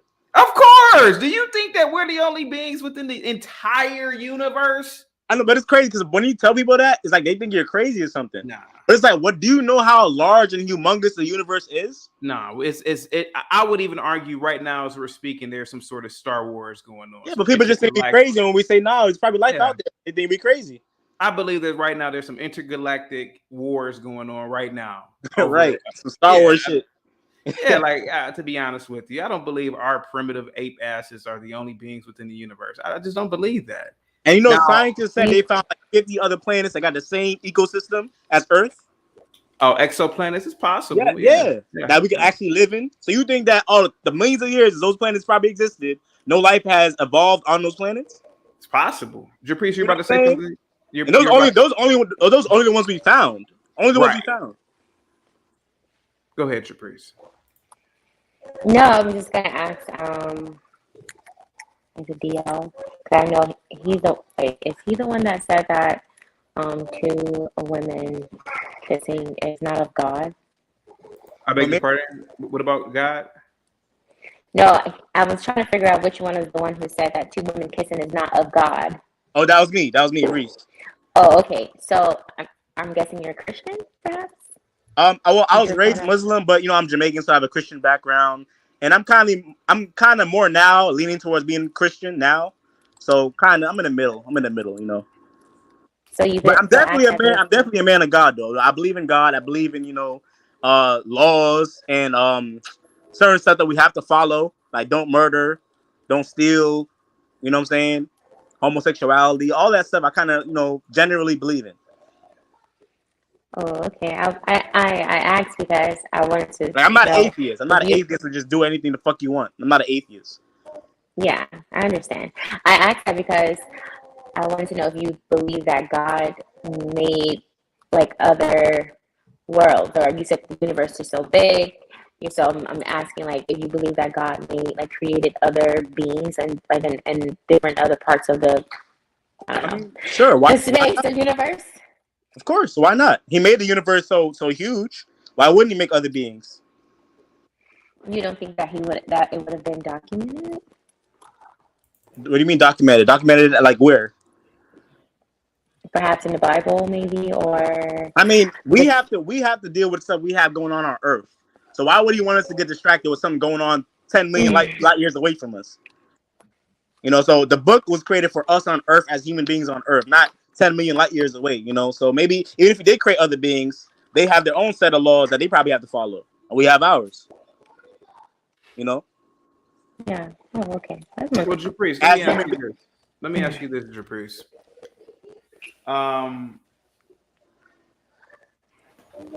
Okay.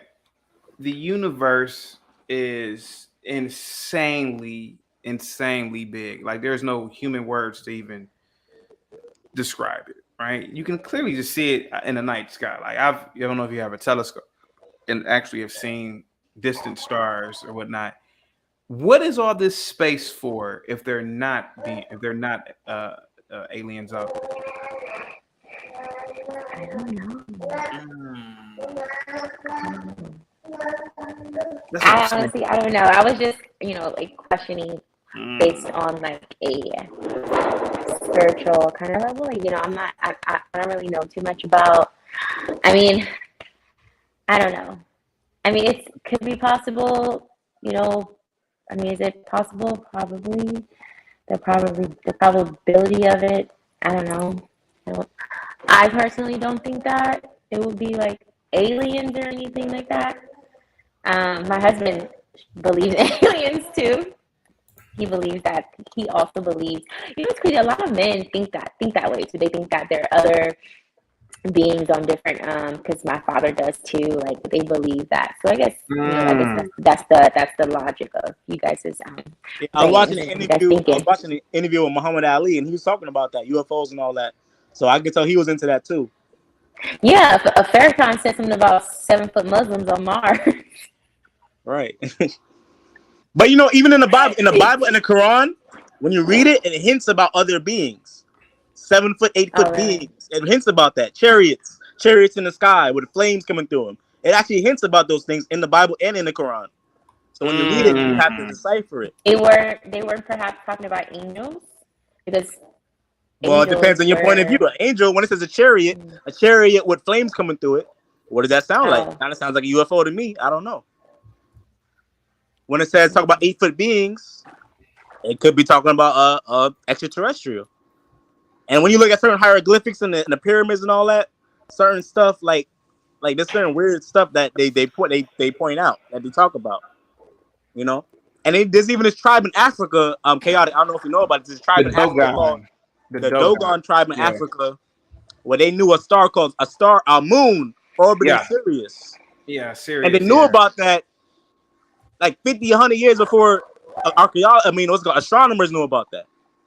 So how did the tribal people in Africa knew about that star orbiting Sirius before astronomers did? You know what I'm saying? So there's certain weird stuff that happened in history that, we would just never find out. We would never know.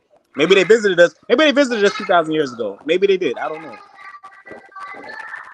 Wait, CT, not to like change stuff. Did you Are you there? Oh, she dropped off. Oh, would you say, Japriest? We can't hear you. What'd you say? I think your thing went out. We can't hear you. We can't hear you. All right, what'd you say now? can you hear me now? Yep. Okay, sorry. My alarm came on for me to start dinner, so I'm gonna go soon. It's I was gonna ask you if you addressed what Roz girl said. Go ahead. Oh, a man helped me on the side of the road with my car. I went to the shop where the car was towed to. They stripped my whole car, left on a shell of bricks. Yeah. I mean, like I said, man, people are evil, man. That is the flip side of the coin. As more good men go away, all that's going to be left is the bad. So, I mean, women really need to start accounting for that. Get prepared. Have a gun. Get AAA. Have some backup plans, because you don't want to be stuck with one of the bad guys. No, you don't. We saw that in France. There were no good men left to stop the crazy knife man was going around knifing little babies. And if one of those women had a gun, it would have been over. It would have been done. But there's no way a mother is going to be able to fight off a 250-pound muscle-bound attacker. So people need to be able to defend themselves in this day and age. Yeah, like I said, I mean, people are evil, and like I said, man, Japriest, believe it or not, I used to be very, very nice back in the day. I know it doesn't seem like it now. And people just getting fucked over, and now I'm just sort of like a Machiavellian, man. It's just all about me, and be honest with you, I used to always give people rides. I used to always help people out for free. I used to always, and especially women, I used to always do shit for women for free. And I just got tired of getting fucked over and doing shit for free, man. Even on college, and even when I was in college, doing shit for professors for free. To the point now, I don't give a fuck if you're 90 years old. You want me to do something for you? Hey, man, that's like if an old woman said, "Can you cut my grass?" and she's 90, I'm like, "Look, yo, bitch, you gotta give me $1,000." Oh, you got the headphones on? I'm sorry. Oh, okay, good. Oh, okay. Yeah, you got to pay me $1,000 to cut your grass. And I'm being dead fucking serious, because you got to make it worth my while. Because what if I'm cutting your grass and I get injured? What if I'm cutting your grass and a stray bullet hits me? I don't know. I got to look out for me, because you don't care about me as the person I'm doing the business for. So, hey, at least I got $1,000 out of this.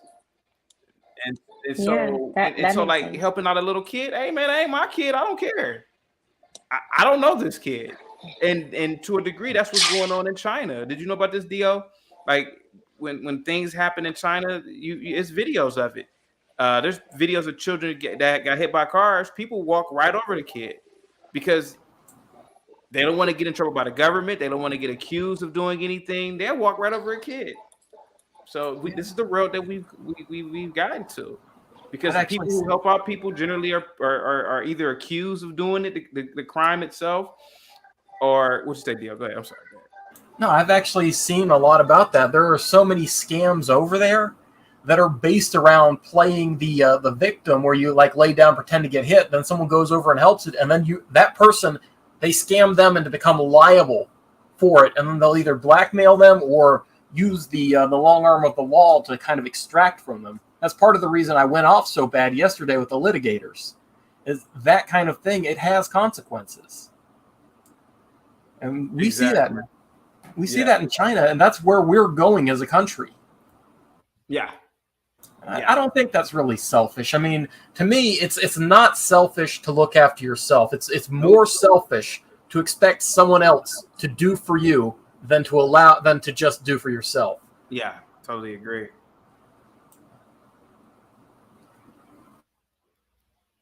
Totally agree. I told you this white, my neighbor, he was across the street many years ago. He was an old white dude. I never really talked to him. He fell on the ground, and for some reason, no cars were driving down the street. It started to rain. He was trying to pick himself up. Now I was trying to give him the benefit of the. I mean, I was trying to, give him some dignity and say, okay, well, let me see if he can pick himself up. After about 10 minutes, Japrice, he couldn't pick himself up. You know what I did? I got right on the phone and said, "Hey, look, man, across the street, there's this old man. He fell to the ground. You got to come get him." Because I was about to go over there. Because listen, what if I was over there and somebody driving down the street thinking, "Wow, this black guy's over top of this old white man. He must have knocked him out." Fuck that. No. No, yeah. I've heard of a lot I of woke up and all of a sudden this black guy, you never know if the nigga got dementia or something. Yeah. I've heard of a lot of instances where someone will be choking and some random person will give them CPR, and then they, doing CPR, you can possibly like break their ribs, but they will live, and they'll get sued. But it's like, look, I saved you from choking, and you're suing me because I broke your rib. But that's kind of like what happens when you kind of do CPR and you're trying to. So I heard a lot of instances like that. Yeah. Nah, it ain't for me. Is it the ribs or is it the lungs? Not for me. Yeah. Not for me. Well, that's why we're supposed to have good Samaritan laws that protect people from situations like this. I mean, if somebody's having a heart attack and you know how to save them, but you don't because you're scared of the consequences, I mean, that's reasonable. You don't owe somebody to save their lives. You don't owe taking on that obligation.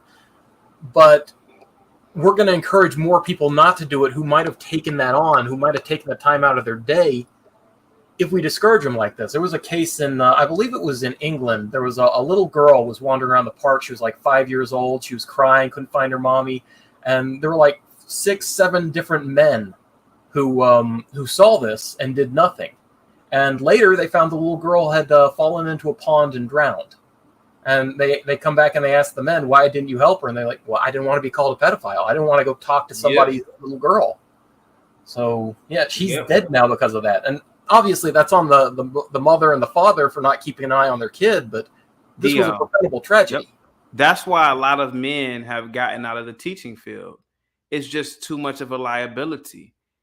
First of all, if you are teaching in elementary schools, the women already are raising their eyebrows at you for being a man around little kids anyway, and then if you're too nice, if you're too with the kids, if you're too, why did you listen? Even when I was teaching, right, and I was teaching high school kids, I would buy like pizza and shit. And, a lot of my class, the girl, it would be, I had like a lot of female students. I had a principal say, "Why are you buying the girls food?" I'm like, "Bitch, I'm buying them food because they did their work. Because they did their work. You dizzy bitch." They look at us differently because we're men. And that's... See you, Jabrice. Thank you so much for coming. Yeah, it's very much a thing. And I understand why it is, but it's unfortunate. It's doing a lot of damage to our society because there needs to be a strong male influence in a child's life. And a lot of times they're not able to get that at home. They're not able to get that at school. And where do they get it? They're not getting it on TV. I mean, without that, a woman cannot raise a boy into a man. A man has to be forged into a man by another man.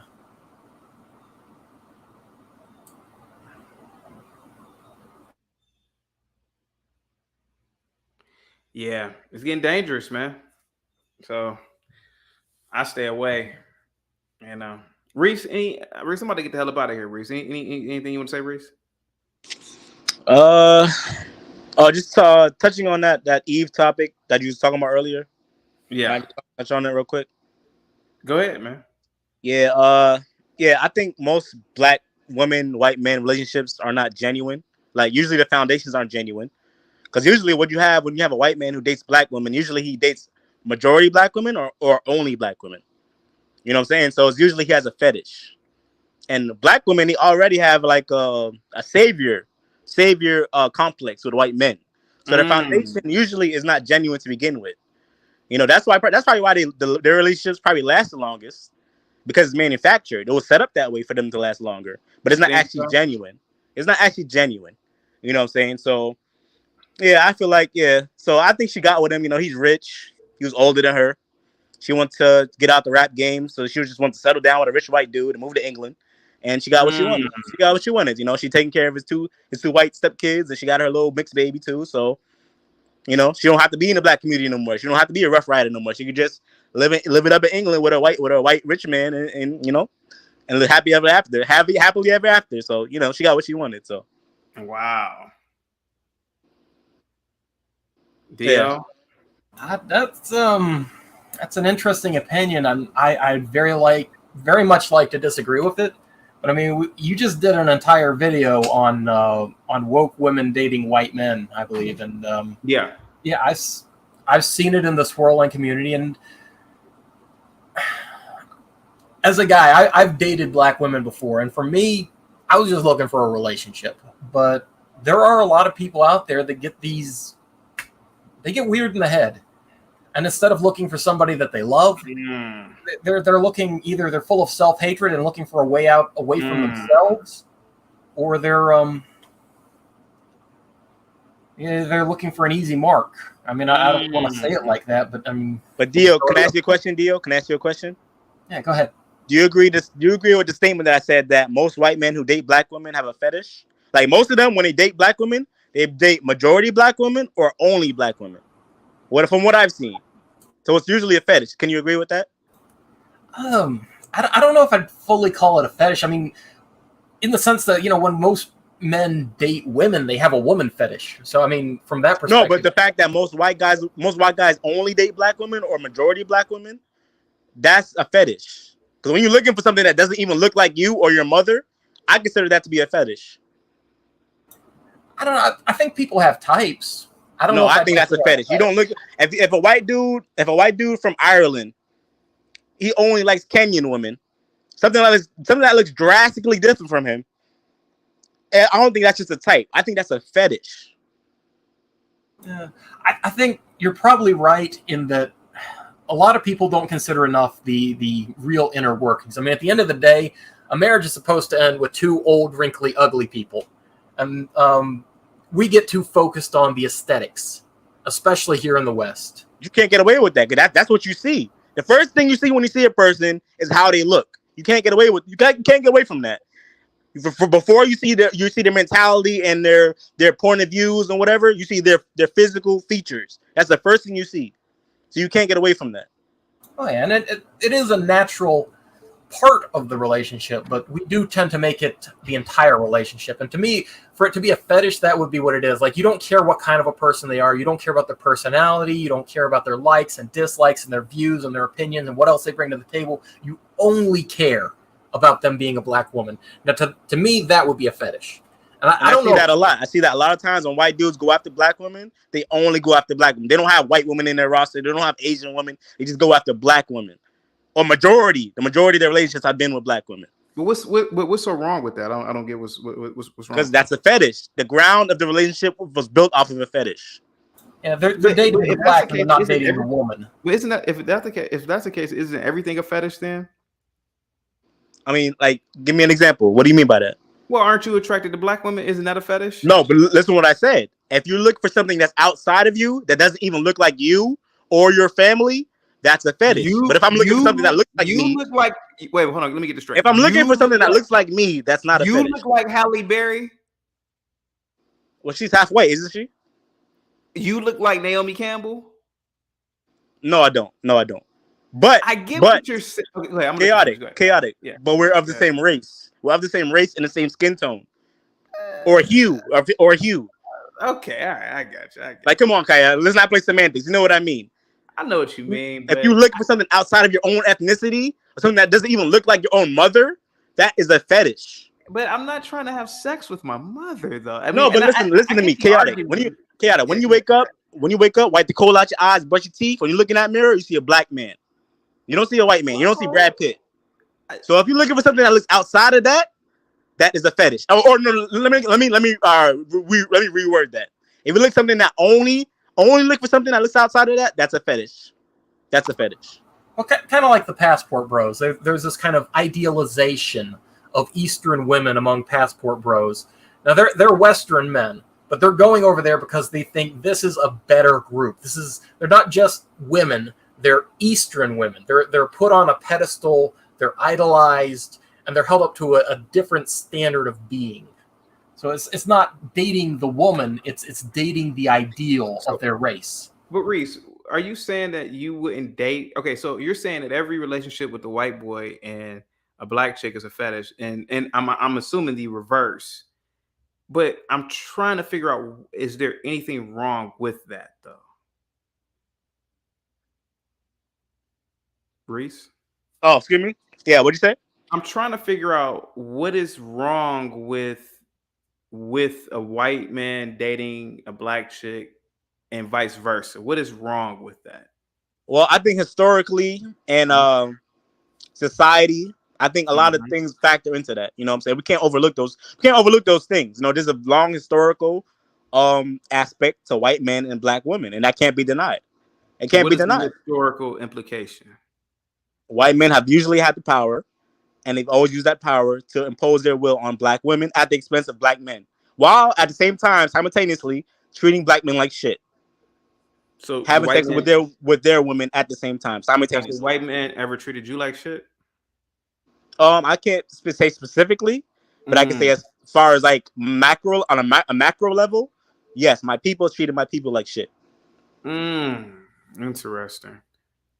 And we can't gloss over those things. We can't deny those historical facts.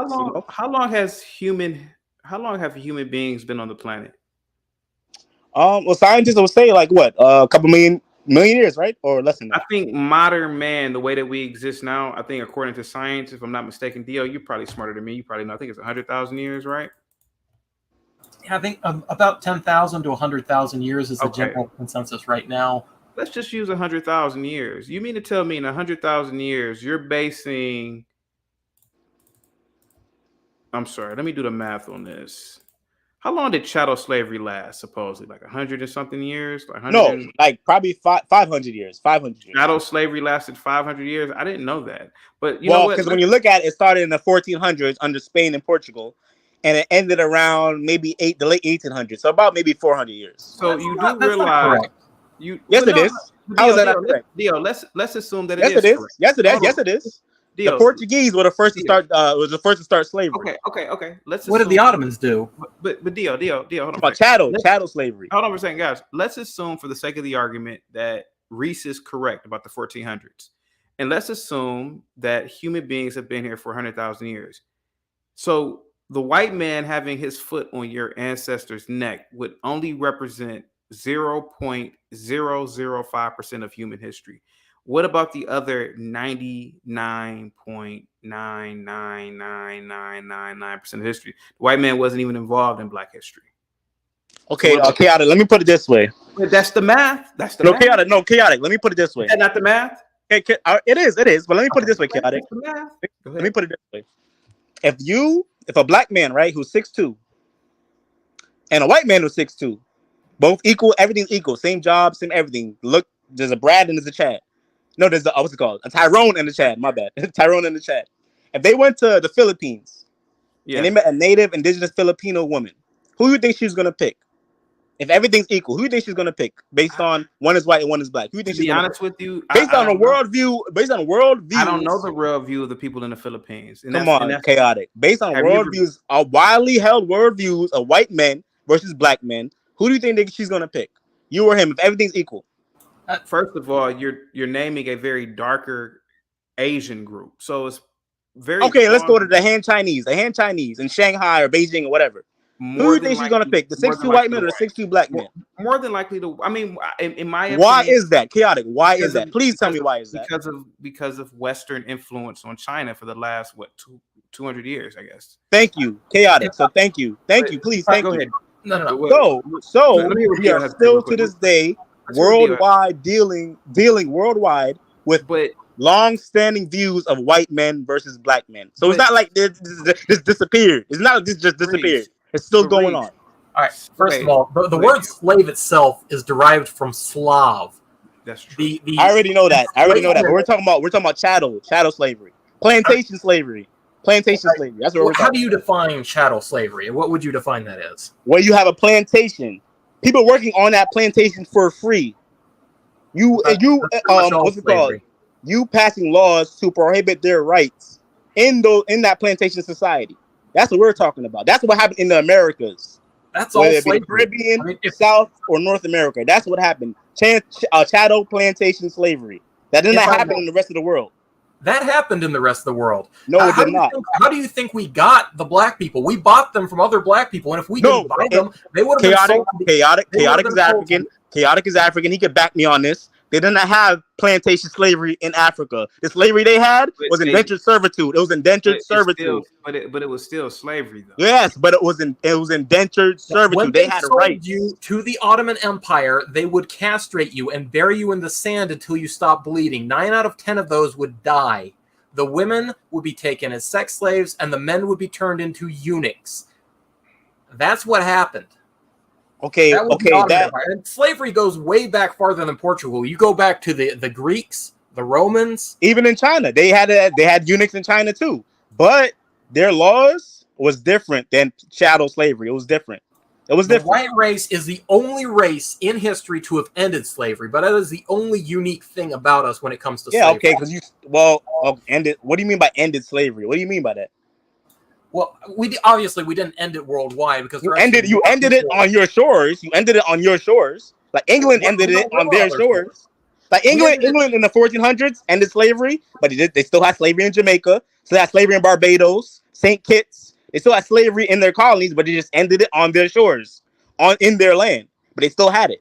Name one other racial group that has ever gone to war to end slavery. Ever gone to what? Well, it's damn right. It's damn right y'all did, because y'all started that shit. So it's damn right y'all did. Well, again, this is something that has existed all throughout human history in every race. The Native Americans had slaves. The Africans had slaves. The Asians had indentured servitude. It was not slavery. That was not always indentured servitude. It was indentured servitude. They wasn't enslaved because of the color of their skin. It was enslaved because they owed debts or they committed a crime. They were enslaved because it was black. Racially-based slavery was largely unique in this particular case. Now, there might have been other instances based on race. Again, I refer back to the Slavs. There would have been instances under Islam where it was a religious practice. And the reason why there was black slavery in the Americas, the original argument made by the first slave owner in America, who, by the way, was a Muslim, was that because of the Moorish invasion of Europe, the attacks on European coastal settlements and shipping lanes to take slaves who were again taken. They were castrated, buried in the sand, and left. 9 out of 10 of them bled to death during this operation, and then it's sold off to the Ottoman Turks. Was they enslaved just in the affairs of the black man, because the black man had been so horrible to us. So essentially, the founding principle of black slavery in the Americas was actually a form of reparations, which again is one of the reasons I think. Wait a minute, hold on. Wait, say it again. How was that a form of reparations?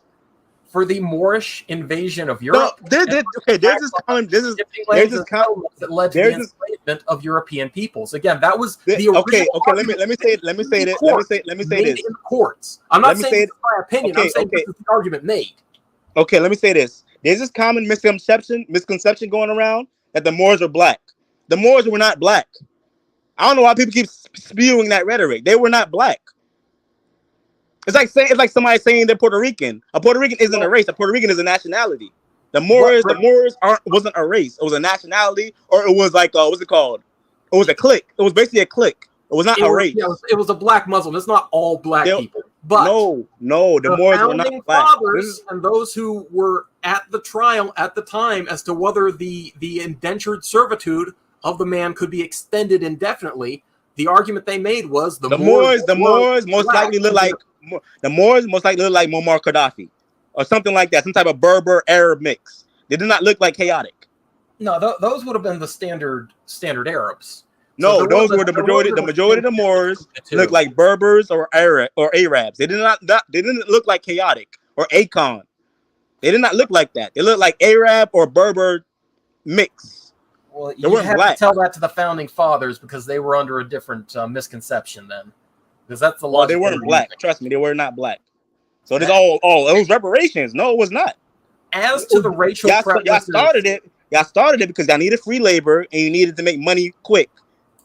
Because you colonized America, so you needed free labor. And Native Americans was dying because they had disease. You brought them diseases that they had no immunity to, so you had to bring in the Africans because they were stronger and they was immune to your diseases.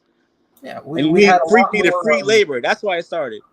We had a lot more interactions given the Silk Road's existence and the interactions between the Arab community, the European community, the African community, and the Chinese community. So yeah, a lot of the diseases that were passed around between us never made it to America. So yeah, and we did have to have a population boom. Yeah, they had no immunity. That's why somebody said in the previous stream that the Aboriginals or the Tasmanians were the only ones to get exterminated. That's not true. The indigenous people of the Caribbean, the Arawaks and Tainos, they got completely exterminated. Because if you go to Jamaica now, you would not see no Taino. You see a whole bunch of black people. Because the original natives got exterminated by disease.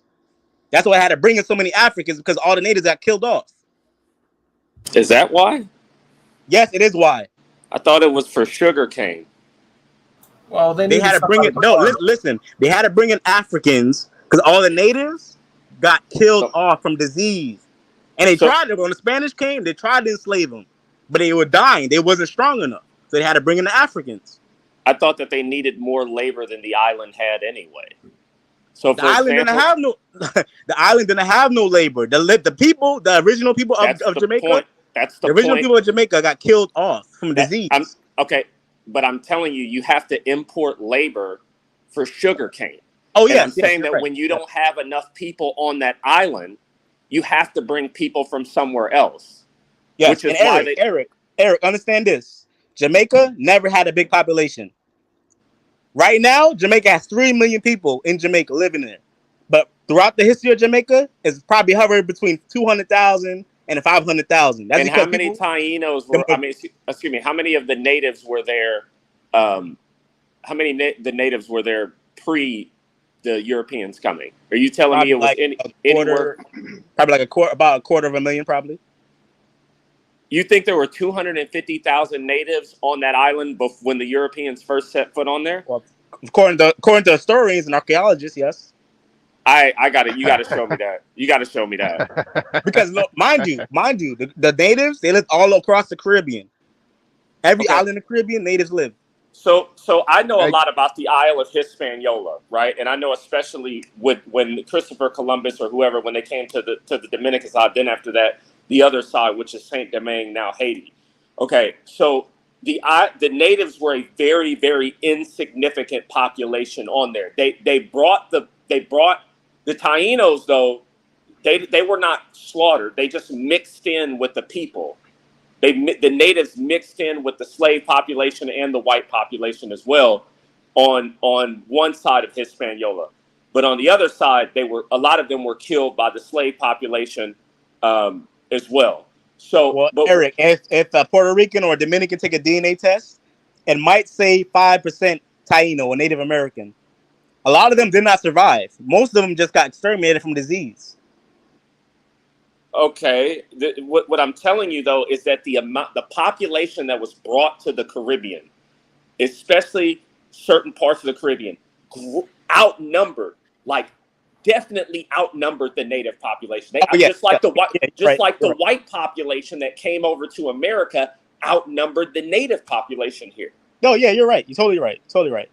Okay, so I get that there were some issues with disease and stuff like that, but there were still people that were they brought a lot of people into the Caribbean, and the Caribbean islands were not as populated as they are. But Eric, get this. To. Eric, get this. You know why they brought so many people into the Caribbean? Like Jamaica. You know why they brought so many people into Jamaica? For sugar cane? No, because they brought so many Africans. They brought so many Africans into Jamaica because they kept dying. Most of the slaves that they brought maybe lasted 5 years at the most. But the thing is, but they had to keep on replenishing. They had to keep on replenishing the slave population because it kept dying. Okay, I get where you're going with this because you're going to tell me that there's You're going to tell me that there's some genetic thing that they got this strength to them. How many of them died on the way over from disease? How many Africans died in slave ships on the way over from disease? I just think that there's Because if you look at the Hispanic population, like especially like in Mexico, Central America, they're all natives. Their blood is like 90% native. People from Guatemala, people from Honduras.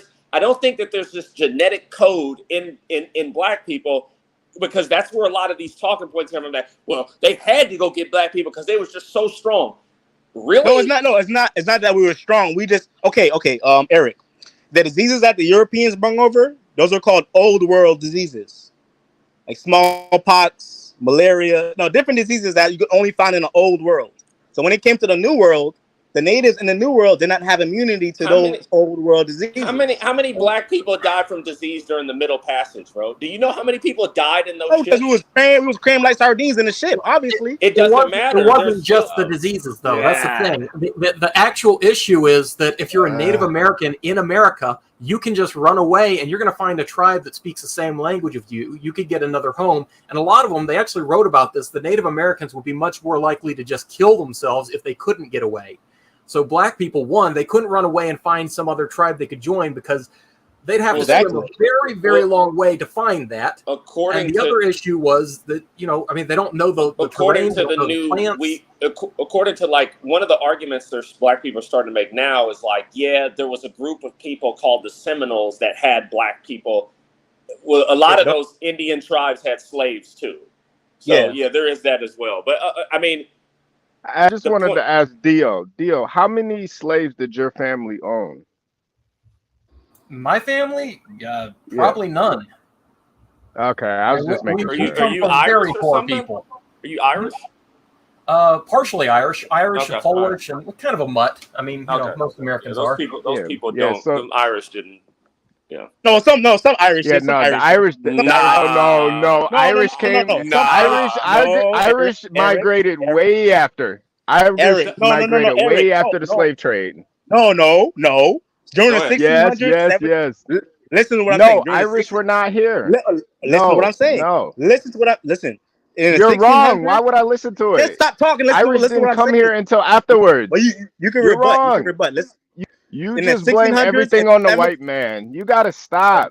Just stop it. You sound like a pussy, man. Chaotic, mute this idiot, please. You sound like a pussy, though. You blame everything on the white man. Dio probably. We're talking about history right now, you fucking faggot. We're talking about history right now. No, you're the faggot. You the one blaming Dio for slavery. Come to Harlem and suck my dick. You're a faggot, dog. We'll see who the biggest faggot. That's all my baby. You're a crybaby. Bitch. Hey, you're the bigger faggot. That's all you want to do is argue with the white man all day. That's all you want to do. No, I'm arguing with you. Dick. You can suck my dick. I'm arguing with you. All right, whoa. No, go suck the white man's dick. You can suck my dick. Faggot. You faggot. You probably enjoy that, wouldn't you? You faggot. No, I probably would. You would enjoy it more than me. You would. Yeah, you would. Look at you. You homosexual. You fucking sodomite. Shut up. Look at we got the biggest slave trader on the podcast. Nobody was a bigger slave trader Trust than me, Chaotic. you enjoy it a lot more than me. Chaotic, you're a slave trader. That's what you are. By the way, I think if anybody wants to, I found this new show and it's actually pretty good. Well, it's old. It's like 3 seasons in. It's called Warrior, and it's about like when they brought the Chinese in to San Francisco. And how like the Irish had like an issue with that. It's a pretty good show. It's like on Cinemax. I don't know if anybody heard of that show. So Eric, you're saying before the Ellis Island, there was no Irish in America? Is that what you're saying? No, that's not what I'm saying at all. That's what this idiot down here is saying. That's what he's saying. Remember, we arrived about the same time with the they brought the Irish in to fight the Civil War. A lot of us would come after. A lot of us, yes. But the thing is, hold on, are you serious? Okay, I'm getting 2 points. Are you telling me that the North did not use Irish labor to beat the South? Yeah, that's 100% true. Like the South would have won if it wasn't for Irish Eric, people. even during the American Revolution, there was Irish people in the American Revolution. Not like there was during the Civil War, sir. But my point is they were here. That's my point. What does that mean? They were here. I mean, they weren't slave owners, though. No. They weren't slave owners, though. They were poor. They were poor. They were. If you're comparing the amount of Irish that were here during the Revolution to the amount that were here after the potato famine and during the Civil War, that's like a No, but Eric, you're not. That's a ridiculous comparison. Eric, Britain. When did Britain become Britain? What year? What? I'm saying, when did England and Scotland and Northern Ireland? Britain, when did they Britain, hold on a second. What are you talking about? I'm talking to Eric. When the Romans discovered it, that's when it became that way. When the Romans discovered it. Eric, listen. When the Romans discovered it. Okay. Let me just say something. Let me say it. This guy got on panties right now, man. England, take your panties off. Nigga, shut up. Let me talk to Eric. You have a vagina. You don't know history. I'm talking to Eric. Chaotic is a slave trader. You have a vagina. Dirty slave trader. You don't know history. Chaotic have more slaves than Dio's family. Look at you. Look at him up here. Look at that. Look at him up there. Goddamn slave trader. Chaotic worships his ancestors with chicken grease. That's why his face is so shiny right now. He rubs down an old African tradition. Let me ask Eric. Chaotic, why don't you ever wear your Nigerian clothes with the hat and the? I would never wear those. Why don't y'all wear it? I actually think it's cool. I want to wear the blue. I think the blue. I love the white man's clothes. I love suits. Stop it. Okay, you might as well put on that white wig too. You might as well put that on. The powdered wig. Yeah, put on the powder wig too, CT. I would do that actually, to be honest with you. You should do that during the 4th of July stream. You should wear a white powder. I'll come on camera with you. We'll both wear white powdered wigs. And my good man, to answer your question, Eric, to answer your question, it was 1707. Yeah. That's when England and Scotland combined to become Great Britain. Before that, but then Scotland left. Okay. So there were separate countries. That's my point. You said when did Britain become Britain? When the Romans when the Romans discovered it. Remember, the Romans fought those people. But you let me finish because this nigga down here started talking over me. I didn't get to finish. My point was before the Union. Shut up. Nobody cares about your point. You weren't there. You get all your information from white people. Shut up. Talking about. Yeah. You read white people wrote. Open the fucking book. You know what I'm talking about. Yeah. Anyway, you're a faggot though. I'll be an idiot. You're a faggot. Whoa. Hey, I could be. Hey, you suck cock. Your mama. You suck cock. Anyway, Eric. You suck cock on Saturdays. We heard you, 1707. And Dio was never a slave trader. Dio was never a slave trader. His family was never a slave trader. So quit. It's not about him. I'm not talking about him, you fucking idiot. It is. No. Because every time I'm listening to you, you're talking. You're saying you did this. You did this. Dio didn't do shit. I'm not talking about him. Dio's family probably. Shut up! I'm tired of hearing you. I'm tired of hearing you suck the white man's dick all day. Jesus Christ! Don't you get tired of that? Blaming the white man for everything? Why don't you start the race war? Start the race war then. Take our country back, black man. Just let us. Yeah. You hate to hear solutions. Yeah, you hate that. What solutions you give? No, you give a solution since you know everything. Go kill a bunch of white people. Yeah, that's the solution. Allegedly, don't start say that on the stream. Allegedly, start the race war.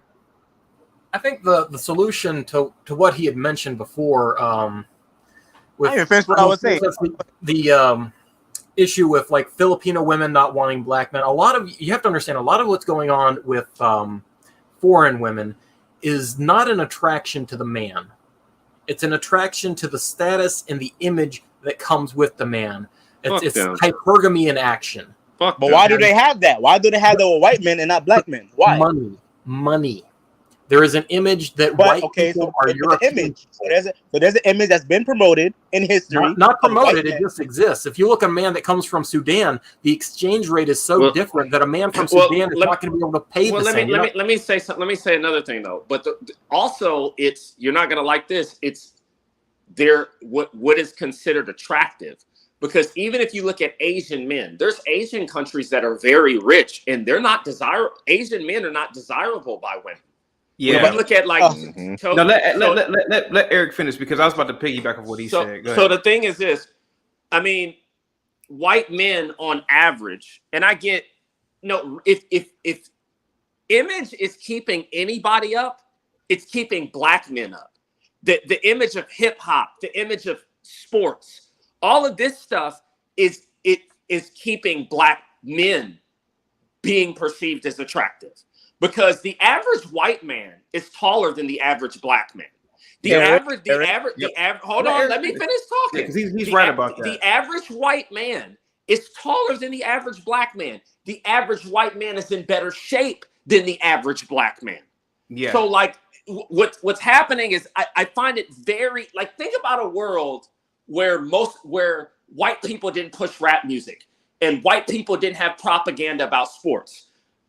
Anything that black men have in terms of desirability around the world would decrease. And in fact, it's already happening, because when I'm looking at these little studies about desirability and what race is the most desirable, it's only the fact that black women overwhelmingly don't want white men and want black men is their numbers even that high. When you look how they are perceived amongst other races, there's other races that put them below white and Hispanic men.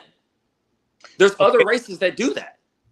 Eric, actually, the height thing, that's kind of like subjective. No, it's No, not. it's Reese. not. Hold on a second, Reese. It's not. And there's studies that also prove that as well. And I can look at my eyes, and me and Eric are from the Midwest, and I see it with my own eyes. We talking about like Sweden and Denmark. Reese, hold Bro, on. no, in America, Reese, like a lot of black men are short, Reese, that I've seen. And also, I gotta say this, man. And no homo. A lot of white dudes that I mean, a lot of white dudes. You see a lot. Trust me, most people are not that attractive. But with whites, I noticed is that with white dudes, you see a lot more Bradley Cooper looking white dudes in the populace compared to the Idris Albas amongst black men, if that makes any sense to anybody. It does. No, I agree with you. You're talking about average on. It's the true average on average. The thing is this. Yeah. Where you a lot of black dudes aren't. I'm just gonna say this. Come on now. You live on the East Coast. You live on the East Coast around cucked white people. The white people in the Midwest and in the South, they don't look, bro. I'm telling you, trust me. And a lot of them are hit. A lot of them are busted in the South. Really? A lot of white dudes in the South are busted. It sounds like jealousy. If sounds I may, like jealousy. I don't think that appearance is necessarily the major determining factor for women. If you look at studies, 80% of men are deemed to be below average in appearance by women, and yet more than that are considered marriageable by women. So there's a lot of women out there who are marrying men they find to be below average to ugly. They're okay with this. Reese, when I was in college back in the early 2000s, so I went to Kent State. And looking back at it now, and my blue cousin, who's always in the chat, that's my best friend, he went to Kent with me too.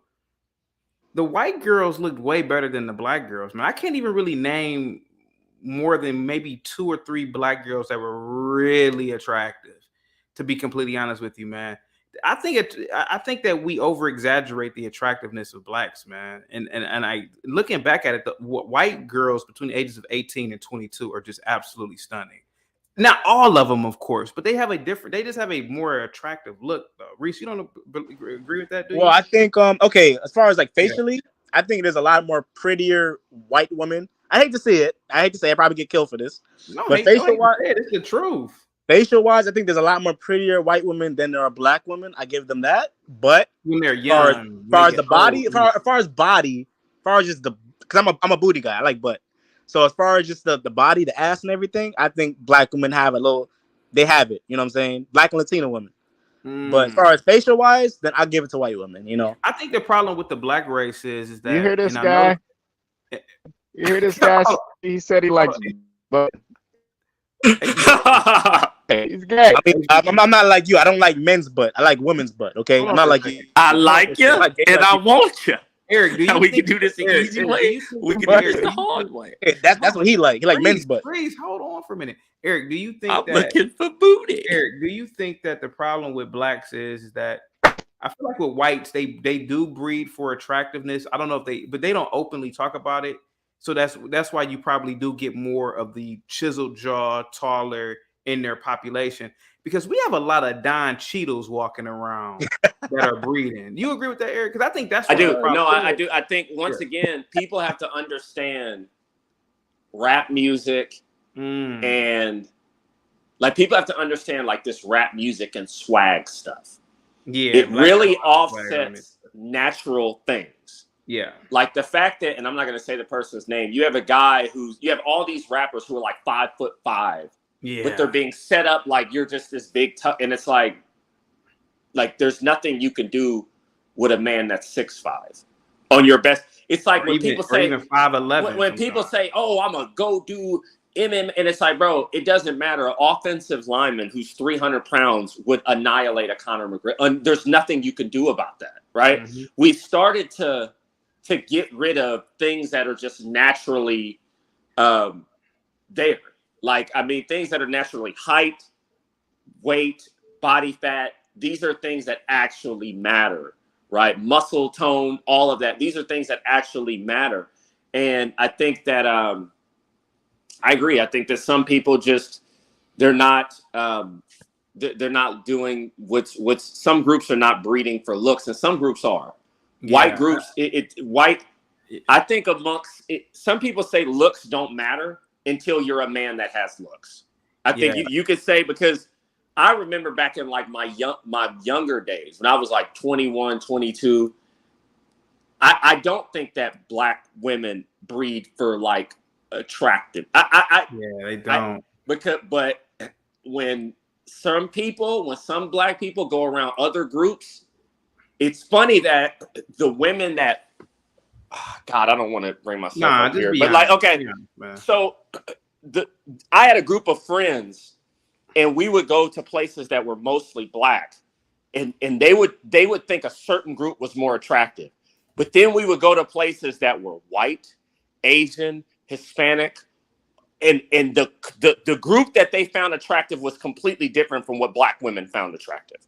But what's funny is who the Asian or the white or the Hispanic woman found attractive was all very consistent. And it was completely opposite from what the black women found attractive. Yeah, it's because black women, they like to flip flop, and they're not loyal at all. And they've proven that through history. They're not loyal. I don't know about that, but I think that they just have their beauty standard for what opportunistic. But hold on a second, their beauty standard for what is attractive, because they're one of the biggest groups out there collectively that don't like white men. Their beauty standard for what is so they say. What their beauty, it's true. Trust me, it's very true. You should look it up. Their beauty standard is different from like a white, an Asian, or a Hispanic woman. It's just completely different. And I think once people realize, you know, there's certain groups of people, like even when I was in college, there were certain ones of us that got hit on more by like exotic looking women. And this is really before like exotic looking women were in style. Like this is before I remember I was working at this restaurant, and I never met like Moroccan, like it was always some weird, goofy, like exotic, off the wall type woman. In my opinion, so the beauty standards are different. Well, if you look at evolutionary psychology, though, I mean, again, this is not about beauty to women. Look at War Brides, look at evolutionary psychology. Women are programmed to go with the conquering side. There is nothing worse for the black image than the fight for black supremacy.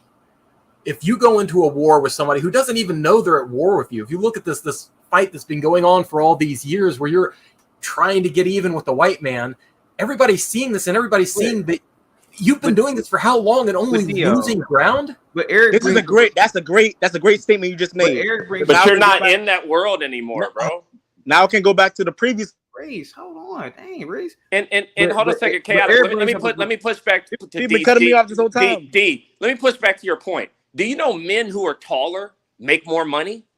Do you know men who are like, they're more likely to be heads of industry, they're more likely to be CEOs, they're more likely to be politicians? I think there's something about height and disease or something like that. There are certain biological things on why they feel that certain men are attractive. I get you're going to try to say War Brides and all of that, but at the same time, there is groups and strength. Yes, appearance. No. Okay, back to what you just said. You just said that what you just said, Dio. You said we've been trying You've been in this war for so long, and you've been losing ground against somebody that doesn't even know that you're fighting them. All right, so back to what Chaotic first said. He said, "Why am I against black women with white men?" That's exactly the reason. Because we've been getting our ass kicked for the last 500 years, and we ain't making ground. So we can't afford for no black women to start be dating these white dudes. Well, that's the thing. How can you? You don't have admitted. We're already losing a fucking war. Bro, you're not in no war. Like, what war? If white people wanted to be at war with you, you would know it. This is what I'm saying. We're not at war with blacks. Blacks are at war with whites. And they ain't not at war with them either. This is another example I made. When I said a black man who's 6'2", rich, successful, and a white man who's 6'2", rich and successful, they both go to Asia, and the Asian woman would probably pick the white dude over the black guy. Reese, the black dude who's but the black dude who's 6'2", he probably looks like Don Cheadle in the face. Man. Why are we acting like the beauty? He's right. Why are you acting like the beauty standard? May I interject? You're acting like the beauty standard. Black women have in my opinion, from what I've seen, most black women, not all, they have a beauty standard that is against everybody else. No, yes, they do. Black women have the lowest standard. They have the lowest standards. That's my point.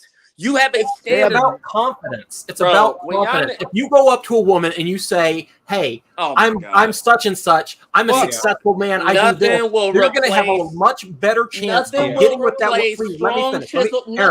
Eric, please let me finish. Dio. Did you go to? You went to university, right? Technical college.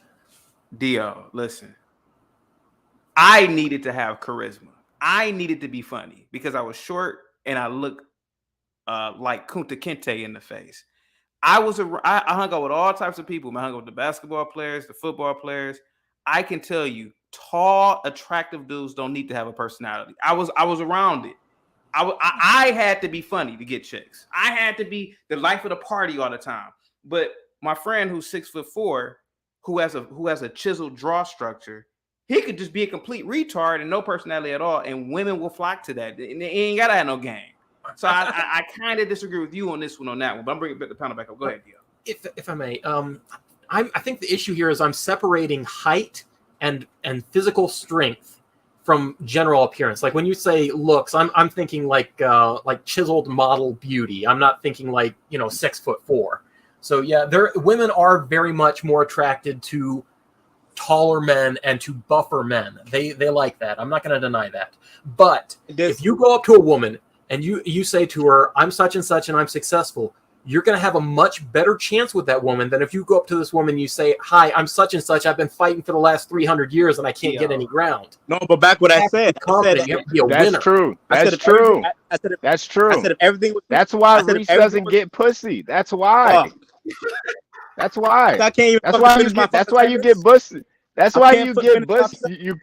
You crying and complaining instead of just going to get some. Go get some pussy. Stop crying. Guys, hold on for a second. Can I please finish my sentence, Chaotic? Reese. Eric is right. I've been there, man. A lot of black. It is an attractive thing.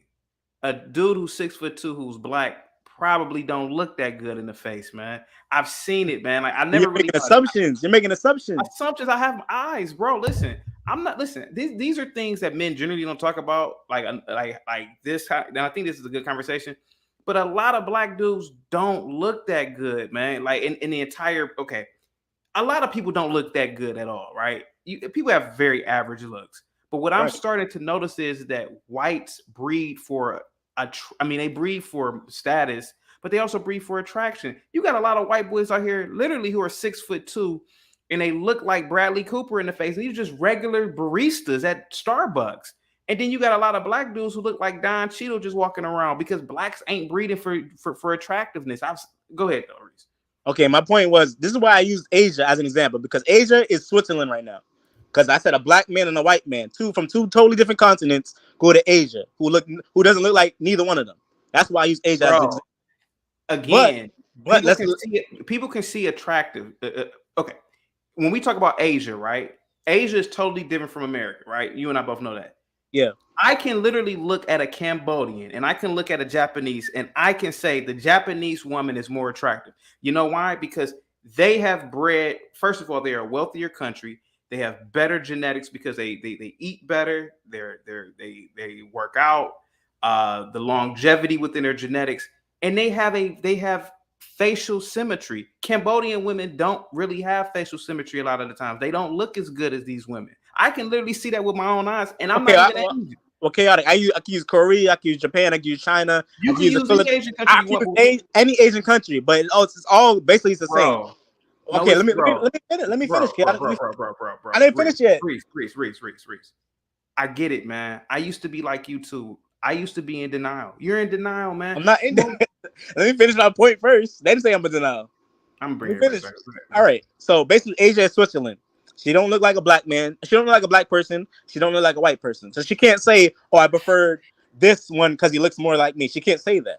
So basically, if a black man is 6'2", attractive, good looking, chisel jaw, good job, everything, and a white man who has the same qualities go to an Asian woman, he's most likely going to pick the white man over the black man. It's because of a worldview that's been lasted for centuries. Can I ask him a question? Can I ask a question?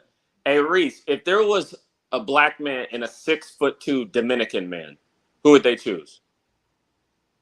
What Dominican are you talking about? Are you talking about a black Dominican or a white Dominican? What does that mean? Come on, bro. Not all Dominicans look the same. CC Sabathia isn't Dominican. He's not? I thought he was Dominican. He's black. So Jose Reyes. Okay, but hold on a second. How are you choosing? How is it that, like, when it comes to a black man, you're choosing like a strong jawline? I give you an example of a guy that not a lot of black women. He was never like an idol amongst black women, but all other groups liked him. The Rock. Black women were not fondling, like, The Rock wasn't the guy that all these women were like falling in, but The Rock is somebody that was generally considered desirable amongst other women. Wait, Eric, you saying black women wasn't fonding over The Rock? Not The Rock.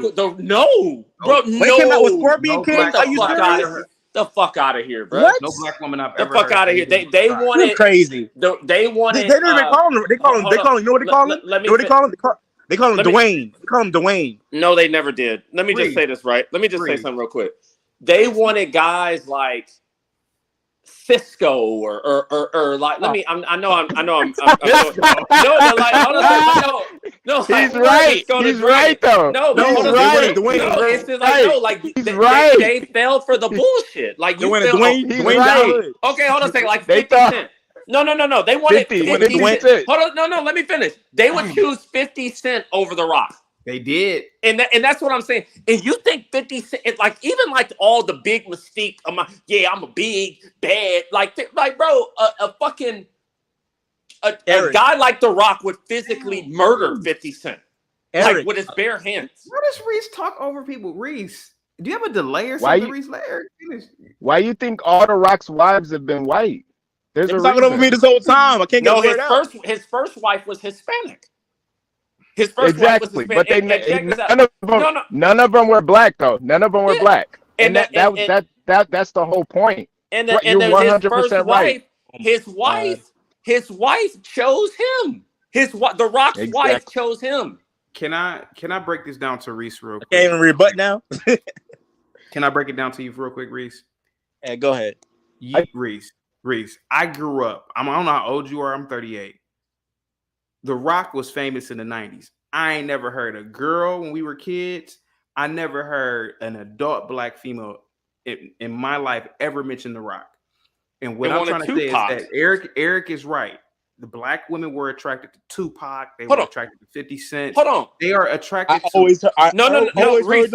Reese, let me make a point. Hold on a second. Reese, let me make one point.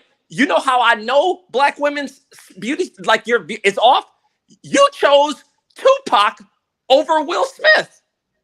Tupac is all of 5'8.5", 130 pounds. I could look like a damn monkey. Like, and that's what I'm saying. So you're telling me a guy like Will Smith, and it's Will Smith's fault. because that's what Will Smith wanted. There's an interview with Will Smith and like Courtney Cox, and the interview with Margot Robbie and Will Smith. Will Smith could have had something else. He could have had Margot Robbie. He could have had Cindy Crawford. He could have had any white woman in the 90s. Eva Longoria.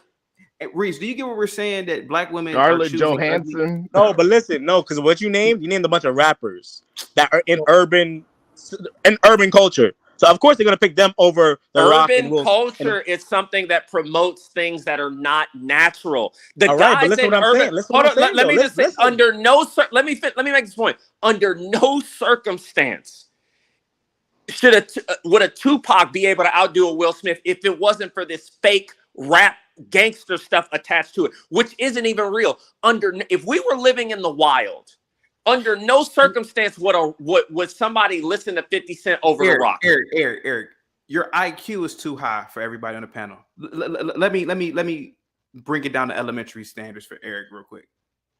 Eric is basically saying this, Reese. If the roles were reversed racial-wise, the white race or white women would want to breed with Danny DeVito. You get it now? Danny DeVito. It's a good point. Yeah, Danny DeVito will in the white race would never be a sexual choice compared to a Bradley Cooper. I don't care how much money he got. White women ain't attracted to no Danny DeVito. But in the black race, the Danny DeVitos are breeding more than the Bradley Coopers. No, you don't see no Gary Coleman's getting.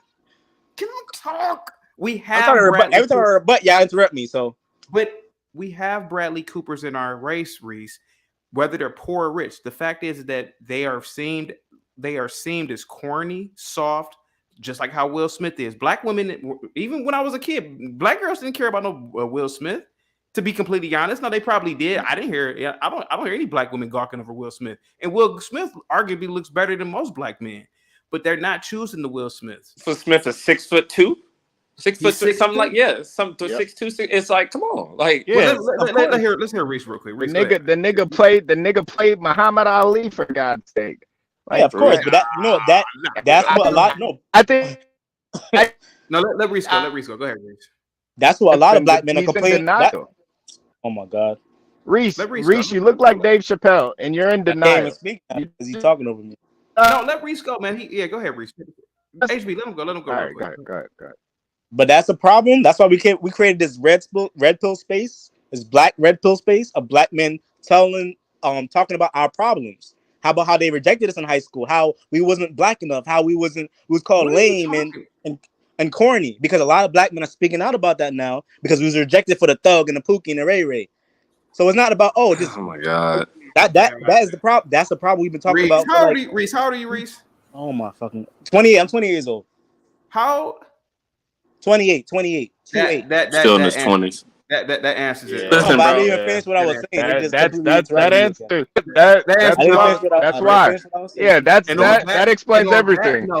That explains everything. He's missing. Hold on. I don't think he's entirely wrong. If a woman wants you, then she wants you, and if she doesn't want you, then she doesn't want you. If she doesn't want you, that's what we're talking about. That's why they picked Tupac over Will Smith.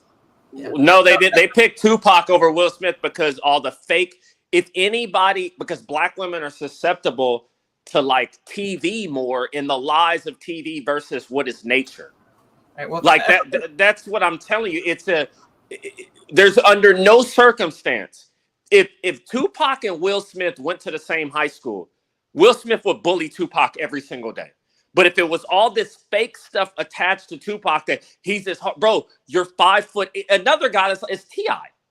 Like, bro, you're 5'9.5". Like, no. Well, just because you're short, he's shorter than that. He's shorter than that. Yes, it does. Yes, it, bro. Hold on a second. Yes, it does mean that. Yes, it does. You could be. There's tons of NFL players who are under 6 feet tall, and they get punked by a Ray Lewis or an Aaron Donald every time. No, they run for like 1,500 yards, like. And Barry they Sanders. get knocked out. They get knocked out. Barry Sanders was like 5'7". What are you talking about? And got knocked out all the time by people who were bigger than him. And is a Hall of Famer. So.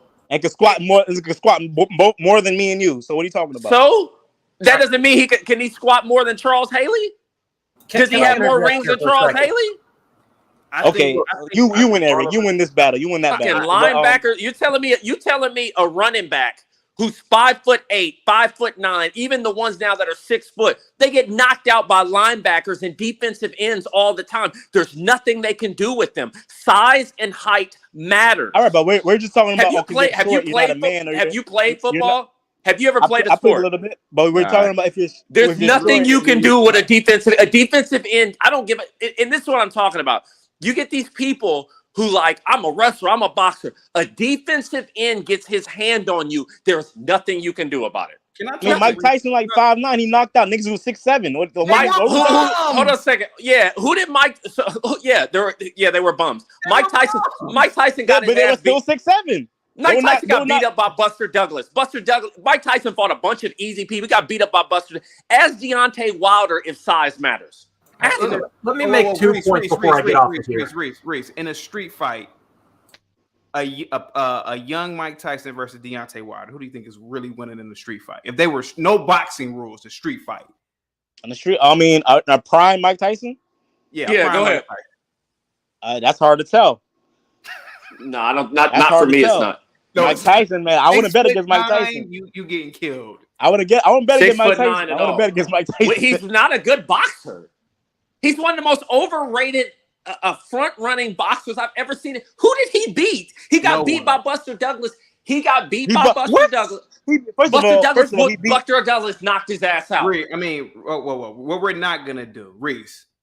You didn't watch Mike Tyson box, sir. So we're not gonna sit up here and have an argument about Mike Tyson today, Reese. Evander Holyfield watched that boy twice. And Evander Holyfield is smaller than him in terms of weight. We're not going to do that. I watched Mike Tyson fight, Reese. Evander Holyfield was taller. Evander Holyfield was taller than Mike Tyson, but had less weight. Evander Holyfield watched that boy twice. Yep. And he beat Frank Bruno. Bro, at what age? He's a bum. Let's not act like these were some scrubs, man. Let's not act like these were some He was the scrub. They weren't a scrubs, bum. man. Mike Tyson is one of the most overrated boxers. You're arguing with the 28-year-old about Mike Tyson. He never saw Mike Tyson box. I watch his videos. What's funny is he's talking about I was just as good as boxer as Floyd Mayweather. No, you were not. No, you were not. You fought a bunch of people that were over the hill. You got knocked out. You got your ass slipped before you went to jail. You came out of jail, got beat up. Bro, Lennox Lewis annihilated him. Eric, because he was washed up when he fought Lennox Lewis. He was washed up when he got knocked out by Buster Douglas. How can he be washed up when he fought Lennox Lewis? Okay, Eric, you bring up a good point, Eric. Black women wanted Mike Tyson. And look how unattractive he is, right? They didn't want the sugar. I never heard of black women. He was attractive nigga though. When he was young, he was attractive nigga though. No homo. Height, power, height, power. Bro, he looked like a mole rat. He looked like a mole rat. What are you talking about? He was a good. What are you talking about? And this is why when the 6'2" black man and the 6'2" white man go over to Asia, they pick the white man just because what Reese said. No, I really want to touch on that actually because who do they say is the best looking man in the NFL right now? Just a second, Eric. Reese was not entirely wrong when he said what he said about the Philippines. There is a culture over there that tends to prefer that people not be in the sun because that's a sign of that you're a laborer, that you're in the sun, so you have darker skin. So they do want to have children that have lighter skin. That's not a once European thing. That's because worldwide people are offended. We're all having different arguments. I think me and Eric are definitely on the same page. It's not about skin. Okay. What me and Eric are saying is it's about facial features. And what I'm telling people, and I don't really talk about this, a lot of white boys look better than a lot of black dudes. It's just the truth. And that's just the honest thing. Who is the most attractive person in the NFL right now? Chaotic. That's chaotic. That's why I use 8. Tom Brady out of it. It was Tom Brady, but now it's Travis Kelce. Travis, look at Mike Tyson though. Again, you said here we go. Physical strength. They like height. They like muscles. It's not about the facial features. The pretty boy doesn't win. Again, look at it. Time out. Do you know what working out does to your face? I mean, it masculinizes it. Okay, so then that does have something to do with it. So you're saying all these white dudes are a bunch of brutes, some workout warriors? That's what you're saying? I'm saying on average, white people are physically in better shape. Like black men, bro. We get it. We have some amazing black athletes. I get it, but it's the tip of the iceberg because underneath it's. I've traveled. Okay, I'm gonna just give you an example. I traveled to Brazil recently. When I went to Brazil, their image of black men is fat, overweight, because that's what they see. Well, you got black Brazilians, so they see that in their own No, country. they're talking about black. Okay, let's take Brazil, for example. When you look at the black people from Brazil versus the white people, okay, the white people from Brazil, all the white people from Brazil are physically in shape. The black people there are skinny, right? They're malnourished. They're poor. Okay, now you're not letting me. Everything poor is as hell. Everything is an excuse with you, bro. Everything is an excuse with you, bro. 28. You don't know what he's talking about. Like, bro, everything is an excuse, bro. And I'm telling you this right now. There are white guys who live in the suburbs of Brazil, like Barra Tijuca, that will wash those dudes from the fucking favela. And they do. Most of the cops in Brazil are white. And most of the cops in Brazil, bro, they're so much. I've never seen collectively people that were more muscular than that. They love lifting weights and they love working out. Most black men today do not lift weights. They don't work out. They don't. White people, go to. And what's funny about white people is they're getting back in the. They're in the gym. I know y'all don't go to the gym because if you go to the gym, tell me who's in the gym. I see a lot of black guys in the gym. I'm sorry. I see a lot of black guys. Nigga, where? I go to the gym in Harlem. I see a lot of black people in the gym. Man, most of the people in that gym is Hispanic. No, they're black or Afro-Latino. No, they don't. No, they're not, bro. Black, Dominican, Puerto Rican. No, they're not. No, Reese could be telling the truth. What's the name of the gym, Reese? I go to Blink Fitness and I go to Park and Recreation. All right. Bro, I'm telling you this right now. I see a whole lot of black dudes. White people love lifting weights. Eric, if that's white the case, people love lifting weights, bro. when it comes to lifting weights, they're stronger. They're stronger on average. Some of the strongest people are white. You're missing the point. I look like Shrek had a kid with a Mr. Potato Head, and I'm not having any trouble over here. Okay, you're missing the point. This is not an issue. Sounds like you are. No, Eric, let me ask you a question. That you're facing is that you're shooting yourself in the foot, Reese. If let you me go ask you to a a question. woman and you say, "I'm losing this fight," women want a winner. If Eric, you go up Eric, and I'm losing this fight every day, they're going to go to the other guy. They're going to ask the guy that you trying to ask Eric a question. Eric, if white men are so much stronger than black men, why is the NFL like 70% black? That's and exactly, NBA like 70% black. I said on and white average, dudes are so superior physically than us. Okay, why? So are you going to let me talk? Go ahead. Show me a black person that's won the world's strongest man competition. The world's strongest man. Mark Henry. Mark Henry did not win. He didn't win the world's strongest man competition. Do you know what the world's strongest man is? They don't have like is? 3 world records. Let me finish talking. Go ahead. I'm talking about the world's strongest man where they lift up cars. The strongman competition. Most of those guys are like the guy that was in the mountain in Game of Thrones. They're from like Sweden or they're from like the Nordic countries. You talk about the people that lift up cars and lift up those round stones and stuff like that. Their bodies are meant for lifting weights. So you're telling me stop. Man, hold on. Show me who are the most dominant offensive linemen. Are they white or are they black? I'm talking about old linemen, the biggest people on the field. Well, some of the best left tackles are black. Who are they? You got what's his name from Dallas? That was in the 90s. What was his name? Charles Haley. Charles Haley. No, the Hall of Famer, the left tackle from the 90s. I thought it was Haley. I thought it was Haley. No, the Cowboys. Listen, the thing is this: if you're talking speed, I get you with speed. They're more athletic. Dude, I said strength. Strength too. We're more athletic. No, you're not. How did you get drug over to America? How did how much they paid to drop the D in this guy? Because you're just annoying us. We're having a conversation and we get it. No, Eric. If you're so strong, how'd you get drug over to America? How do you get drug into? How do white cops in the SWAT team come into inner cities, beat up black people, and put them in a jail cell? How does that happen on a Eric, day-to-day basis? it's called semi-automatic weapons. That's what it's called. They were doing it before then. Eric, no, first of all, no, Eric, They were doing it, bro. They were doing it. Come on, bro. Let me They have say it, Eric. semi-automatic weapons 300 years ago, 400 years ago. Can I say this? Can I please respond to this? But I get interrupted, please.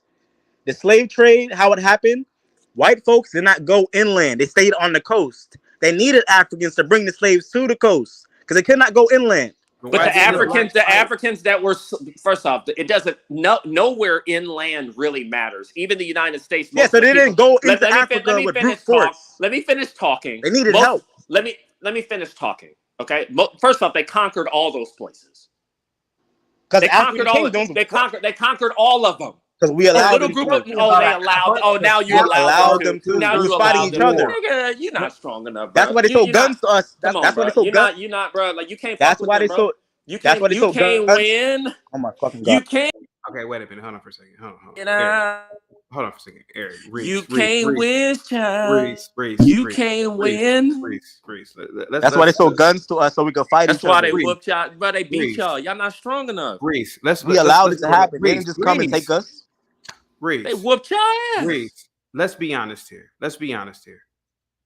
The most beautiful black woman, in my opinion, arguably, in the history of mankind is Naomi Campbell. Black men weren't gawking over. Sorry. Go ahead. I had to laugh. Perfect facial symmetry. Naomi Campbell is literally the most beautiful woman that I've ever seen in my life. And I saw Naomi Campbell when she was young in the 90s. You were born in what, 98, 90, 97, right? 95. Okay, 95. So you don't really remember the 90s. I remember the 90s like it was yesterday. Black men. I remember her face, and she's never been that attractive. Reese, I remember the 90s. I know Reese, us Midwesterners talk slow. I know because you're from New York. Reese, black men weren't gawking over Naomi Campbell. You know who black men were gawking over in the 90s? Monique. Black men generally were gawking over ugly little Kim. Black men were gawking over ugly ass Brandy. Black men were gawking over ugly women in the 90s. Even if you hear black men talk about the 70s, Pam Grier is not strikingly attractive. She's attractive, but she is not striking. Lena Horne was. She's not striking like Lena Horne or even Billie Ruby Holiday, who was short. Reese, can I talk? Every time Eric interjects, you don't say that to Eric. Reese. Eric interjects this whole time. You don't say nothing to him. Reese. All right, go ahead. Black people are not breeding for looks. It's clear as day just by the fact that black men would rather procreate. Look at all the ugly black women that are procreating, man, with all these with all these kids, man. Because black men are looking for thickness. That's what they're looking for. I'm telling you, I live around whites. I see it with my eyes. Eric is right. They are more fit. Now, in terms of muscular structure and all that's up in the air. But I don't think it is, bro. I'm saying on average. But most white women that I see, even in their 40s, are thin. Most white dudes are thin, and they have like muscle to them. They have like 10% body fat or whatever. Most black dudes have pot bellies, man. And let's be honest, most black dudes are smoking weed, and most black dudes look like Don Cheadle in the face because they're chaotic, or they're super. Let me say something, or they're super skinny. When you see all of these little kids with the high fade, with the dreads, with the switch, they all got bird chests. I'm telling you, these look let me just say something. These white boys in Missouri. These little 16, 17, 8-year bro, they lift weights lifting weights is what they do. Like I'm not even playing, bro. Like a lot of these white boys in the South be having pot bellies, titties, and everything. Man, I would like to talk. Hold on for a second. Up with BM. This is a perfect example. Naomi is a man. See, and this is what I'm saying. Naomi Campbell is universally attractive for some reason, she's universally attractive to everybody else but black people. And the thing of the matter is that if black men procreated with the Naomi Campbells, black women would be the most desired women if their daughters came out looking like that woman. Sorry, Eric. Larry Allen. That's the man. Larry Allen. All right, well, chaotic. If I can ask you a question, if they're going for this other type, is it really the people they're going for aren't attractive, or is it just that they have a different standard of beauty? It's an attractive thing. white women would be attractive. I'm sorry, Asian women would be gawking. Eric is right. I'm not taking it for Eric because I've known Eric longer than you guys, but Eric is right. Japanese men and Chinese men are some of the wealthiest men, and their women don't gawk over them the way that they gawk over a white boy. White men look better than a lot of Asian men. Let's be honest. Just like most women look better than Asian women. Let's be honest. Let's be completely honest about it. Most women on the planet, white and black, look better than Asian women. Asian men typically are not seen as sex symbols. It's because it's an attractive thing. So what I'm saying is that white people, at least from what I see, are breeding for looks. I'm not saying all whites, but I literally see that. And I know it's taboo to talk about this. And I know Reese is going to try to deny it. But Reese probably couldn't name 5 6'2" black men with chiseled jaw structures that black women are attracted to right now. No, but chaotic. That's the problem. Exactly. Okay, first, Exactly. no, chaotic. That's the problem. We live in a culture. Black culture right now is hip hop culture. So most That's niggas what are Eric was saying. Right, but that's the problem. That's what I'm saying. A lot of black women look over good black men that are good options for them, for the thug, for the Pookie and the Ray Ray. That is the problem. Dio, in the 90s, and HB is right, in the black community, black women were gawking over Biggie Smalls. Did you know that, Dio? Yeah, that's exactly what I'm saying. We're getting so focused on looks. The women are not attracted to that. It is social dominance. No, Reese, I mean, Dio, you know damn well white women with any amount of money, white women, if you reverse the race. Yeah. Oh, okay. I got a question for you. Dio, you're white. Do you think white women in the 90s were gawking over John Candy? Rest in peace. Do you think that they were gawking over him? And he was rich and everything. If John Candy had been a mafioso, they would be. Yes. Yes, thank you. But the white women are the same way. They'll marry an ugly ass white dude if he's rich. No, they were not. No, they won't. Not procreating. Hugh Hefner had like 50 bitches and niggas was like 80 years old. Have you seen Hugh Hefner when Hugh Hefner was younger? When he was younger? They weren't dating him when he was young. But when he was old, yes, he was old. He was young. Y'all niggas is tripping, bro. He was Y'all old niggas as dirt and he had women. Bro, first off, that nigga age, I hate to say this, Hugh Hefner probably looking better than a lot of other dudes when they get old, bro. Yeah, wrinkles, gray hair. He had like 50 bitches in his house. It's about money, not just about looks. All women think like that. No, they do. Okay, bro. That's why you have old white dudes wearing a toupee and a bald spot with a badass bitch because he got money. All these white dudes are some Greek gods. No. Give me a picture of Hugh Hefner in his 20s. What it is. If you look like the Crypt Keeper. Animal, Give me what does the animal breed with? It breeds with the alpha male. That is what happens. Exactly. And a lot of times the alpha male can correlate to your looks and all of that. Guys are some Greek gods. To your height, to your strength, yes. And how tall is Donald Trump? 6'4". 6'2", maybe 6'4". Look at Donald Trump when he was younger. When you look up the height and how much and he height, still look fat as hell.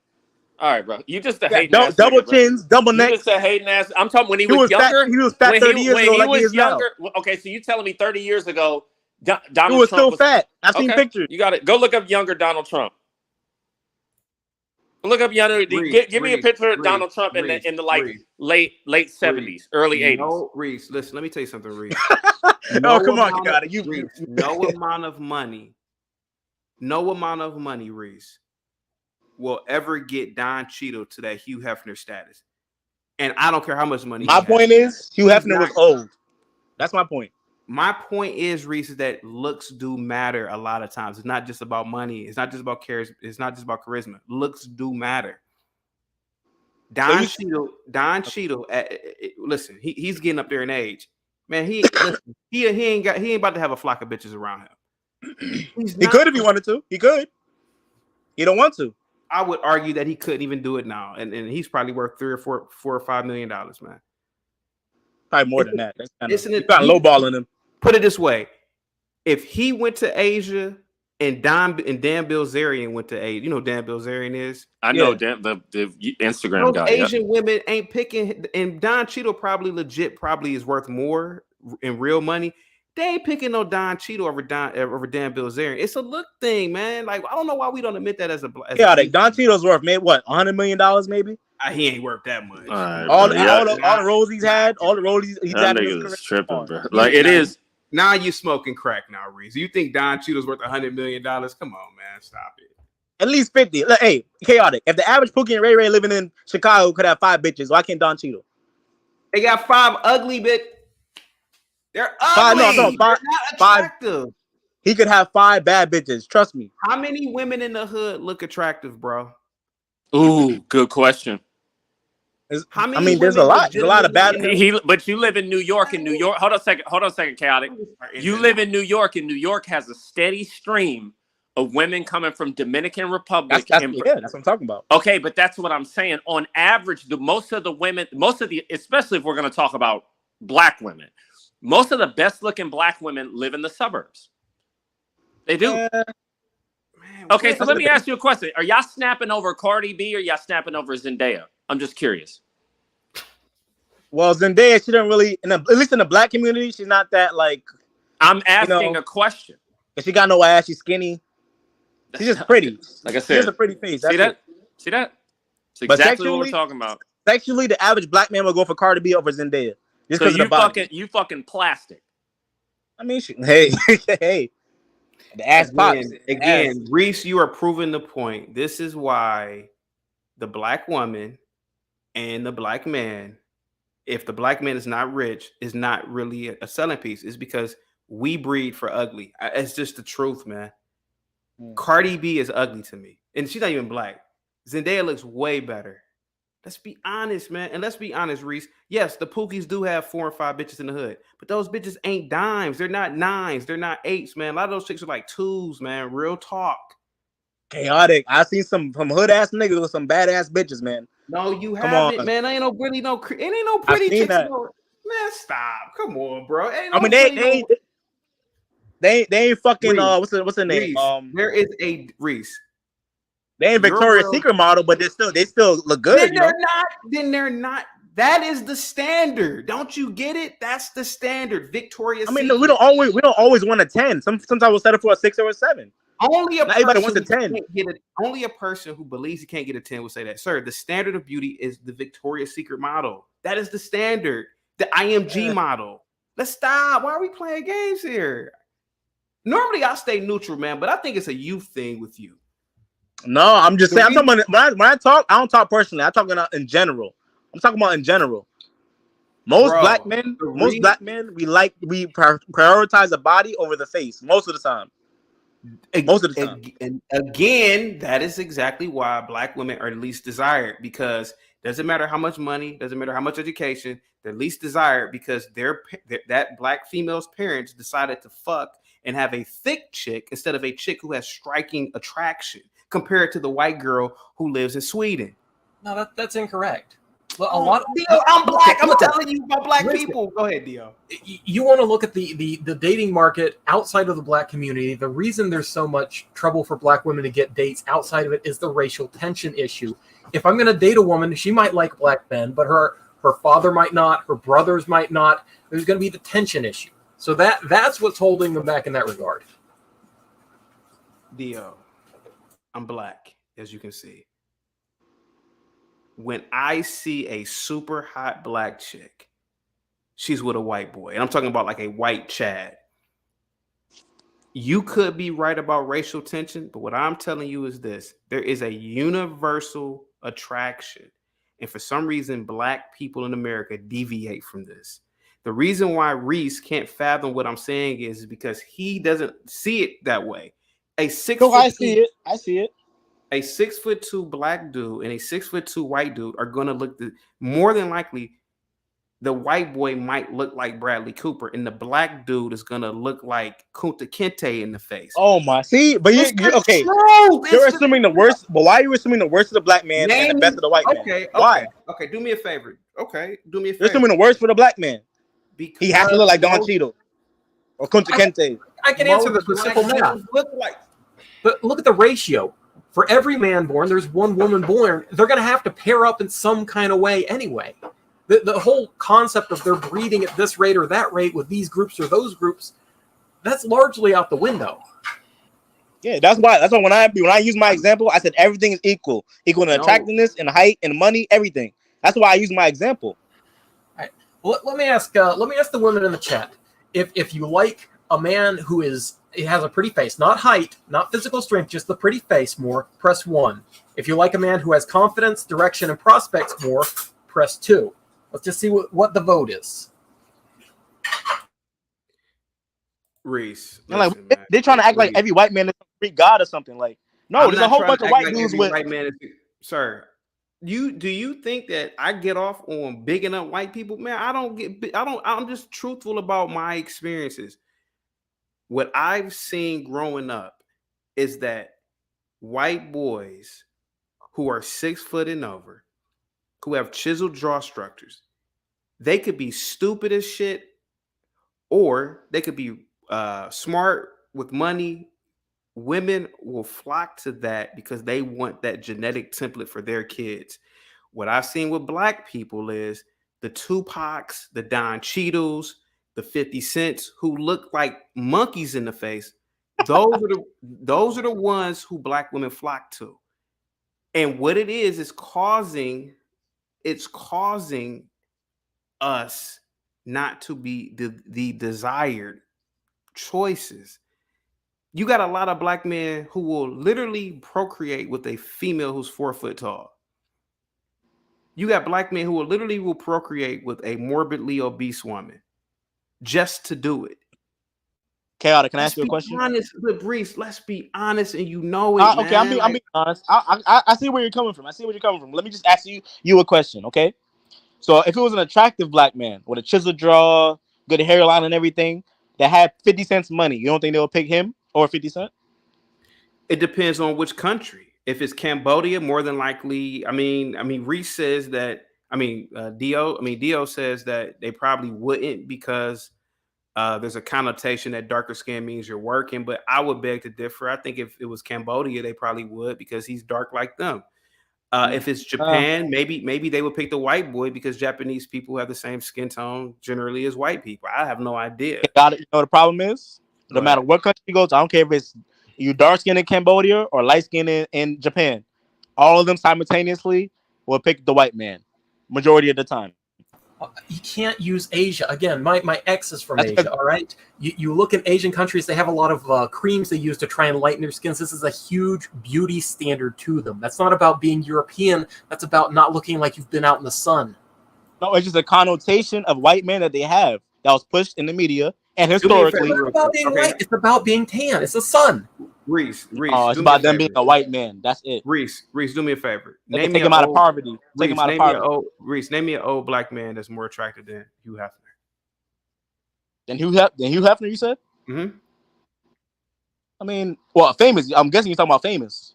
Yeah, of course. I can't talk about Joe down the street that nobody knows about. So, name somebody famous. Let me think about.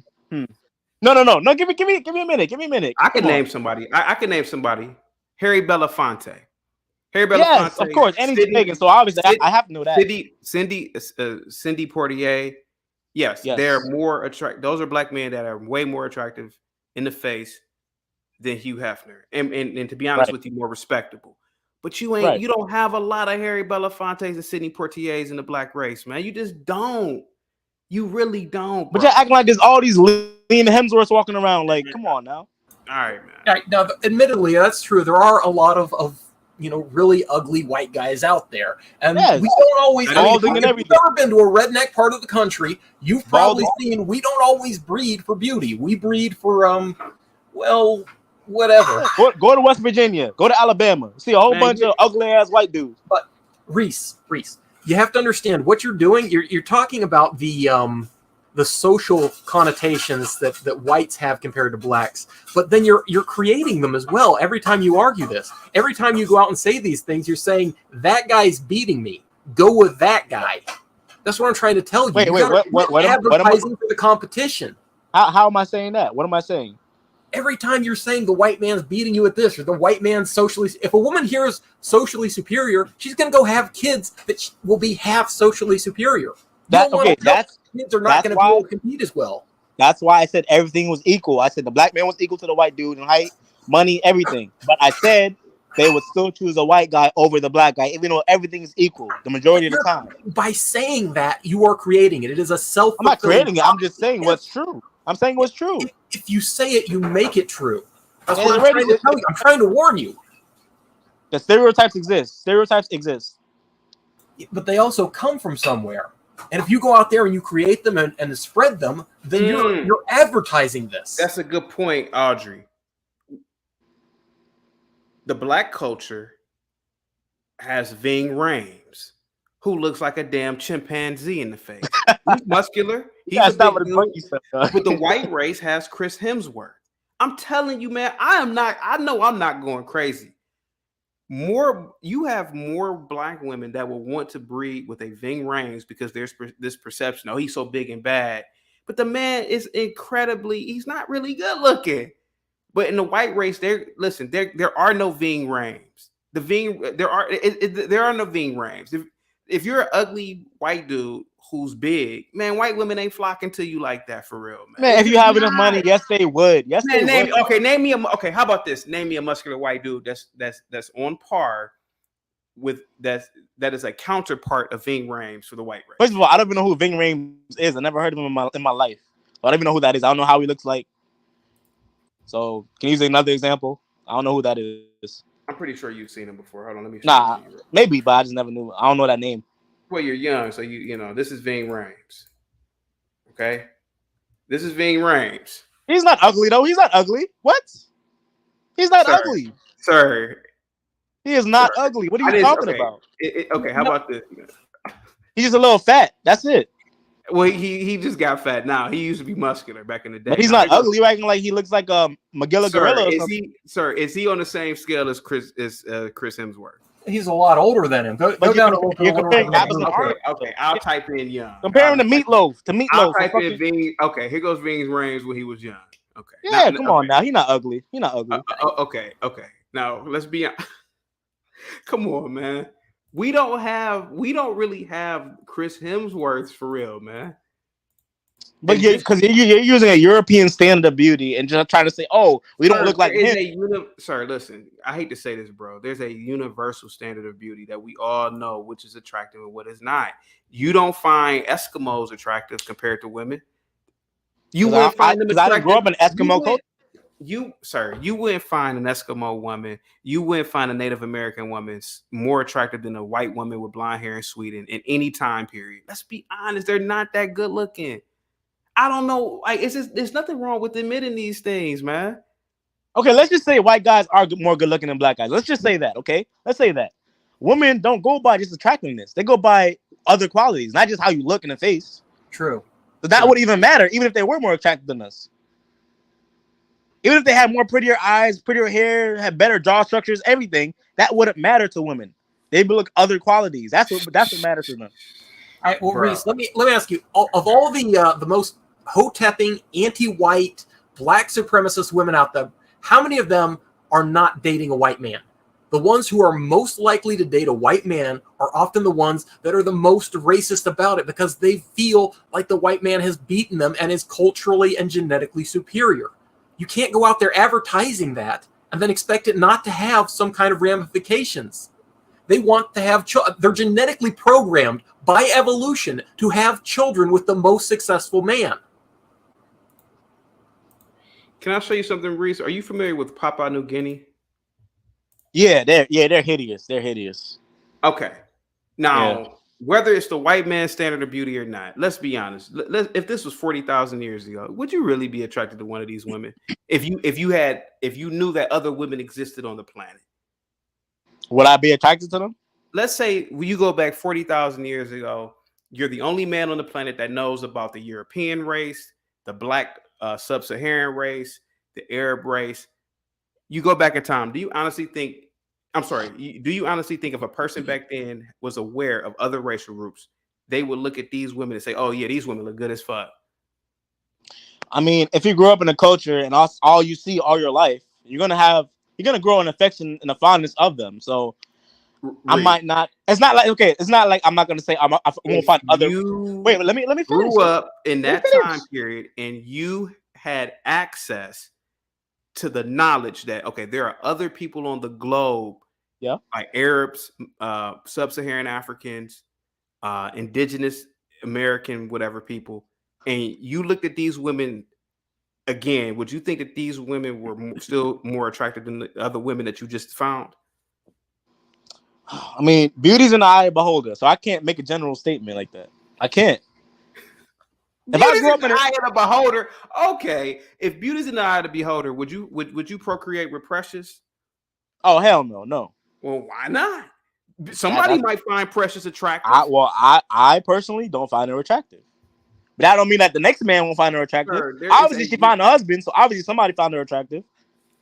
That's like asking if what about Roseanne Barr? I mean, just for a fair comparison, Roseanne Barr is in that same quality. Do you find Roseanne Barr attractive? I don't, and she's a white woman, so obviously it's not just about race, you know. Genetic fitness is part of the issue. So I mean that it's not race. Listen, bro, man. Let's be honest, man. There are certain features on different groups of people that are just more attractive. It just is, man, to be completely honest with you. And for some reason, the human being is attracted to a chiseled jawline. I don't know why we are. I don't know why, right? I don't know why human beings are more attracted to chiseled jaws. I don't know why human beings are attracted to women with tiny waists. I don't know. I have no idea. I don't know. I know this. Eskimo women, I don't care if it's the white man's standard of beauty or not. Eskimos don't look better than women in Switzerland. Sorry, they don't. They don't, bro. Yeah. They don't. You're right about that. You're right about that. You're right about They that. don't, and you know it. Go Even Aboriginal Australian women. Ooh. Oh no, hell no. They don't have makeup though. I mean, that's not a fair comparison. Hey, chaotic. Pull up some Aboriginal Australian women. Pull up them. Trust me, Diogenes knows, but I will though. They are not attractive at all. Look at some people without makeup though. Some people without makeup, the before and after. That stuff. But the difference between changes Aborigine is that they will never look attractive with or Yeah, without. they're hit. Look, we'll take a random sample of just the general population we've had available on this show. Just look at the women that you've had call in. A lot of these are very attractive women. Like the one on the bottom right there, the bottom right. Those are the pure ones right there. The pure ones right there. See that group right there? That group, not a group. Ugh. You can tell they got the brow ridges, the eyebrow ridges. Yeah. You can tell between the mixed ones and the pure ones too. Like that, right? Yeah. All right, find one that's not like 90 years old, but yeah, I mean some of them are reasonably attractive. Those are the more mixed ones, the ones that are attractive. The pure ones, they just Well, that's exactly the problem, though. You say something like that, and you think that one right there. And that's just my preference. I'm not gonna say that the next man won't find them attractive. That's just me. My own opinions, my own preference. I can't make a general statement. Go back one. That woman's reasonably attractive. She's age appropriate. Yes, she is. She is. I don't see anything wrong with that. Theo, are you on bladder ass shit right now, man? What is wrong with that woman? I see nothing wrong with that woman. Because the standard of beauty is Naomi Campbell. That's what's wrong with that. She's not Naomi Campbell is not attractive. I don't know why you find her so attractive. I'm going to agree with Reese on this one. She looks a little too plastic for me. She looks Hey, chaotic. You ever seen the movie Ants? You ever seen the movie Ants? Yeah. She look like she could be an ant. She like an ant. She like a damn ant. Yeah, I never found her to be attractive at all. Sure. I don't know what you see in her. Yeah. Okay. Supermodel, right? Supermodel ain't that attractive, right? Like 20 pounds soaking wet, 5'10". Reese, there is no female that you ever met in your life that you ever went to school with that looks better than this woman when she was young. There's like 10 of those right on 1 Street. Reese, stop it. I can find 10 of those women right in Harlem. Reese, you can't. Okay, if you can find 10 of those women in Harlem right now, go outside right now with your camera on and show it to us. Show them. Nah, that's too much work. Okay. You don't have any of these women walking around Harlem, my good sir. None. Tons of them. Yeah. You've been to Harlem before, right? You've been to Harlem. I have. I've been to New York. I've been to Harlem. Yeah. Yeah, come on. You can't tell me if you go to 125th Street right now, you can't see 10 of them just walking around. Oh, I don't see any women on 125th. Stop it. Right by the Apollo. You see a whole bunch of them. Yeah. Okay, Reese. All right. This is what Naomi Campbell looked before all the plastic surgery. This is one of the most beautiful women that's ever been born, dude. Are you out of your mind? Before the plastic surgery, she's a very attractive woman. I'll give you that. Are you insane, Reese? No woman. Listen. You ain't never met a female like this, bro. No offense to you. You know what she look like? She look like somebody from like Senegal or something like that. Even though she's Jamaican, but she got very Senegalese features. That's probably where her ancestors are from. Now this is her when she was like 17. Are you kidding me, That's bro? right. And she's on the cover as well. So she's on the cover as well. Now, she's actually. Do you want to come forward a bit so we can have a good look at you? Why does she make a good cover girl? She's got an amazing. Oh my God! Come on, It's all Reese. right. These women ain't walking around. This girl ain't personality, walking apart around Harlem, bro. from being very pretty. all right. She's incredibly professional. I mean, even at 15, she was turning up on Oh, sessions she's 15. with bags full of gear and with necklaces and makeup and everything like that. As I say, an incredibly bubbly personality as well. So she always looks very lively in the photographs. You haven't been in it very long, have you? You've had a couple of disasters. Tell us about those. I went my first fashion show. I went on the stage and the skirt fell off. So I was like, oh my God, I thought I was going to run off. No, chaotic. Maybe I'm biased. You know why? Because I think the most attractive. Mind, You know, bro. What you say? You know, I think the most attractive women in the world are I mean, I have to say Cool. though. women that are like half white and half black, who have like a white mother and a black Well, father. I think They're probably the she's most improved attractive so- woman in the world to me. not So that's going to I'm a little buy a biased. Okay. How do you But I can't know? find I She's can't so find young. a pure black woman as I don't know. It might sound a little racist, but I can't find many that are just so beautiful. You say something facially, like that. facial wise. Reese, you say something like that, and when I say you're promoting this But I preference, can't. In the same vein, I can't find a lot of white women, pure white women, who are so astonishing either. In the same vein, so I'm not just saying about black women. Now, Ducky Thought is extremely because I know I've been MIA, which isn't from South Sudan, See, right? If more black men dated and bred with this, Ah, black women will legit be the most desirable on the planet. Let's be completely honest, man. I pass on that. Yeah, of course you do, because you would rather sleep with Pinky. That's the problem. Man, Pinky is she cute too? Pinky, That's she light the skinned. problem. You would rather breed with a 4'11" Pinky who's an average chick in the face. Not Pinky, maybe Cherokee, And she's basic in the face. Come on. look, most women are not going to be 10s. Realistically, most guys want a 7. Like you're looking at the top 1% of women, if that. Maybe the 0.0001%. I mean, a lot of women are 4s, and a lot of guys just want a 7. A 5 is what reasonably a man should be able to get with. And the 10 is too much maintenance. Because she already feeling herself because she knows she can get any dude. So 10s are like very high maintenance. Bro, imagine if black men she's pregnant now. Let me see. This is Ducky Thought's sister. Yeah, they got divorced. I think they got divorced though.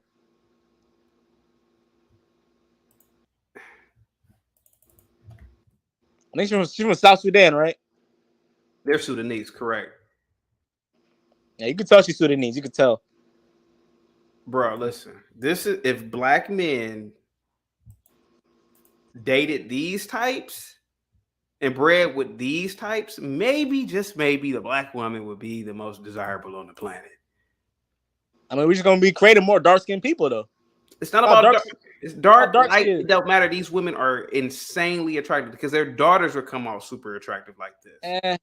And South Sudan people, they're another people that they're not really attracted to me neither. Sudanese people, they're not really that attracted to me. You mean the same Sudan that literally has models walking around? That Sudan? Yeah, I just never like their features. Ah, my God! You just said that you would rather be with Cherokee. That lets me know everything about Oh, you. shit. Hey, she prettier than any of them. You crazy in your damn head, dude. Prettier than any. Yo, Google Cherokee. Make sure you turn off the the what's it called? Yeah, look at her face. She got a pretty face. Okay, so you want me to look at her face? Look, she got a nice face. Cherokee, she always had a nice face. Watch this, Dio. He said Cherokee got a nice face. Dio, do you know who Cherokee is? I'm not familiar. No. Okay, she's a porn star, but watch. Look at her face. He wanted me to talk about Cherokee. Watch this. It was Justice League. That was. What about girls? Nice face. Ain't nothing wrong with her face. And that's why black women aren't desirable, because you She would look rather. cute. She look alright. This porch monkey looks better than. Oh, come on, chaotic. Nah. This porch monkey looks better than the 3 models that I just showed you. Okay. Them three black walking sticks. Yeah. Okay. All right, man. That's why black women ain't. That's why. This is why. Because them three burnt toothpicks. Yeah, she does. Dio, welcome to black culture, Dio. Like a burnt toothpick. Dio, you saw the models, right, Dio? You saw those black women, right, Dio? Yes, sir. Now you hear this 28-year-old kid over here talking about Cherokee. This woman right here looks better than the three of them. I just want to point that out. And so what will happen is that he will breed with the Cherokee, and his daughters will come out looking más o menos. And the white boy, he's gonna breed with a chick who looks like a damn model. What does she look like when she was younger, though? She looked okay. Nah, Cherokee nice look. She good looking. Come on, now. I'm not saying she's ugly. She just was a plain Jane. And them three burnt toothpicks weren't plain Janes? No, sir, they're models. Like burnt toothpicks. Come on, man. No ass, no titties, nothing. This is Cherokee when she was young, Dio. Cherokee, how are you? Basic looks. Come on, man. She's not bad. Them burnt toothpicks look better than her. Them burnt toothpicks with box braids look better than her. I mean, I don't like her profession, obviously, but I mean, just on the pure aesthetics, that's not a bad looking one. Exactly. Come on now. I'll admit, Cherokee's not bad looking, but the fact is that she ain't no damn model. She's not a supermodel. She would never be one. She don't have the facial features for it. Yes, she does. If she was 120 pounds, what are you talking about? If she was 120 pounds, she could be a supermodel. She wouldn't be a model. Okay, that's an unreasonable standard to hold. Though most women are not going to be models. Don't you get it? The model. There's a lot of ugly ass models out there. The model is the standard of beauty, period. And the idea is that a man should want to be with at least somebody that looks close to that. That's what me and Eric were trying to say from the get-go. The thing about and we were saying about white people, the white boys that we see, a lot of them look like Bradley Cooper. They are close to the model. They're not Bradley Cooper, but they at least try to look like it. Reese, you want to breed with Pinky. You already let me know everything about you. Dude. Hey, so my children come out light skinned and hey, it's what it is. The kids that come out, oh my God. I like the mulatto girls anyway, so shit. God. You like the burnt biscuits. Yeah, but 120 pounds so good. But those burnt biscuits, my good sir, are gonna breed a very attractive females. I mean, hey, whatever floats your boat, go ahead. But we all have our own preferences, so. Let me see what they're talking about in the chat. Rosiger says, "Oh wow, time being ran through has taken its toll on her, because now she just rough. Yeah, she's rough looking. Ooh." HB threw up when he saw Cherokee. Fear says, "Can't lie, CT forehead be strong. Might knock my ass out with a headbutt during an argument." Okay, all right. Blue Jay says, "It gives them that dark definition around their eyes, but they have light eyes like me." Okay, I'm bragging laugh out loud. Stop. Let's see. Oh, Bob says, "I'm going to jail." When Naomi Campbell mentioned her name, I thought she was 17 in that clip, Bob. Let me see. Let's see. You don't like so you're saying that you don't like the keen features, like the thin noses. I'm not saying I don't like that. I'm just saying okay, so Sudanese people, right? Yeah. They have a particular look. Like they have the jet black skin. Yeah, they're usually tall. That's their usual look. Go ahead. They're usually real thin. Yeah. A lot of them have like that gap in their tooth. Their tooth a lot of times is fucked up. When you see them smile, a lot of times the teeth is fucked up. Yeah. Okay. What about it? What about it? Where'd he go? You muted yourself, man. My bad. Yeah, a lot of times, it's not about you having a thin nose or anything like that. Just don't. Yeah. It depends. Her Alec Weck? Oh, the hell no. Dude, you couldn't pull Alec Weck. That's what you're saying. Look at her. She's not attractive. Look at the size of her forehead. Bro, look at her forehead. You couldn't pull her. That's the whole thing. You can't. So you say she looks better than Cherokee. That's what you're saying. Dude, Alec Weck looks 1,000 times better than Cherokee. You're crazy. All right. You're trolling. Come on. Okay, bro, listen. So you'd rather fuck her than Cherokee? Sir, I'm married, first of all. But what I'm trying to tell you Hypothetically. Okay, listen. If you got Cherokee butt naked right in front of you and her butt naked right in front of you, who would you fuck? Who would you, bro? How about this question for you? Who would you breed with? Cherokee. Definitely Cherokee. Your kids would come out looking mediocre, man. Man, stop it. Stop it. You breed. Listen, sir. You breed with an Alec Weck. Bet your daughter comes out looking super hot. Okay, you're better off using Lupita Nyong'o as an example because she looks good. Okay, we can use Lupita. Okay, you're better off using her. Okay, let's. Yeah, she looks good. She got a nice body too. She looks good. Yeah, let's use Lupita. She looks super hot. Yeah, she look no. That's so Alec Weck, I think. I'm in Paris. Just loosens short shows. The really beautiful. That forehead is killing me, man. I can't, man. Oh, bro, look at the teeth. Look at the teeth. Bro, listen. There's a thing about having striking features. Yeah. And that's why when you go into Switzerland or something, those white women have striking features. A lot of them are beautiful. Yeah, the Scandinavian women. Yeah, you're right. I teared up, and then Carl came and grabbed my hand. Them teeth, man. You can't pull her. I don't want to pull her. You can have her. You can have her. You can have her. You can have her. I gotta get the hell out of here, Reese, man. Thanks, man. Teeth is fucked up. Damn day, man. Thanks, man. Thank you, Dio. I'm about to get the hell out of here. I'll see you guys tomorrow, man. Thanks for having me. Thank you for having me. Oh yeah, no problem, Reese. I'll see you soon. Hi, Vogue. I'm Alec Weck. For more videos, subscribe here. All right, guys. I'll talk to you later.